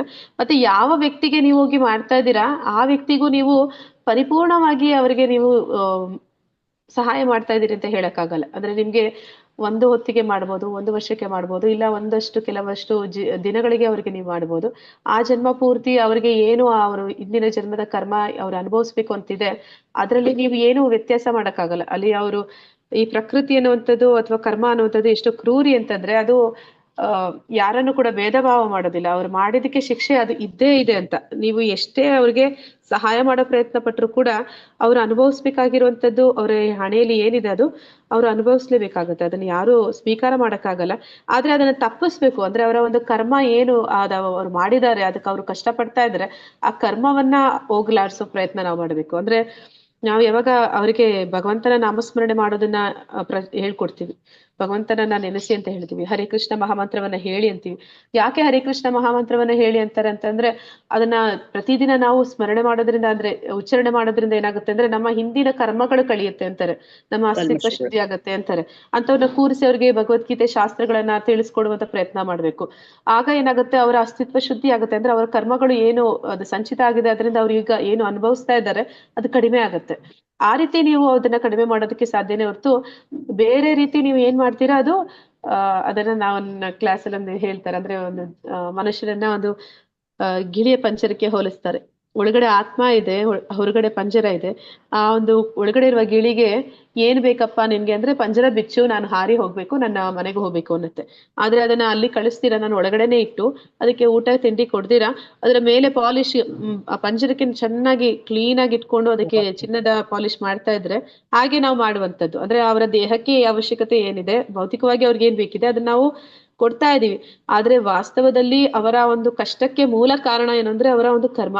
ಆ ಕರ್ಮ ಯಾಕೆ ಅದಾಗಿದೆ ಅದನ್ನ ಸರಿಪಡಿಸೋ ಪ್ರಯತ್ನವನ್ನ ನಾವು ಮಾಡಕ್ ಹೋಗೋದಿಲ್ಲ. ಅಂದ್ರೆ ಅದನ್ನ ಸರಿಪಡಿಸಿದ್ವಿ ಅಂತಂದ್ರೆ ನಾವು ಮೇಲ್ಗಡೆಯಿಂದ ಅವ್ರಿಗೆ ಏನು ಮಾಡ್ಬೇಕಾಗಿಲ್ಲ, ಅದೆಲ್ಲವೂ ಕೂಡ ಭಗವಂತ ನೋಡ್ಕೋತಾನೆ. ಅಂದ್ರೆ ಆ ಭಗವಂತನೇ ಅವರ ಒಂದು ಅಸ್ತಿತ್ವ ಶುದ್ಧಿ ಆದ್ಮೇಲೆ ಅವರ ಒಂದು ಕಷ್ಟ ಸುಖವನ್ನ ನಮಗಿಂತ ಚೆನ್ನಾಗಿ ಪರಮಾತ್ಮ ನೋಡ್ತಾನೆ. ಅಂದ್ರೆ ಅವರಿಗೆ ಈ ಜ್ಞಾನ ಕೊಡುವಂಥದ್ದು ಮತ್ತೆ ಭಗವಂತನ ಪ್ರಸಾದ ಕೊಡುವಂಥದ್ದು, ಅದು ಒಳ್ಳೇದು ಪ್ರಭುಜಿ. ಹರೇ ಕೃಷ್ಣ ಮಾತಾಜಿ, ಧನ್ಯವಾದ. ಹರೇ ಕೃಷ್ಣ. ದಾನದ ವಿಧಾನಗಳು ಮತ್ತು ರಾಜಸಿಕ ಎಂದರೆ ಹೆಸರಿಗಾಗಿ, ನಾನು ತುಂಬಾ ದಾನಶೀಲ ಎಂದು ಜನರು ಹೊಗಳುತ್ತಾರೆ ಎಂದು, ಅದು ರಾಜಸಿಕ. ಅಂದ್ರೆ ಈ ಪೇಪರ್ಗಳಲ್ಲಿ ಹೆಸರು ಬರುವಂತದ್ದು, ಈ ಒಂದು ವ್ಯಕ್ತಿ, ಈ ಒಂದು ಸಂಸ್ಥೆ ಇಷ್ಟೊಂದು ದಾನ ಕೊಟ್ಟಿದೆ ಅಂದ್ರೆ ಅವ್ರಿಗೆ ಹೆಸರಿಗಾಗಿಯೇ ಮಾಡುವಂಥದ್ದು ದಾನವನ್ನ. ಅಂದ್ರೆ ಅಲ್ಲಿ ಯಾವುದೇ ಒಂದು ಉದ್ದೇಶ ಇಲ್ಲ. ಅಂದ್ರೆ ನಾನ್ ದಾನ ಕೊಡ್ತಾ ಇರುವಂತದ್ದು ಸಮಾಜಕ್ಕೆ ಒಳ್ಳೇದಾಗ್ಲಿ ಅಂತಾನೋ, ಅಥವಾ ಇಲ್ಲ ನಾನು ದಾನ ಕೊಡ್ತಾ ಇರುವಂತದ್ದು ನಾನು ಓಂ ತತ್ ಸತ್, ಅದು ಕೃಷ್ಣಾರ್ಪಣ ಮಸ್ತು, ಭಗವಂತನಿಗೆ ನೀಡಿದ್ದು, ಭಗವಂತನ ಒಂದು ಸೇವೆಗೆ ಕೊಟ್ಟದ್ದು, ಭಗವಂತನ ಸೇವೆಗೆ ಕೊಟ್ಟದ್ದು, ಅದು ಉತ್ತಮವಾದ ದಾನ, ಅದು ಉತ್ತಮವಾದ ಪ್ರಯೋಜನಗಳನ್ನೇ ಹೊಂದಿರುತ್ತೆ ಅನ್ನೋ ಒಂದು ಮನಸ್ಥಿತಿಯಿಂದ ಕೊಡುವಂತದ್ದು ಆಗಿರೋದಿಲ್ಲ ಅನ್ನೋದನ್ನಲ್ಲಿ ನೋಡ್ತಾ ಇದೀವಿ. ಹರೇ ಕೃಷ್ಣ. ಓದ್ಲಾ ಮಾತಾಜಿ? ಹಾ ಮಾತಾಜಿ.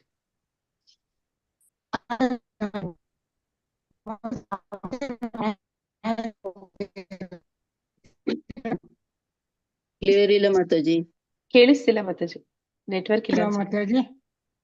ಕಟ್ಕಟ್ಟಿದೆ ಮಾತಾಜಿ. ನಾನು ಓದ್ಲಾ ಮಾತಾಜಿ? ಓದಿ ಮಾತಾಜಿ. ದಾನದ ವಿಧಾನಗಳು. ಮತ್ತು ತಾಮಸಿಕನು ಹಣ ಎಲ್ಲಿಗೆ ಹೋಗುತ್ತಿದೆ ಎಂದು ತಿಳಿದಿರದವನು. ಬೋವರಿ ಸ್ಟ್ರೀಟ್ ನಲ್ಲಿ ಕೆಲವರು ಹಾಗೆ. ಒಬ್ಬ ಕುಡುಕ ಬಂದು ಕಾರನ್ನು ಪಾಲಿಶ್ ಮಾಡುತ್ತಾನೆ ಮತ್ತು ಯಾರಾದರೂ $5 ನೀಡಿದರೆ ಅವನು ತಕ್ಷಣ ಕುಡಿಯಲು ಹೋಗುತ್ತಾನೆ. ಅಂದರೆ ಈ ದಾನವು ಕುಡಿಯಲು ಪ್ರಚೋದನೆ ನೀಡಿದ ಹಾಗೆ. ಅಂತಹ ದಾನವು ಕುಡುಕನನ್ನು ಸೃಷ್ಟಿಸಿದರೆ ಅದು ತುಂಬಾ ಅಪಾಯಕಾರಿ. ಆಗ ದಾನ ಮಾಡುವ ವ್ಯಕ್ತಿ ನರಳಬೇಕಾಗುತ್ತದೆ. ಹರೇ ಕೃಷ್ಣ ಮಾತಾಜಿ. ಹರೇ ಕೃಷ್ಣ ಮಾತಾಜಿ. ಇದು ಒಂದು ಸಂದರ್ಭವನ್ನ ಹೇಳ್ತಾ ಇದ್ದಾರೆ. ಅವರು ಪಾಶ್ಚಾತ್ಯ ದೇಶದಲ್ಲಿದ್ದಾಗ ಪ್ರಭುಪಾದರು ಹೇಗೆ ಅಂತಂದ್ರೆ, ಅಲ್ಲಿ ಕುಡುಕರು ಏನ್ ಮಾಡ್ತಾ ಇದ್ರು ಅಂದ್ರೆ, ಯಾವ್ದಾದ್ರು ಒಂದು ಕಾರ್ ನಿಲ್ಸಿದ್ರೆ ವಾಲಂಟಿಯರ್ ಆಗಿ ಹೋಗಿ ಆ ಒಂದು ಕಾರನ್ನ ತೊಳೆಯುವಂಥದ್ದು, ಕ್ಲೀನ್ ಮಾಡುವಂಥದ್ದು, ಮತ್ತೆ ಅದಕ್ಕಾಗಿ ಸ್ಯಾಲರಿ ಅಂತ ಕೇಳುವಂಥದ್ದಲ್ಲ, ನಿಮ್ಗೆ ಎಷ್ಟಾಗುತ್ತೆ ಅಷ್ಟು ಕೊಡಿ, ದಾನದ ರೂಪದಲ್ಲಿ ಕೊಡಿ ಅಂತ ಹೇಳುವಂಥದ್ದು.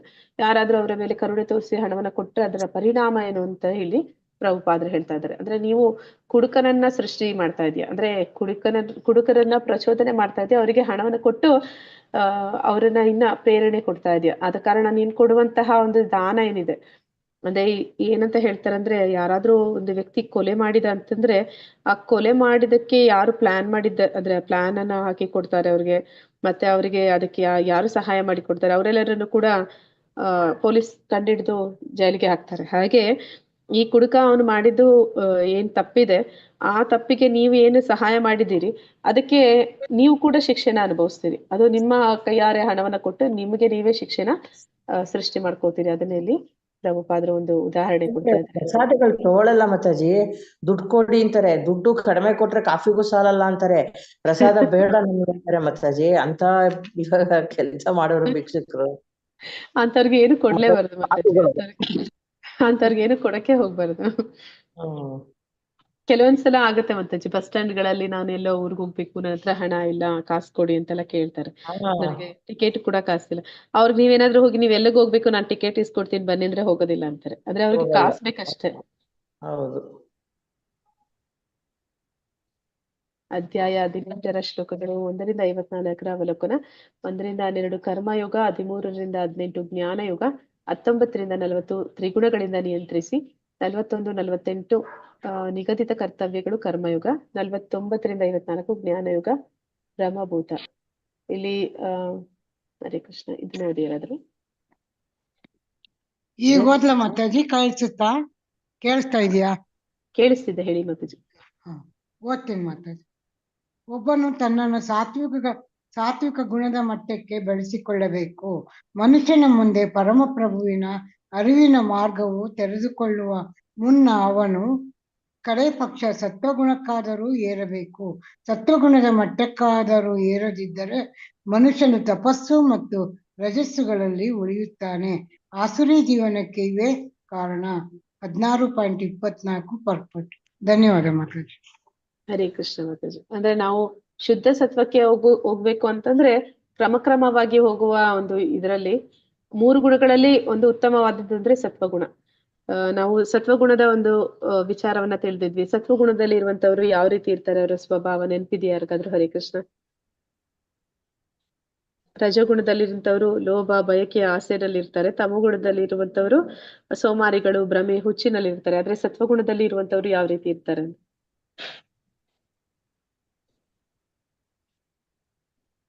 ಅವರು ಅಂದ್ರೆ ಬಹಳ ಚಟುವಟಿಕೆಯಿಂದ ಇರ್ತಾರೆ ಮಾತಾಜಿ. ಬೆಳಿಗ್ಗೆ ಅಂದ್ರೆ ಬೇಗ ಅವ್ರಿಗೆ ಎದ್ದು ಅದೇ ಅವೆಲ್ಲ ಇವೆಯಲ್ಲ, ಸ್ನಾನ ಮಾಡಿ ಮತ್ತೆ ಪೂಜೆ ಮಾಡಿ ಬೆಳಿಗ್ಗೆ ಎದ್ದು ಆರತಿ ತಗೊಳ್ಳೋದು, ಜಪ ಮಾಡೋದು, ಇವೆಲ್ಲ ಕೂಡಾನು ಅದೆಲ್ಲ ಸತ್ವಗುಣದಲ್ಲಿದ್ದವರು ಮಾಡುವಂತದ್ದು. ದೇವ್ರ ಸೇವೆ ಸತ್ವಗುಣದ ಮಾಡೋದು. ಗುರು ಪೂಜೆ.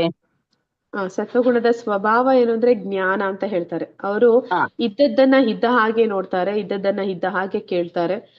ಪ್ರತಿಯೊಂದು ಅವರ ಪ್ರತಿಯೊಂದು ಕರ್ಮೇಂದ್ರಿಯಗಳು, ಜ್ಞಾನೇಂದ್ರಿಯಗಳು ಅದು ತನ್ನ ಕಾರ್ಯವನ್ನ ಸ್ಪಷ್ಟವಾಗಿ ಜ್ಞಾನದಿಂದ ಆವರಿಸಿರುತ್ತೆ ಅಂತ ಹೇಳ್ತಾರೆ. ಆದ ಕಾರಣ ನಾವು ಶುದ್ಧ ಸತ್ವಕ್ಕೆ ಬರೋದಕ್ಕೆ ಮೊದಲು ಕಡೆಯ ಪಕ್ಷ ಸತ್ವಗುಣಕ್ಕೆ ಬಂದ್ರೆ ಮಾತ್ರನೇ ಬರ್ಬೇಕು. ಶಾಸ್ತ್ರಗಳನ್ನ ಅದು ಹೇಗಿದೆಯೋ ಹಾಗೆ ಅದನ್ನ ಅರ್ಥ ಮಾಡ್ಕೊಳ್ಳೋದಕ್ಕೆ ಸಾಧ್ಯ ಆಗುತ್ತೆ.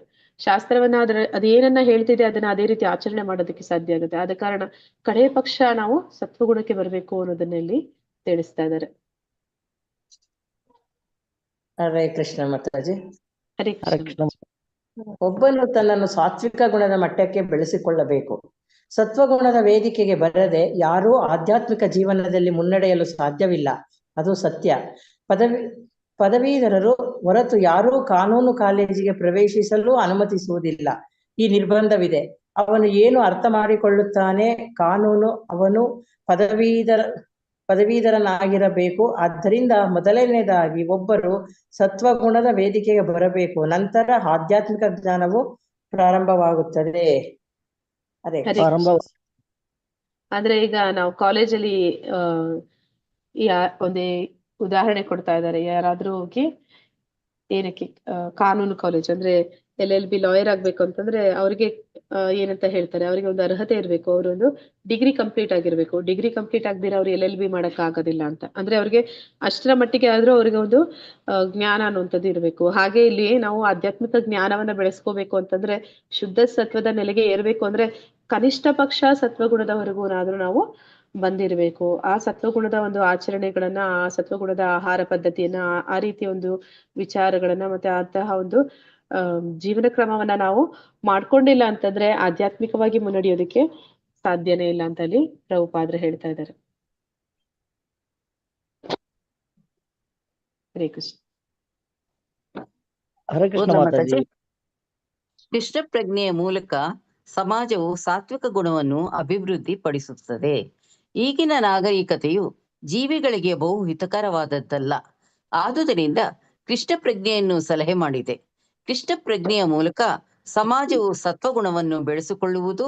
ಸತ್ವಗುಣವು ಬೆಳೆದಾಗ ಜನರು ಸಂಗತಿಗಳನ್ನು ವಾಸ್ತವವಾಗಿ ಇರುವಂತೆ ಕಾಣುವರು. 14.17 ಪರ್ಪಟ್. ಹರೇ ಕೃಷ್ಣ ಮಾತಾಜಿ, ಧನ್ಯವಾದಗಳು. ಹರೇ ಕೃಷ್ಣ ಮಾತಾಜಿ. ಅಂದ್ರೆ ನಾವು ಸತ್ವಗುಣದಲ್ಲಿ ಇದ್ದಾಗ ಮಾತ್ರನೇ ಶುದ್ಧ ಸತ್ವಕ್ಕೆ ಬರ್ಲಿಕ್ಕೆ ಸಾಧ್ಯ ಅಂತ ಇಲ್ಲಿ ಕಂಡಿದ್ವಿ. ಆದ್ರೆ ಇಲ್ಲಿ ಏನಂತ ಹೇಳ್ತಾ ಇದ್ದಾರೆ, ಸಂಗತಿಗಳನ್ನ ಅಂದ್ರೆ ಈ ಒಂದು ಸತ್ವಗುಣದ ಮಹತ್ವ ಅಂದ್ರೆ ಯಾವುದು ವಿಚಾರ ಇದೆ ಅದನ್ನ ಯಥಾರ್ಥವಾಗಿ ಕಾಣ್ಲಿಕ್ಕೆ ಸತ್ವಗುಣದಲ್ಲಿ ಇರುವಂತವರಿಗೆ ಮಾತ್ರ ಸಾಧ್ಯ. ಯಾಕಂದ್ರೆ ಅವರಲ್ಲಿ ಮಾತ್ರನೇ ಆ ಒಂದು ಜ್ಞಾನ ಅನ್ನುವಂಥದ್ದು ಇರುವಂತದ್ದು. ಆ ರಜೋಗುಣ ತಮೋಗುಣದಲ್ಲಿ ಇರುವಂತವರಿಗೆ ಆ ಯಾವುದೇ ಒಂದು ಅಂದ್ರೆ ಅದು ರಾಕ್ಷಸಿ ಪ್ರವೃತ್ತಿ ಅಂತ ಹೇಳ್ಬೋದು ಆ ಎರಡು ಗುಣಗಳನ್ನ. ಆ ಗುಣದಲ್ಲಿ ಇರುವವರಿಗೆ ಜ್ಞಾನ ಅನ್ನುವಂಥದ್ದು ಇರೋದಿಲ್ಲ. ಅಂದ್ರೆ ಈ ರಜೋಗುಣದಲ್ಲಿ ಇರುವಂತವ್ರು ಕೆಲಸ ಮಾಡಿದಾದ್ಮೇಲೆ ಯೋಚನೆ ಮಾಡ್ತಾರೆ, ನಾನ್ ಮಾಡಿದ್ದು ಅದರ ಒಂದು ಫಲಿತಾಂಶದ ಮೇಲೆ ಅವ್ರಿಗೆ ಗೊತ್ತಾಗುತ್ತೆ ನಾನ್ ಮಾಡಿದ್ದು ಸರಿನಾ ತಪ್ಪು ಅಂತ. ತಮೋಗುಣದಲ್ಲಿರೋರ್ಗೆ ಅಂತೂ ಪರಿಪೂರ್ಣವಾಗಿ ಅರಿವೇ ಇರೋದಿಲ್ಲ. ಅವ್ರಿಗೆ ಯಾವ್ದು ಸರಿ ಯಾವ್ದು ತಪ್ಪು ಗೊತ್ತಿಲ್ಲ, ತಪ್ಪನೇ ಸರಿ ಅಂತಾರೆ, ಸರಿನಾ ತಪ್ಪು ಅಂತಾರೆ. ಅಂತಹ ಒಂದು ಜ್ಞಾನ ಇರುತ್ತೆ. ಆದ್ರೆ ಸತ್ವಗುಣದಲ್ಲಿರುವಂತ ವ್ಯಕ್ತಿ ಮಾತ್ರನೇ ಯಥಾರ್ಥವಾಗಿ ತಾನು ಏನನ್ನ ಕಾಣ್ತಾ ಇದ್ದಾನೆ ಅದನ್ನ ಸರಿಯಾಗಿ ತಿಳ್ಕೊಳ್ಳಿಕ್ಕೆ ಸಾಧ್ಯ ಆಗುತ್ತೆ. ಆದ ಕಾರಣ ಇಲ್ಲಿ ಹೇಳ್ತಾ ಇದ್ದಾರೆ, ಜನರು ಸಮಾಜ ಅದು ಸತ್ವಗುಣವನ್ನ ಬೆಳೆಸ್ಕೊಂಡ್ರೆ ಮಾತ್ರ ಆ ಒಂದು ಕೃಷ್ಣ ಪ್ರಜ್ಞೆ ಅನ್ನುವಂಥದ್ದು ನಮಗೆ ಆ ಶುದ್ಧ ಸತ್ವದ ನೆಲೆಗೆ ಕೊಂಡೊಯ್ಯುತ್ತೆ. ಆದ ಕಾರಣ ಎಲ್ಲರೂ ಕೂಡ ಸಮಾಜದಲ್ಲಿ ಈ ಕೃಷ್ಣ ಪ್ರಜ್ಞೆ ಅನ್ನುವಂಥದ್ದನ್ನ ಪ್ರಚಾರ ಮಾಡ್ಬೇಕು. ಆ ಮೂಲಕ ನಾವು ಜನರನ್ನ, ಸಮಾಜವನ್ನ ಈ ಸತ್ವಗುಣಕ್ಕೆ ಮತ್ತೆ ಈ ಒಂದು ಜ್ಞಾನವನ್ನ, ಆಧ್ಯಾತ್ಮಿಕ ಜ್ಞಾನವನ್ನ ಬೆಳೆಸ್ಕೊಳ್ಳುವ ಮಟ್ಟಕ್ಕೆ ತರ್ಲಿಕ್ಕೆ ಸಾಧ್ಯ ಅನ್ನೋದನ್ನಲ್ಲಿ ಪ್ರಭುಪಾದರು ತಿಳಿಸ್ತಾ ಇದ್ದಾರೆ. ಹರೇ ಕೃಷ್ಣ. ಹರೇ ಕೃಷ್ಣ ಮಾತಾಜಿ, ಓದ್ಲಾ? ಹಾ ಪ್ರಭುಜಿ. ಕೃಷ್ಣ ಪ್ರಜ್ಞೆಯ ಮೂಲಕ ಸಮಾಜವು ಸಾತ್ವಿಕ ಗುಣವನ್ನು ಅಭಿವೃದ್ಧಿಪಡಿಸುತ್ತದೆ. ಒಬ್ಬನು ಸತ್ವಗುಣದಲ್ಲಿ ಇರದಿದ್ದರೂ, ಒಬ್ಬನು ಅಜ್ಞಾನದ ಅಂಧಕಾರದ ಭಾಗದಲ್ಲಿ ಇದ್ದರೂ ಅವನು ತಕ್ಷಣವೇ ಆಧ್ಯಾತ್ಮಿಕ ವೇದಿಕೆಗೆ ಏರಬಹುದು. ಆದ್ದರಿಂದ ಈ ಕೃಷ್ಣ ಪ್ರಜ್ಞೆಯ ಆಂದೋಲನವು ಸತ್ವಗುಣ ಕ್ರಮಕ್ಕಿಂತ ಮೇಲಿರುವ ಆಧ್ಯಾತ್ಮಿಕ ವೇದಿಕೆಯನ್ನು ನೇರವಾಗಿ ನೀಡುತ್ತಿದೆ. ಸತ್ವಗುಣ ತಾನಾಗಿಯೇ ಇರುತ್ತಿದೆ. ಭಗವದ್ಗೀತಾ 2.40-45. ಹರೇ ಕೃಷ್ಣ ಮಾತಾಜಿ. ಹರೇ ಕೃಷ್ಣ ಪ್ರಭುಜಿ. ಅಂದ್ರೆ ಇಲ್ಲಿ ಪ್ರಭುಪಾದ ಏನಂತ ಹೇಳ್ತಾ ಇದಾರೆ ಅಂದ್ರೆ, ಸತ್ವಗುಣದಲ್ಲಿ ಇರುವಂತವರನ್ನ ಶುದ್ಧ ಸತ್ವಕ್ಕೆ ತಗೊಂಡು ಹೋಗ್ಬಹುದು. ಆದ್ರೆ ಇಲ್ಲಿ ಶುದ್ಧ ಸತ್ವ ಅಂದ್ರೆ ಯಾರು ಸತ್ವಗುಣದಲ್ಲಿ ಕೂಡ ಇಲ್ಲ, ಅಂದ್ರೆ ಯಾರು ರಜಗುಣ ತಮಗುಣದಲ್ಲಿ ಒಬ್ಬನ ಅಜ್ಞಾನದ ಅಂಧಕಾರದಲ್ಲಿ ಇದ್ದಾನೆ ಅಂತ.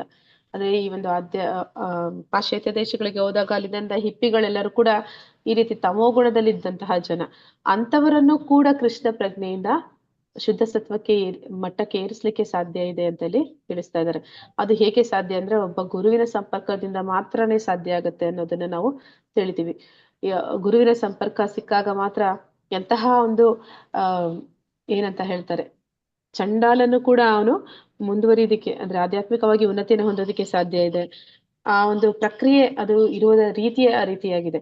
ಮತ್ತೆ ಇದಕ್ಕೆ ಒಂದು ಉದಾಹರಣೆಯಾಗಿ ಹೇಳ್ಬೋದು ಅಂತಂದ್ರೆ, ಈ ಒಂದು ರಜೋಗುಣ ತಮೋಗುಣದಲ್ಲಿ ಯಾರು ಕಷ್ಟಪಡ್ತಾ ಇದ್ದಾರೆ ಅಂತ ಜನರನ್ನ ಏನಂತ ಹೋಲಿಸ್ತಾರೆ ಅಂದ್ರೆ, ಪ್ರಭುಪಾದರು ಒಂದು ಪುಟ್ಟ ಮಗು ಅದು ಮಲಮೂತ್ರ ಮಾಡಿ ಅದರಲ್ಲಿ ಉರುಳಾಡ್ತಾ ಇದೆ ಅಂತ ಹೇಳ್ತಾರೆ. ಆ ರೀತಿ ಈ ರಜಗುಣ ತಮಗುಣದಲ್ಲಿ ಇರುವಂತಹ ಜನ.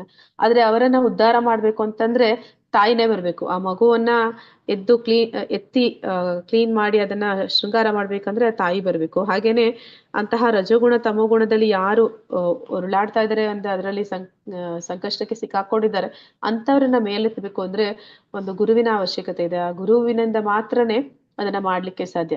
ಗುರು ತಾಯಿ ಆದ್ರೆ ಅಂದ್ರೆ ತಂದೆ ಕೂಡ ಆ ರೀತಿ ಸ್ಥಿತಿನಲ್ಲಿ ಇರುವಾಗ, ಒಂದು ಮಗು ಮಲಮೂತ್ರದಲ್ಲಿ ಇರುವಾಗ ತಂದೆ ಕೂಡ ಅದನ್ನ ಇಷ್ಟಪಡೋದಿಲ್ಲ. ತಂದೆ ಮಾತ್ರ ಅಲ್ಲ, ಯಾವ ಜನನೂ ಆ ಮಗುವನ್ನ ಎತ್ಕೊಳಕ್ ಇಷ್ಟಪಡಲ್ಲ.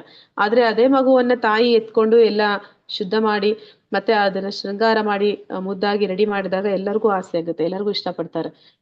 ಆಗ ಆ ಮಗುವನ್ನ ಎತ್ಕೊಳಕ್ ಇಷ್ಟಪಡ್ತಾರೆ, ಅದನ್ನ ಮುದ್ದಾಡಕ್ ಇಷ್ಟಪಡ್ತಾರೆ. ಹಾಗೆ ಭಗವಂತನು ಕೂಡ ಅಂತ ಹೇಳ್ತಾರೆ. ಭಗವಂತನು ಕೂಡ ರಜೋಗುಣ ತಮಗುಣದಲ್ಲಿರುವಂತಹ ವ್ಯಕ್ತಿಗಳು ಅವನು ಕೂಡ ಇಷ್ಟಪಡೋದಿಲ್ಲ. ಅವನು ಕೂಡ ಅಂತರಿಂದ ಅವನು ಕೂಡ ಸ್ವಲ್ಪ ದೂರದಲ್ಲೇ ಇರ್ತಾನೆ. ಆದ್ರೆ ಯಾವಾಗ ಗುರು ಆದವನು ಅವನನ್ನ ಶುದ್ಧೀಕರಿಸ್ತಾನೆ, ಅವನನ್ನ ಶುದ್ಧೀಕರಿಸಿ ಅವನನ್ನ ಶುದ್ಧ ಸತ್ವದ ನೆಲೆಗೆ ತರ್ತಾನೆ, ಆಗ ಅವನು ಕೂಡ ಅಂದ್ರೆ ಆ ಮಗುವನ್ನ ರೆಡಿ ಮಾಡಿ ತಂದೆ ಕೈಗೆ ಕೊಟ್ಟ ಹಾಗೆ ಗುರು ಆ ವ್ಯಕ್ತಿಯನ್ನ, ಆ ಒಂದು ಆತ್ಮವನ್ನ ಭಗವಂತನ ಎತ್ತರಕ್ಕೆ ಅವನನ್ನ ತಗೊಂಡು ಹೋಗೋದಕ್ಕೆ ಸಾಧ್ಯ ಆಗತ್ತೆ ಅನ್ನೋದನ್ನೆಲ್ಲ ಹೇಳ್ತಾ ಇದ್ದಾರೆ. ಅದು ಈ ಒಂದು ಕೃಷ್ಣ ಪ್ರಜ್ಞೆಯ ಪ್ರಕ್ರಿಯೆಯಿಂದ ಮಾತ್ರ ಸಾಧ್ಯ ಅಂತ ಅನ್ನೋದನ್ನ ತಿಳಿಸ್ತಾ ಇದ್ದಾರೆ.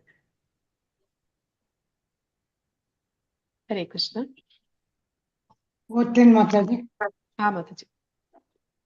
ತದಾ ರಜಃ ತಮಃ ಭಾವಃ ಕಾಮಲೋಭ ಆದಯಃ ಚ ಯೇ ಚೇತಾಃ ಏತೈ ಅನಾವಿದ್ದಂ ಸ್ಥಿತಂ ತತ್ವಂ ಪ್ರಸೀದತಿ. ಹೃದಯದಲ್ಲಿ ಅಚಂಚಲವಾದ ಪ್ರೇಮಮಯ ಸೇವೆ ಸ್ಥಿರವಾಗುತ್ತಿದ್ದಂತೆಯೇ ರಾಜಸ ಮತ್ತು ತಾಮಸ ಗುಣಗಳ ಸಹಜ ಪರಿಣಾಮಗಳಾದ ಕಾಮ, ಲಾಲಸೆ, ಅತ್ಯಾಸೆ ಮುಂತಾದವು ಹೃದಯದಿಂದ ಮಾಯವಾಗುತ್ತದೆ. ಆಗ ಭಕ್ತನು ಸತ್ವಗುಣದಲ್ಲಿ ನೆಲೆಸುತ್ತಾನೆ, ಸಂಪೂರ್ಣ ಸಂತುಷ್ಟನಾಗುತ್ತಾನೆ. ಧನ್ಯವಾದ ಮಾತಾಜಿ. ಹರೇ ಕೃಷ್ಣ. ಹರೇ ಕೃಷ್ಣ ಮಾತಾಜಿ. ಅಂದ್ರೆ ಇದು ಶ್ರೀಮದ್ ಭಾಗವತದಲ್ಲಿ ಬರುವಂತಹ ಶ್ಲೋಕ. ಇದನ್ನ ಏನಂತ ಹೇಳ್ತಾ ಇದಾರೆ ಅಂದ್ರೆ, ಹೃದಯದಲ್ಲಿ ಅಚಲವಾದ ಪ್ರೇಮ ಸ್ಥಿರವಾಗುವಂಥದ್ದು. ಅಂದ್ರೆ ಯಾವಾಗ ನಮಗೆ ಭಗವಂತನಲ್ಲಿ ಆ ಭಕ್ತಿ ಎನ್ನುವಂಥದ್ದು, ಆ ಒಂದು ಕೃಷ್ಣ ಪ್ರಜ್ಞೆಯಲ್ಲಿ ಸ್ಥಿರವಾದ ಅಂದ್ರೆ ಗಂಭೀರವಾಗಿ ನಾವು ಅದನ್ನ ಸ್ವೀಕಾರ ಮಾಡಿದಾಗ ಆ ಪ್ರಕ್ರಿಯೆಯನ್ನ, ಮತ್ತೆ ಅದನ್ನ ನಾವು ನಿರಂತರವಾಗಿ ಅದನ್ನ ನಡೆಸ್ತಾ ಹೋದಾಗ ಏನಾಗುತ್ತೆ, ಸ್ಥಿರವಾಗಿ ಮಾಡ್ತಾ ಹೋದಾಗ ನಮ್ಮಲ್ಲಿ ಇರುವಂತಹ ಒಂದು ರಜೋಗುಣ ಅಂದ್ರೆ ಈಗ ನಾವು ಇಂದಿನ ಶ್ಲೋಕದಲ್ಲಿ ಅಂದ್ರೆ ಇಂದಿನ ಸ್ಲೈಡ್ ಅಲ್ಲಿ ನೋಡಿದ್ವಿ ಹೇಗೆ ಪ್ರಭುಪಾದ್ರು ಹೇಳಿದ್ರು, ಸತ್ವಗುಣದಲ್ಲಿ ಇರುವಂತವರು ಶುದ್ಧ ಸತ್ವಕ್ಕೆ ಬರೋದಕ್ಕೆ ಅದು ಅರ್ಹತೆ ಆಗಿದೆ. ಆದ್ರೆ ಹಾಗೆ ಒಂದು ವೇಳೆ ಸತ್ವಗುಣದಲ್ಲಿ ಇಲ್ಲ ಅಂದ್ರೂ ಕೂಡ ರಜೋಗುಣ ತಮೋಗುಣದಲ್ಲಿ ಇರುವಂತವರು ಕೂಡ ಈ ಒಂದು ಕೃಷ್ಣ ಪ್ರಜ್ಞೆನ ಬೆಳೆಸ್ಕೊಳ್ಳುವ ಮೂಲಕ, ಅಂದ್ರೆ ದೃಢವಾದ ಮನಸ್ಸಿನಿಂದ ಭಕ್ತಿಯಲ್ಲಿ ಭಗವಂತನ ಮೇಲೆ ಪ್ರೇಮ ಪೂರ್ವಕ ಭಕ್ತಿ ಸೇವೆನ ಮಾಡುವ ಮೂಲಕ ಅವರಲ್ಲಿ ಇರುವಂತಹ ರಜೋಗುಣ ತಮೋಗುಣಗಳು ಅದು ತಾನಾಗಿ ಹೋಗುತ್ತೆ, ಅದು ಮರೆಯಾಗುತ್ತೆ. ಮತ್ತೆ ಅಲ್ಲಿ ಸತ್ವಗುಣ ಅನ್ನುವಂಥದ್ದು ಬರ್ಲಿಕ್ಕೆ ಸಾಧ್ಯ ಆಗುತ್ತೆ.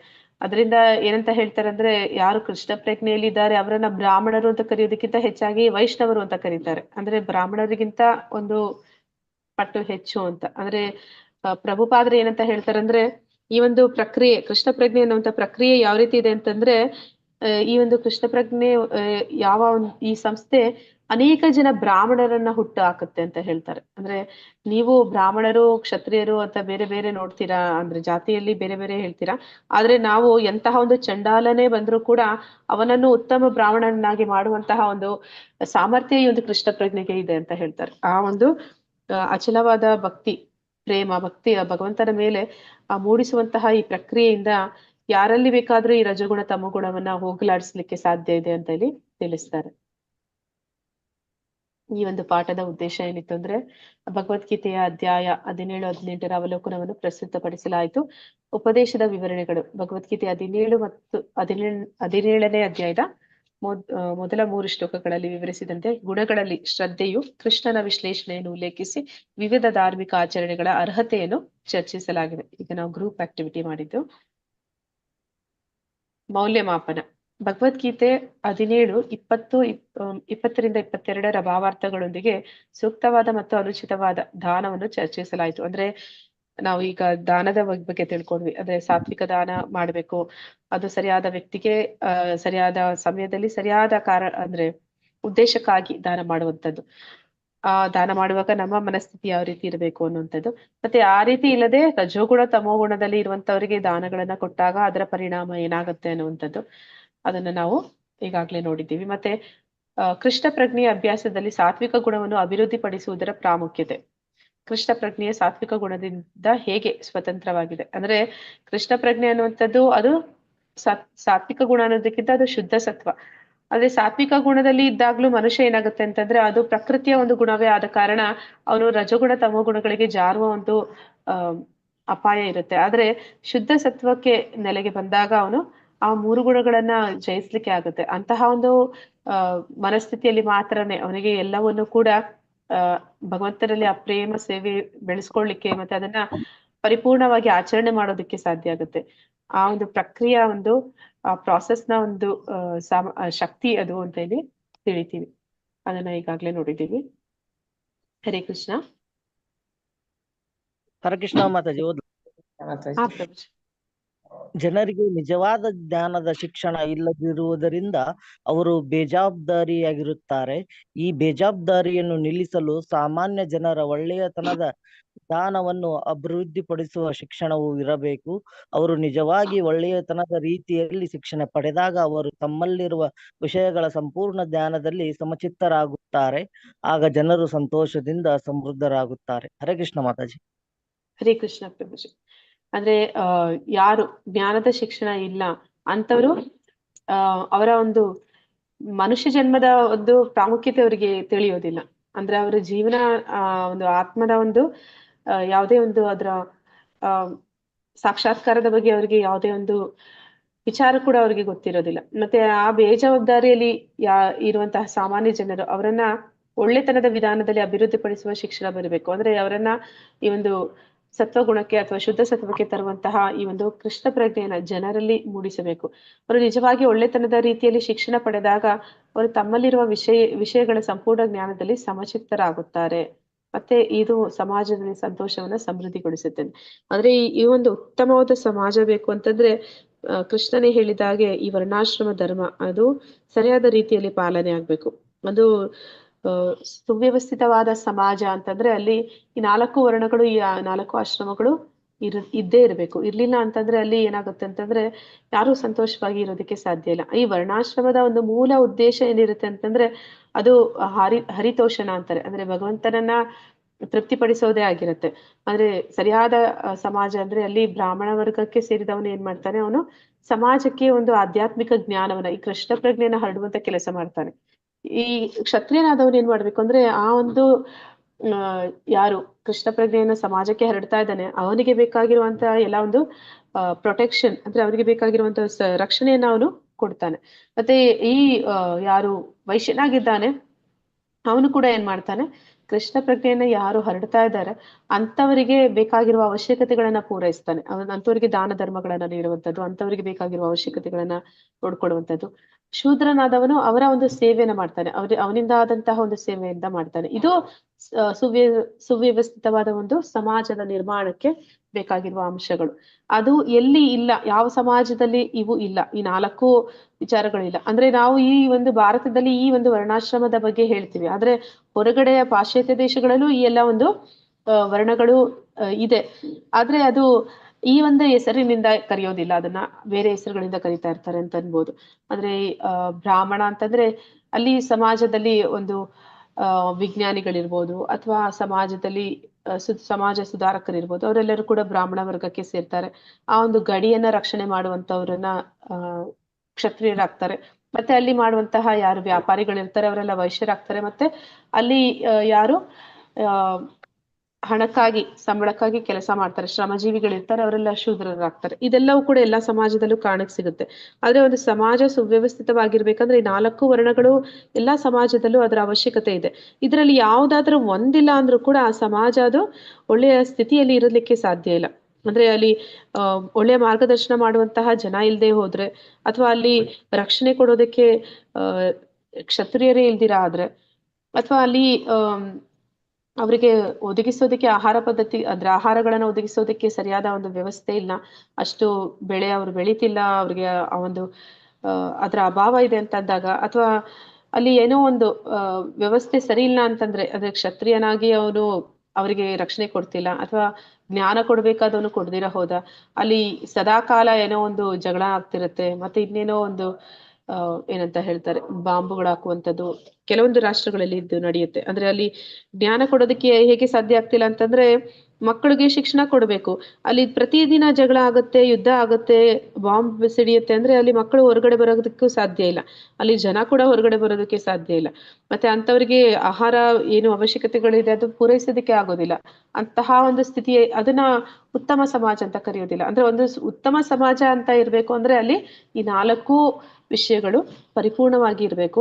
ಮತ್ತೆ ಆ 4 ವಿಷಯಗಳು ಏನಿದೆ 4 ವರ್ಣಗಳೇನಿದೆ ಅದು ಮೂಲದಲ್ಲಿ ಈ ಒಂದು ಭಗವಂತನ ಆತ್ಮ ಸಾಕ್ಷಾತ್ಕಾರವನ್ನ ಪಡಿಲಿಕ್ಕೆ ನಮಗೆ ಏನು ಜ್ಞಾನವನ್ನ ಕೊಡ್ತಾ ಇದ್ದಾರೆ ಅವರಿಗೆ ಪ್ರೋತ್ಸಾಹವನ್ನ, ಅವರಿಗೆ ರಕ್ಷಣೆಯನ್ನ, ಅವರಿಗೆ ಎಲ್ಲ ರೀತಿಯಲ್ಲೂ ಸಹಾಯವನ್ನ ಮಾಡಿದ್ರೆ ಮಾತ್ರನೇ ಇಡೀ ಸಮಾಜ ಸಮೃದ್ಧಿಯಾಗಿ ಸಂತೋಷವಾಗಿರೋದಕ್ಕೆ ಸಾಧ್ಯ ಅನ್ನೋದನ್ನಲ್ಲಿ ಹೇಳ್ತಾ ಇದ್ದಾರೆ. ಹರೇ ಕೃಷ್ಣ.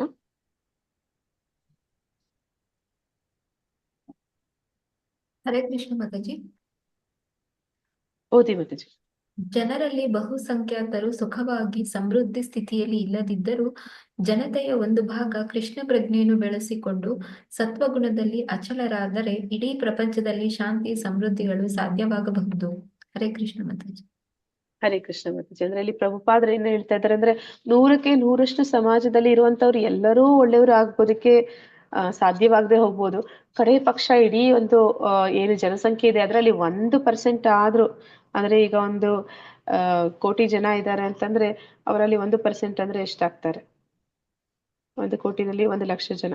ಅಟ್ಲೀಸ್ಟ್ 1 ಲಕ್ಷ ಜನನಾದ್ರೂ ಅಲ್ಲಿ ಕೃಷ್ಣ ಪ್ರಜ್ಞೆ ಉಳ್ಳವರು ಅಥವಾ ಈ ಸತ್ವಗುಣ ಉಳ್ಳವರು ಜನ ಇದ್ರು ಅಂದ್ರೆ ಮಾತ್ರನೇ ಆ ಸಮಾಜ ಅದು ಶಾಂತಿಯುತವಾಗಿರೋದಕ್ಕೆ ಸಾಧ್ಯ.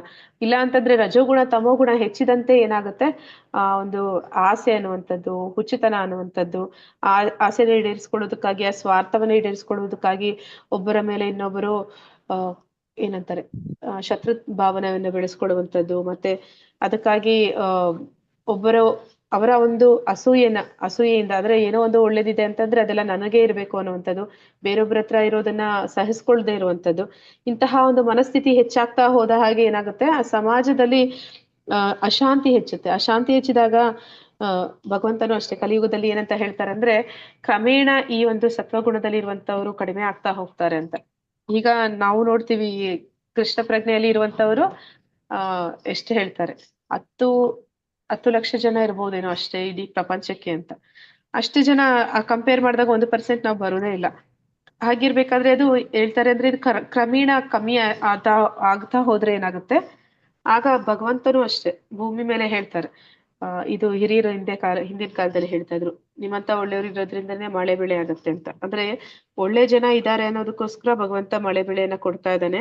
ಅವರ ಒಂದು ಅವರಿಂದ ನಮ್ಗೆ ಏನ್ ಸಿಗ್ತಾ ಇದೆ ಅದರ ಪ್ರಯೋಜನ ಎಲ್ಲ ಇಡೀ ಸಮಾಜ ಪಡಿತಾ ಇದೆ ಅಂತ. ಅಂತಹ ಜನ ಕಡಿಮೆ ಆದ ಹಾಗೆ ಪ್ರಕೃತಿಯ ವಿಕೋಪಗಳು ಹೆಚ್ಚುತ್ತೆ, ಮತ್ತೆ ಭಗವಂತನು ಕೂಡ ಕೋಪಗೊಳ್ತಾನೆ, ಮತ್ತೆ ಅವನು ಕೂಡ ನಮಗೆ ಏನು ಅವನ ಮಾತಿಗೆ ವಿರುದ್ಧವಾಗಿ, ಅವನ ಶಾಸ್ತ್ರಕ್ಕೆ ವಿರುದ್ಧವಾಗಿ ಯಾರು ಹೋಗ್ತಾ ಇದ್ದಾರೆ ಅವರಿಗೆ ಅವನು ಕೂಡ ಎಲ್ಲ ನಿಲ್ಲಿಸಿ ಬಿಡ್ತಾನೆ. ಅವರಿಗೆ ಏನೆಲ್ಲ ಒದಗಿಸ್ತಾ ಇದ್ದಾನೆ ಅವನು ಪ್ರಕೃತಿಯಲ್ಲಿ ಅದನ್ನೆಲ್ಲ ಅವನು ನಿಲ್ಲಿಸಿ ಬಿಡ್ತಾನೆ. ಹೀಗೆ ಈ ಒಂದು ಸಮಾಜ ಅದು ಸುಸ್ಥಿತಿಯಲ್ಲಿ ಇರ್ಬೇಕಂದ್ರೆ ಇಂತಹ ಜನರ ಸಂಖ್ಯೆ ಅದು ಹೆಚ್ಚಿರ್ಬೇಕು, ಕಡೆಯ ಪಕ್ಷ 1% ಆದ್ರೂ ಇರ್ಬೇಕು ಅಂತ ಹೇಳಿ ನಮ್ಗೆ ಮುಂದೆ ಪ್ರಭುಪಾದರು ಇದನ್ನ ತಿಳಿಸಿದ್ದಾರೆ.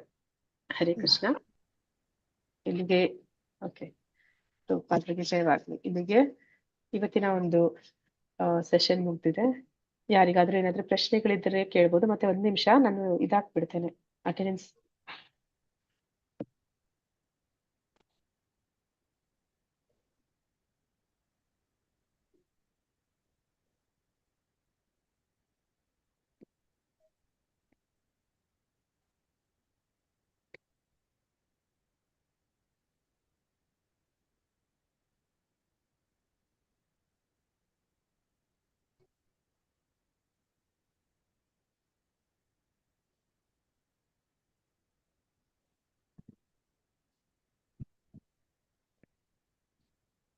ಹರೇ ಕೃಷ್ಣ. ಎಲ್ಲರೂ ಅಟೆಂಡೆನ್ಸ್ ಹಾಕಿ.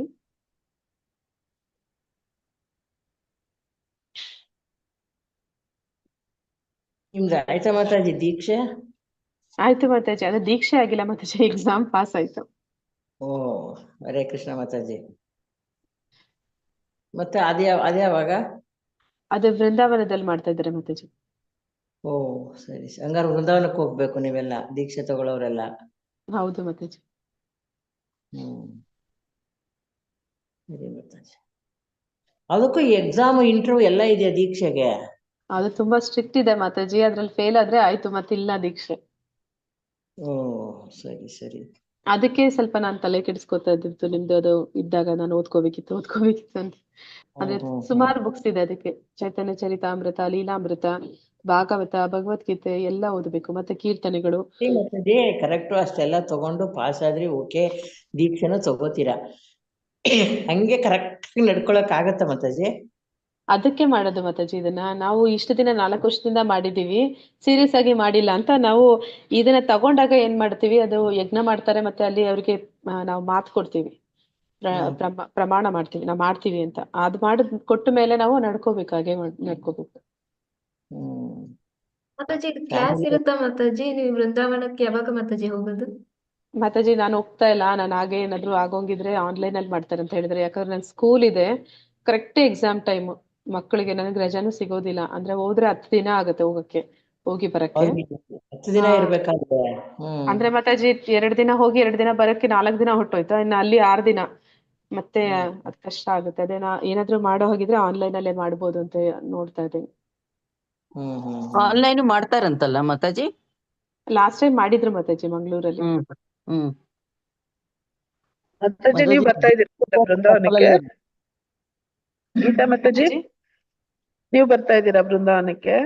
ಇಲ್ಲ ಮಾತಾಜಿ, ಅದೇ ಹೇಳಿದ್ನಲ್ಲ ಸ್ಕೂಲ್ ಇದೆ, ಎಲ್ಲ ಎಕ್ಸಾಮ್ ಟೈಮ್ ಬೇರೆ. ನನ್ಗೆ 10 ದಿನ ಗ್ಯಾರಂಟಿ ರಜೆ. ನೀವು ಸೆಲೆಕ್ಟ್ ಆಗಿದ್ದೀರಲ್ಲ ಮಾತಾಜಿ? ಅದೇ ಮಾತಾಜಿ ನಾ ಕೇಳ್ತಾ ಪಾಸ್ ಇದ್ದೀನಿ, ಅಲ್ಲಿ ಆಗಿದ್ದೀರಲ್ಲ? ರಿಕ್ವೆಸ್ಟ್ ಮಾಡ್ತಾ ಇದ್ದೀನಿ ಆನ್ಲೈನ್ ಮಾಡಿ ಅಂತ. ಮಂಗಳ ಮಾತಾಜಿ, ನಿಮ್ದು ಸೆಲೆಕ್ಷನ್ ಆಯ್ತಾ? ಆಯ್ತು ಆಯ್ತು ಮಾತಾಜಿ. ಕಂಗ್ರ್ಯಾಚುಲೇಷನ್ಸ್ ಮಾತಾಜಿ. ಥ್ಯಾಂಕ್ಸ್. ಗೀತಾ ಮಾತಾಜಿ ಎಲ್ಲ ಹೇಳ್ದಂಗೆ ನಿಮ್ದು. ಕ್ರೆಡಿಟ್ ಎಲ್ಲ ಮಲ್ಲಿಕಾ ಮಾತಾಜಿ, ಛಾಯಾದೇವಿ ಮಾತಾಜಿಗೆ ಹೋಗ್ಬೇಕು. ಹೌದಾ? ಪ್ರಾಕ್ಟೀಸ್ ಕೊಟ್ರ ಮಾತಾಜಿ? ಇಲ್ಲ, ಅವ್ರ ಕ್ಲಾಸ್ ತಗೊಳ್ಳಿಲ್ಲ ಅಂದ್ರೆ ನಾನ್ ನಿಜ ಮಾಡ್ತಾ ಇರ್ಲಿಲ್ಲ ಬಿಡಿ ಮಾತಾಜಿ. ಹಾ ಯಾಕೆಂದ್ರೆ ಕಣ್ಣು ಆಪರೇಷನ್ ಆಗಿತ್ತಾ, ಓದಂಗಿಲ್ವಾ, ಎಷ್ಟು ಕೇಳ್ಬೇಕು. ಹಂಗೂನು ಛಾಯಾದೇವಿ ಮಾತಾಜಿ ಬೈದ್ರು, ಓದ್ತಾ ಇದ್ದೀರಾ ನೀವು, ಕಣ್ಣು ಹಾಳ್ ಮಾಡ್ಕೋತೀರಾ ಅಂತ. ಹಂಗು ಏನೋ ಆಯ್ತು, ಭಗವಂತನ ದಯ ಇತ್ತೇನೋ ಆಯ್ತು ಅಂದ್ಕೋತೀನಿ ಮಾತಾಜಿ. ಹೌದು. ಅಷ್ಟೇ. ಮನಸ್ಸು ಮಾಡಿದ್ರೆ, ಒಂದು ಒಳ್ಳೆ ಮನಸ್ಸು ಮಾಡಿದ್ರೆ ದಾರಿ ತೋರಿಸ್ತಾನೆ ಮಾತಾಜಿ. ನಮ್ಗಂತೂ ಇಲ್ಲ ಬಿಡಿ, ನಿಮ್ಗಳಿಗೆ ನೋಡ್ ಕೈ ಮುಗಿತೀವಿ. ಫ್ಯಾಮಿಲಿಗಳಲ್ಲಿ ಇರ್ಬೇಕಲ್ಲ ಯಾಕೆ ಮಾತಾಜಿ, ವಯಸ್ಸಲ್ಲಿ ನೀವು ದೊಡ್ಡವರು, ಅವೆಲ್ಲ ಮಾಡ್ಬೇಡಿ. ಮಾತಾಜಿ ಆಶೀರ್ವಾದ ಮಾಡಿ ನಮ್ಮಂತವ್ರಿಗೆಲ್ಲ. ಆ ಪರಮಾತ್ಮನ ಆ ಜ್ಞಾನ ಅಷ್ಟ್ರ ಮಟ್ಟಿಗೆ ಇರುತ್ತಲ್ಲ, ಅದು ಖುಷಿ ಮಾತಾಜಿ. ಹೌದು. ಆದ್ರೆ ಕೃಪೆ ಮಾತಾಜಿ, ಅದು ನಿಜವಾಗ್ಲೂ ಕೃಪೆನೆ. ನನ್ಗೂ ನಿಜವಾಗ್ಲೂ ಅದೆಲ್ಲ ಕೀರ್ತನೆ ಎಲ್ಲ ಬರ್ತಾ ಇರ್ಲಿಲ್ಲ, ನನಗೂ ಸಮಯನೂ ಸಿಕ್ಕಿರ್ಲಿಲ್ಲ ಅದೆಲ್ಲ ಓದೋದಕ್ಕೆ. ನನಗೆ ಇವ್ರು ಮಾಡಿದ ಹೆಲ್ಪ್, ನಾಗವೇಣಿ ಮಾತಾಜಿ. ಅವರು ಲಾಸ್ಟ್ 1 ವೀಕ್ ತಗೊಂಡ್ರು, ಫುಲ್ ಪ್ರಾಕ್ಟೀಸ್ ಕೊಟ್ಟಿರ್ಲಿಲ್ಲ ಅಂದ್ರೆ ನಿಜವಾಗ್ಲೂ ನಂದು ಪಾಸ್ ಆಗ್ತಾ ಇರ್ಲಿಲ್ಲ. ಏನು ಕೀರ್ತನೆಗಳು ಕೊಡ್ತಾರಾ? ಪೂರ್ತಿ ಕೀರ್ತನೆಗಳು ನಾವು ಹೇಳ್ಬೇಕು. ಪೂರ್ತಿ ಬೆಳಿಗ್ಗೆ ಆರತಿದು, ಭೋಗ ಆರತಿದು, ಅದೆಲ್ಲ ಏನ್ ಕೀರ್ತನೆಗಳಿದೆ ಬೆಂಗಾಲಿ ಇದು, ಅದೆಲ್ಲ ಹೇಳ್ಬೇಕು. ನನ್ಗೆ ಅದೆಲ್ಲ ಬರ್ತಾ ಇರ್ಲಿಲ್ಲ. ನೋಡ್ಕೊಳ್ದೆ ಹೇಳ್ಬೇಕಾ? ನೋಡ್ದೆ ಹೇಳ್ಬೇಕು. ಅಯ್ಯೋ ಕಷ್ಟಪ್ಪ ಅದೆಲ್ಲ. ಮತ್ತೆ ಶ್ಲೋಕ ಅವ್ರು ಯಾವ್ದು ಹೇಳ್ತಾರೆ, ಭಗವದ್ಗೀತೆ, ಭಾಗವತ, ಅದೆಲ್ಲ ಎಲ್ಲೆಲ್ಲಿಂದ ಮಧ್ಯೆ ಮಧ್ಯೆ ಕೇಳ್ತಾರೆ, ನಾವ್ ಹೇಳ್ಬೇಕು ಅದೆಲ್ಲ. ಗೊತ್ತಿಲ್ಲ ಅಂತ ಹೇಳಿದ್ರೆ ಆಯ್ತು ಫೇಲ್ ಅಂತ, ತಿಳಿದಿಲ್ಲ ಅಂತ ಹೇಳಿದ್ರೆ ಫೇಲ್ ಅಂತ. ಅಷ್ಟೆಲ್ಲ ತರೋ ಆಗಿದಿರಲ್ಲ ಮಾತಾಜಿ. ಹರೇ ಕೃಷ್ಣ. ಅದಕ್ಕೆ ಮಾತಾಜಿ ನನ್ ಟೆನ್ಷನ್ ಆಗ್ತದೆ. ಓದ್ಬೇಕು ಎಷ್ಟು ಓದಿದ್ರು ಸಾಲಲ್ಲ, ಎಲ್ಲಿಂದ ಕೇಳ್ತಾರೆ ಗೊತ್ತಾಗಲ್ಲ. ಕರೆಕ್ಟ್ ಮಾತಾಜಿ. ನಮ್ಗೆ ಓದಿ ಅಷ್ಟ್ ಸರಿ ಹೇಳಿದ್ರು ನಮ್ಗೆ ಮೆಮೊರಿನೇ ಇರಲ್ವಲ್ಲ, ನಮ್ಮಂತವ್ರು ಏನ್ ಮಾಡೋದು? ಅದೇ ಅನ್ಬೇಕಂದೆ ನಾನು, ವಯಸ್ಸಾದವ್ರಿಗಲ್ಲ ಇದೆಲ್ಲ. ಇಲ್ಲ ಮಾತಾಜಿ, ಟ್ರೈ ಮಾಡ್ಬೋದು. ಸಣ್ಣ ವಯಸ್ಸಿನವ್ರಿಗೆ ಸರಿ. ಮಾತಾಜಿ ಮೆಮೊರಿ ಕಳ್ಕೊಂಡ್ಮೇಲೆ ಟ್ರೈ ಮಾಡಕ್ಕೂ ಆಗಲ್ಲ. ಸಣ್ಣ ವಯಸ್ಸಲ್ಲ ಮಾತಾಜಿ, 58 ವರ್ಷ ಮಾತಾಜಿ ನನಗೆ. ಅಂದ್ರೂ 60 ನಮ್ಗೆ ಏನಾಗತ್ತೆ, ಮರುಗೋಸ್ಕರ ಇನ್ನೊಂದಿಷ್ಟು ಟೆನ್ಷನ್ ಆಗ್ಬಿಡುತ್ತೆ. ಹೌದು ಹೌದು. ಮನೆಗಳಲ್ಲಿ ನನಗಿದೇ ಟೆನ್ಷನ್ ಅಲ್ಲಿ ನಿಜವಾಗ್ಲೂ ಎಕ್ಸಾಮ್ ಪಾಸ್ ಆಗ್ತೀನಿ ಅಂತಾನೆ ಅನ್ಕೊಂಡಿರ್ಲಿಲ್ಲ ಮಾತಾಜಿ. ಹೋಗ್ಲಿ ಬಿಡಿ ಮಾತಾಜಿ, ಒಳ್ಳೇದಾಯ್ತಲ್ಲ. ಒಳ್ಳೇದಾಯ್ತು. ಮನೆಗಳಲ್ಲೂ ಸಪೋರ್ಟ್ ಇರ್ಬೇಕಲ್ಲ ಮಾತಾಜಿ. ಮೊಬೈಲ್ ಮನೇಲಿ ಸಪೋರ್ಟ್ ಇದೆ ಮಾತಾಜಿ. ಪರ್ಸನಲ್ ಪ್ರಾಬ್ಲಮ್ ಒಂಚೂರು ಏನೋ ಒಂದ್ ಯೋಚನೆಗಳಿರುತ್ತಲ್ವಾ ಕೆಲವ್ರದ್ದು. ಇರುತ್ತೆ ಮಾತಾಜಿ, ಹೇಳಕ್ಕಾಗಲ್ಲ. ಅದಕ್ಕೋಸ್ಕರ ಅದೊಂದು ಟೆನ್ಷನ್ ಇತ್ತು. ಆಯ್ತಲ್ಲ ಬಿಡಿ. ಆಯ್ತು. ಅಂತೂ ತುಂಬಾ ಕಷ್ಟಪ್ಪ ಭಗವದ್ಗೀತೆ ಎಲ್ಲ ಶ್ಲೋಕಗಳಂತ, ಆಮೇಲಿಂದ ಕೀರ್ತನೆಗಳು. ಯಪ್ಪು, ಅವ್ರಿಷ್ಟು ಬ್ರೀಫ್ ಆಗಿ ಹೇಳಿದ್ರೇನೆ ನಮಗ್ ಭಯ. ಇನ್ ಡೀಟೇಲ್ ಆಗಿ ಕೊಂಡ್ರೆ ಕೃಷ್ಣ ನೀನ್ ಎಲ್ಲಿ ಕರ್ಕೊಂಡ್ ಹೋಗ್ತೀವಿ ಅಲ್ಲಿ ಕರ್ಕೊಂಡ್ ಹೋಗಪ್ಪ ಬಂದ್ಬಿಡ್ತೀವಪ್ಪ ಹಂಗೆ ಅಂತ ಹೇಳೋದು ಅಷ್ಟೇ. ಉಳಿದಿದ್ದೆಲ್ಲ ಪಾಲಿಸೋದು ಅದು ಮಾತ್ರ ಆಗಲ್ಲ. ನಮ್ಗೆ ಇಷ್ಟೇ ಸಾಧನೆ ಮಾಡಕ್ ಆಗ್ತಾ ಇಲ್ಲ. ಅದೆಲ್ಲ ಸಾಧನೆ ಮಾಡ್ಬೇಕಂದ್ರೆ ಗಟ್ಟಿ ಮನ್ಸು, ಮನೆಯಲ್ಲಿ ಅನುಕೂಲ ಎಲ್ಲ ಇರ್ಬೇಕು. ಹೌದು ಎಲ್ಲ ಬೇಕು ಬಿಡ್ರಿ. ಇದು ಬಹಳ ಶುಭಾಶಯಗಳು ಮಾತಾಜಿ, ಅಷ್ಟು ಮಾಡಿದ್ದೀರಿ. ಓಕೆ, ಎಂಡ್ ಮಾಡೋಣ ಮಾತಾಜಿ. ವಾಂಛಾ ಕಲ್ಪತರುಭ್ಯಶ್ಚ ಕೃಪಾ ಸಿಂಧುಭ್ಯ ಏವ ಚ ಪತಿತನಾಂ ಪಾವನೇಭ್ಯೋ ವೈಷ್ಣವೇಭ್ಯೋ ನಮೋ ನಮಃ. ಅನಂತ ಕೋಟಿ ವೈಷ್ಣವ ವೃಂದ ಕಿ ಜೈ. ನಾಮಾಚಾರಿ ಹರಿದಾಸ್ ಠಾಕೂರ್ ಕಿ ಜೈ. ಇಲ್ಲಿ ನೆರೆದಿರುವಂತಹ ಎಲ್ಲ ಭಕ್ತರಿಗೂ ಜೈ.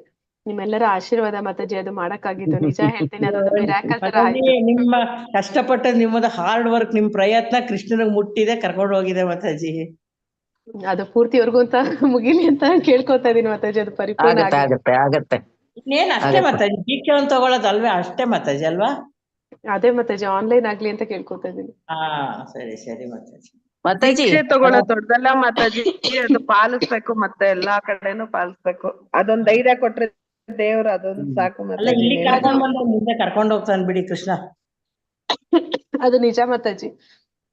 ನಮ್ ಪ್ರಯತ್ನ ಮನ್ಸಾರೆ ಎಷ್ಟು ಪ್ರಾಮಾಣಿಕವಾಗಿರುತ್ತೆ, ಗುರುಗಳ ಹೌದು. ಕೃಪೆ ಇರುತ್ತೆ, ಅವ್ರ ಸಹಾಯ ಇರುತ್ತೆ, ಅವ್ರು ನೋಡ್ಕೋತಾರೆ. ಅದೇ ಆ ಧೈರ್ಯದ ಮೇಲೆ ನಾವು ಮುಂದುವರಿತೀವಿ. ಸರಿ ಮಾತಾಜಿ.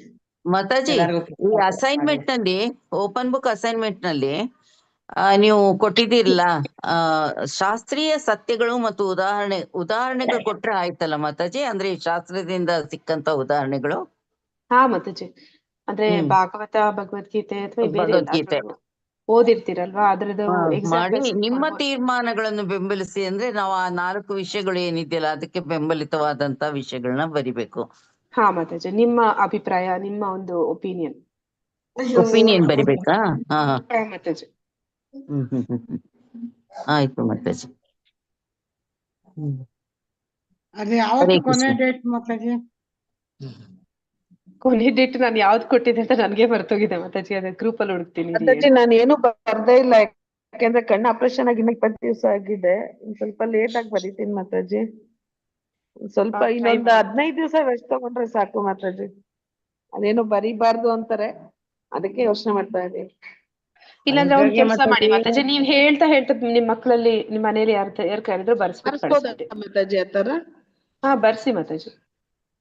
ಹಾ ಸರಿ ಮಾತಾಜಿ, ಸರಿ ಮಾತಾಜಿ. ಹರೇ ಕೃಷ್ಣ ಮಾತಾಜಿ. ಹರೇ ಕೃಷ್ಣ ಮಾತಾಜಿ. ಹರೇ ಕೃಷ್ಣ. ಹರೇ ಕೃಷ್ಣ ಮಾತಾಜಿ, ಧನ್ಯವಾದಗಳು. ಹರೇ ಕೃಷ್ಣ. ಸ್ವೀಟ್ ಕೊಡಿ ಮಾತಾಜಿ, ಬರ್ತೀವಿ. ಹೇಗೆ ಮಾತಾಜಿ ಆನ್ಲೈನ್ ಅಲ್ಲಿ ಎಲ್ಲರೂ ದೇವಸ್ಥಾನದಲ್ಲಿ ಸಿಗಿ, ದೇವಸ್ಥಾನ ಆನ್ಲೈನ್ ಅಲ್ಲೇ ತೋರಿಸ್ಬಿಡ್ತೀರಾ? ಸರಿ ಮಾತಾಜಿ. ಆ ಕೃಷ್ಣ ಎಲ್ಲರಿಗೂ ಒಳ್ಳೇದ್ ಮಾಡ್ಲಿ ಅಪ್ಪ. ಹರೇ ಕೃಷ್ಣ ಮಾತಾಜಿ, ಧನ್ಯವಾದಗಳು. ಹರೇ ಕೃಷ್ಣ. ಹರೇ ಕೃಷ್ಣ.